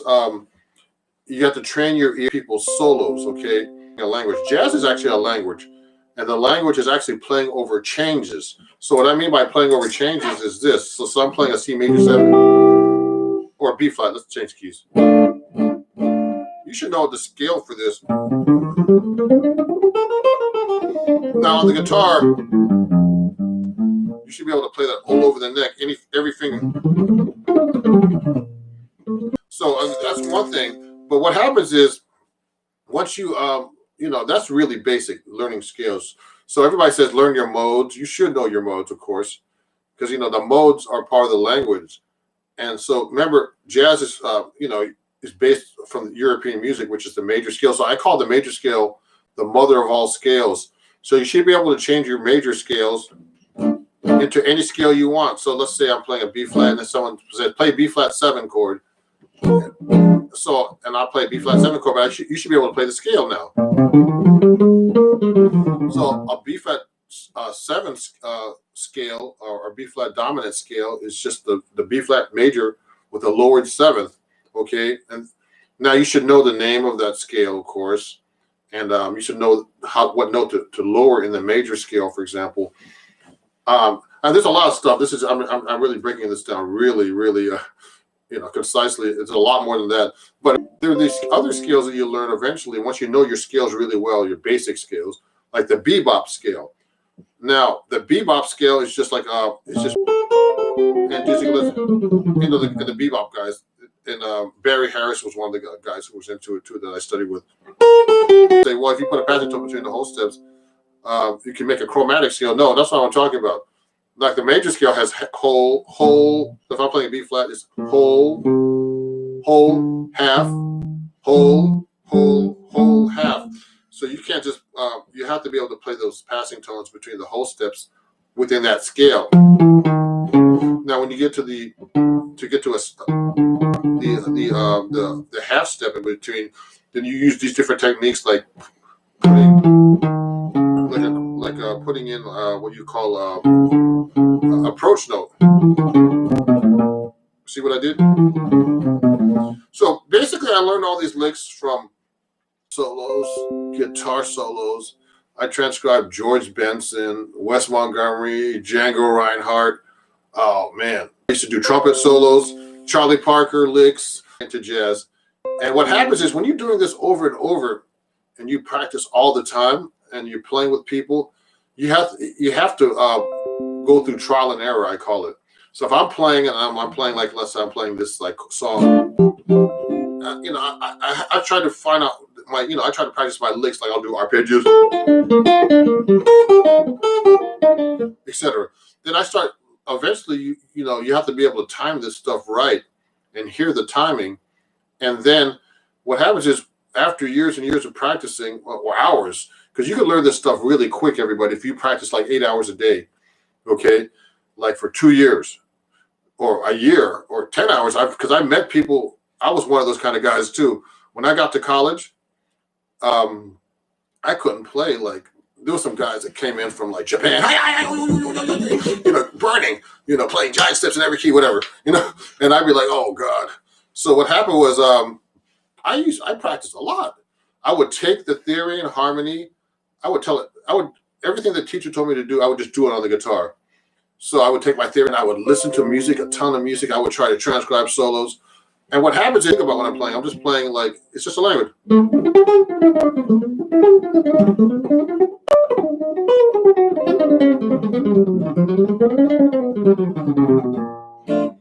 I'm just playing kind of on B flat there.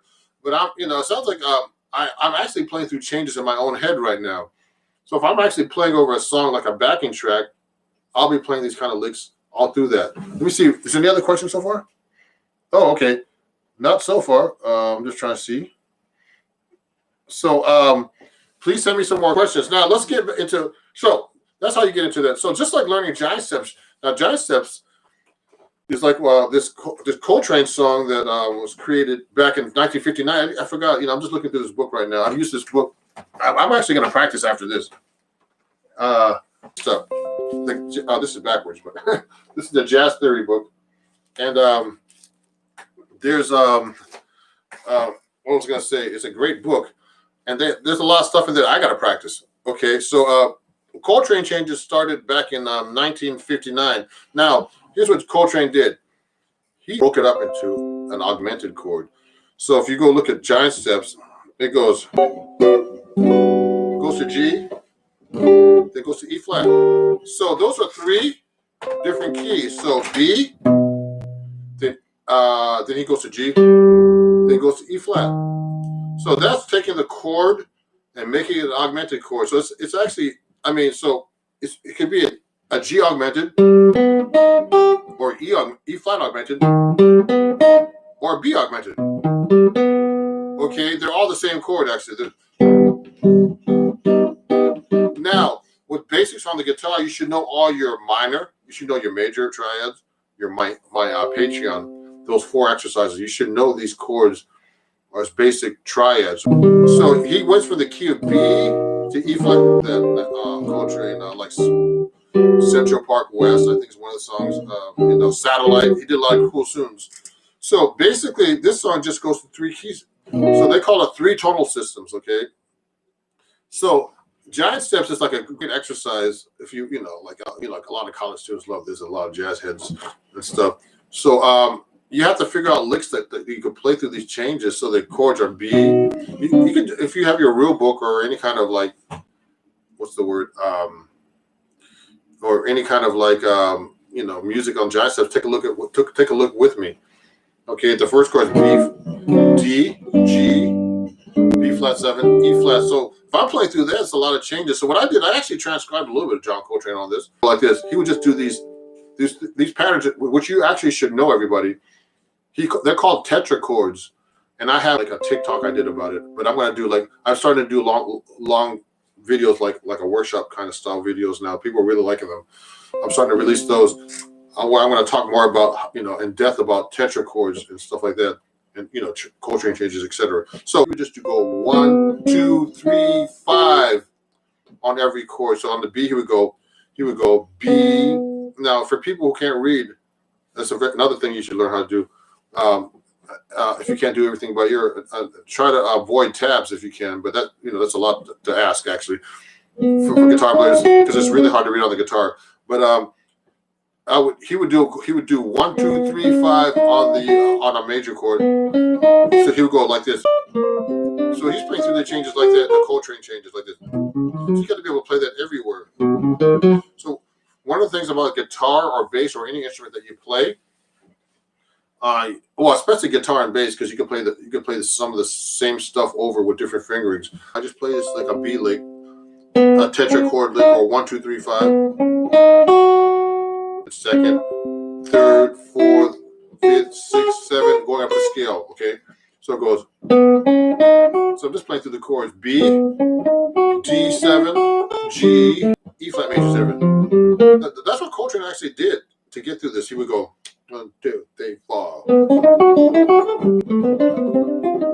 It sounds like an exercise. It is exercise. So I'm just basically playing through the Coltrane changes like that. Oh, yeah, here's another question. Oh, okay. So Nathaniel has a question here. When you're do you just transcribe it and be done, or just stay with it and learn to use it before moving to the next? Okay, great question, Nathaniel. Now, transcribing, just so you know. Okay, transcribing is actually writing down the notes. Okay, now that's a skill in itself, and I know how to do that. It's a skill that takes a lot of practice and study too. Because when I went to Berkeley, I tested out of the harmony classes like the first two semesters actually, and I was in this transcription class where you had to sit down and write all your notes with no paper. I mean, with no instrument. You had to do everything by ear with intervals. So you have to know about intervals.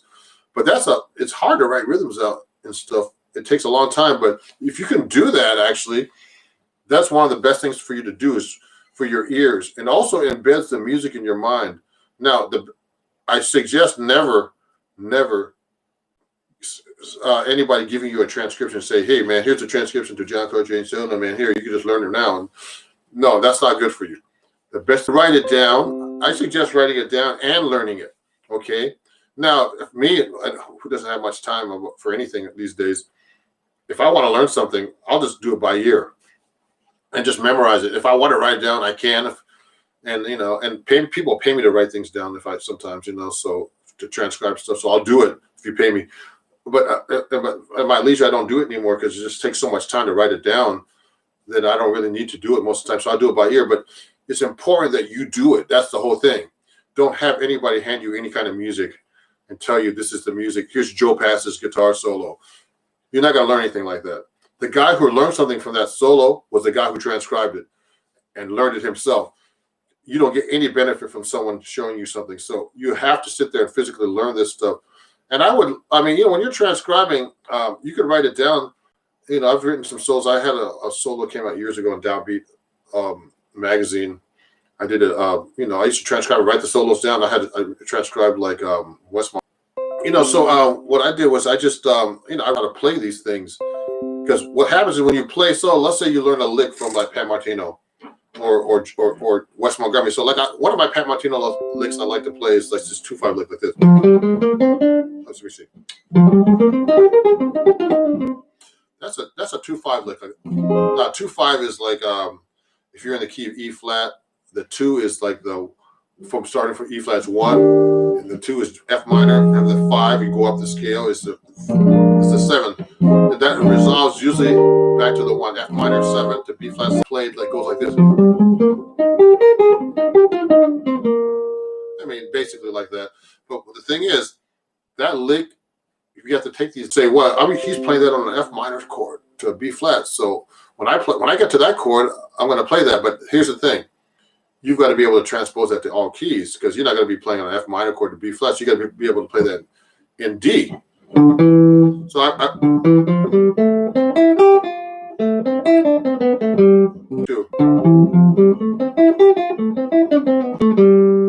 or there's that's what you have to do on the guitar. You have to figure out every possible fingering in the same register. I'll practice this, and then when I'm actually playing a gig, I try to find the fingering that I know the most, because what happens is, you have to practice something over and over to really get it embedded in your playing. So that's another thing, everybody. When you're practicing, this is a really good thing to know. Okay. Okay. I'm going to answer the question about the beginner jazz book soon. Okay. So when I'm practicing, when you just so you know, musicians learn by repetition.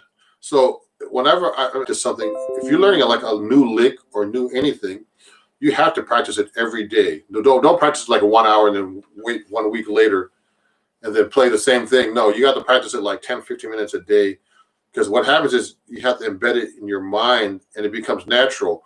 So you have to practice every day the same thing. So like this lick, but I don't know it as well here. But I have to think about it more. So for me not to think about it more, I have to practice it every day until I don't have to think about it. That's what I mean. You have to be able to practice so much that you don't even think about it. It just becomes natural, and that's how you learn how to play music. I think that's how you learn how to do anything. Actually, you have to do it over and over and over and over without stopping until you know it without thinking about it. So when I used to do these Broadway shows, and a couple times I crashed and burned just because I didn't practice enough. Because when you get on stage and you play, it's a whole different story than practicing. You got to go on autopilot and not even think about what you're doing. You just got to know it so well. You practice it so I would practice these shows up. Okay, subbing is when you replace the guy on a Broadway show and you just play. You have to basically play like him. So I would practice that stuff every day and go to the show and watch him play it. And then when I get in the show, you're just there. It's autopilot. That's what you have to do. It's exactly the same thing as learning how to play jazz. Okay, now, do with the guitar. Is there any beginner jazz book you recommend?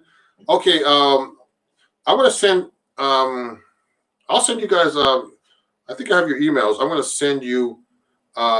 Just send me an email at the end if there's any questions, everybody, about the workshop. Any books you need. There's some great books that I use. Like it's behind my screen here. A Modern Method for Guitar is a very good book. This Ted Dunbar book that I use, guitar. Let me see. My websites have a lot of that stuff about learning how to play. Getting warmed up, and beginner books like that. I'm gonna make a list for you guys. Let me see. So guitar books, A Modern Method for Guitar. This is a really good book to learn all your basics about the guitar. Now, for the 7-string players here watching, remember that you have to know the 6th string really well before you go to 7th string. So Modern Method for Guitar is great. Okay. By William Levitt. I'm going to write that down. You can find that book anywhere. Okay. It's a really good, has chords, melodies, all kinds of stuff. Okay. And oh, this is another book I have.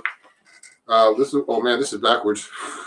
But this is a book I wrote for Acoustic Guitar Magazine, and these are chords at your fingertips. It's a really great book about chords, everything. You can pick that up. You can get that on my Amazon store. Okay. Can you hand me that the folder? So yeah, you can get that at my Amazon store. That's a great book for learning chords, and there's a lot of great exercises here. Another book is called Scales of Mode Mastery. That's a book that I sell through Acoustic Guitar. Okay, and that book is available on the Acoustic Guitar website. Okay, and Scales of Mode Mastery. But anyway, send me a message so I can send you some book recommendations, and I'll send you my. Give me that, please. Yes. I want to show you this. If you go to my Amazon store, let me show you this right now. Oh yeah, here. If you go to my Amazon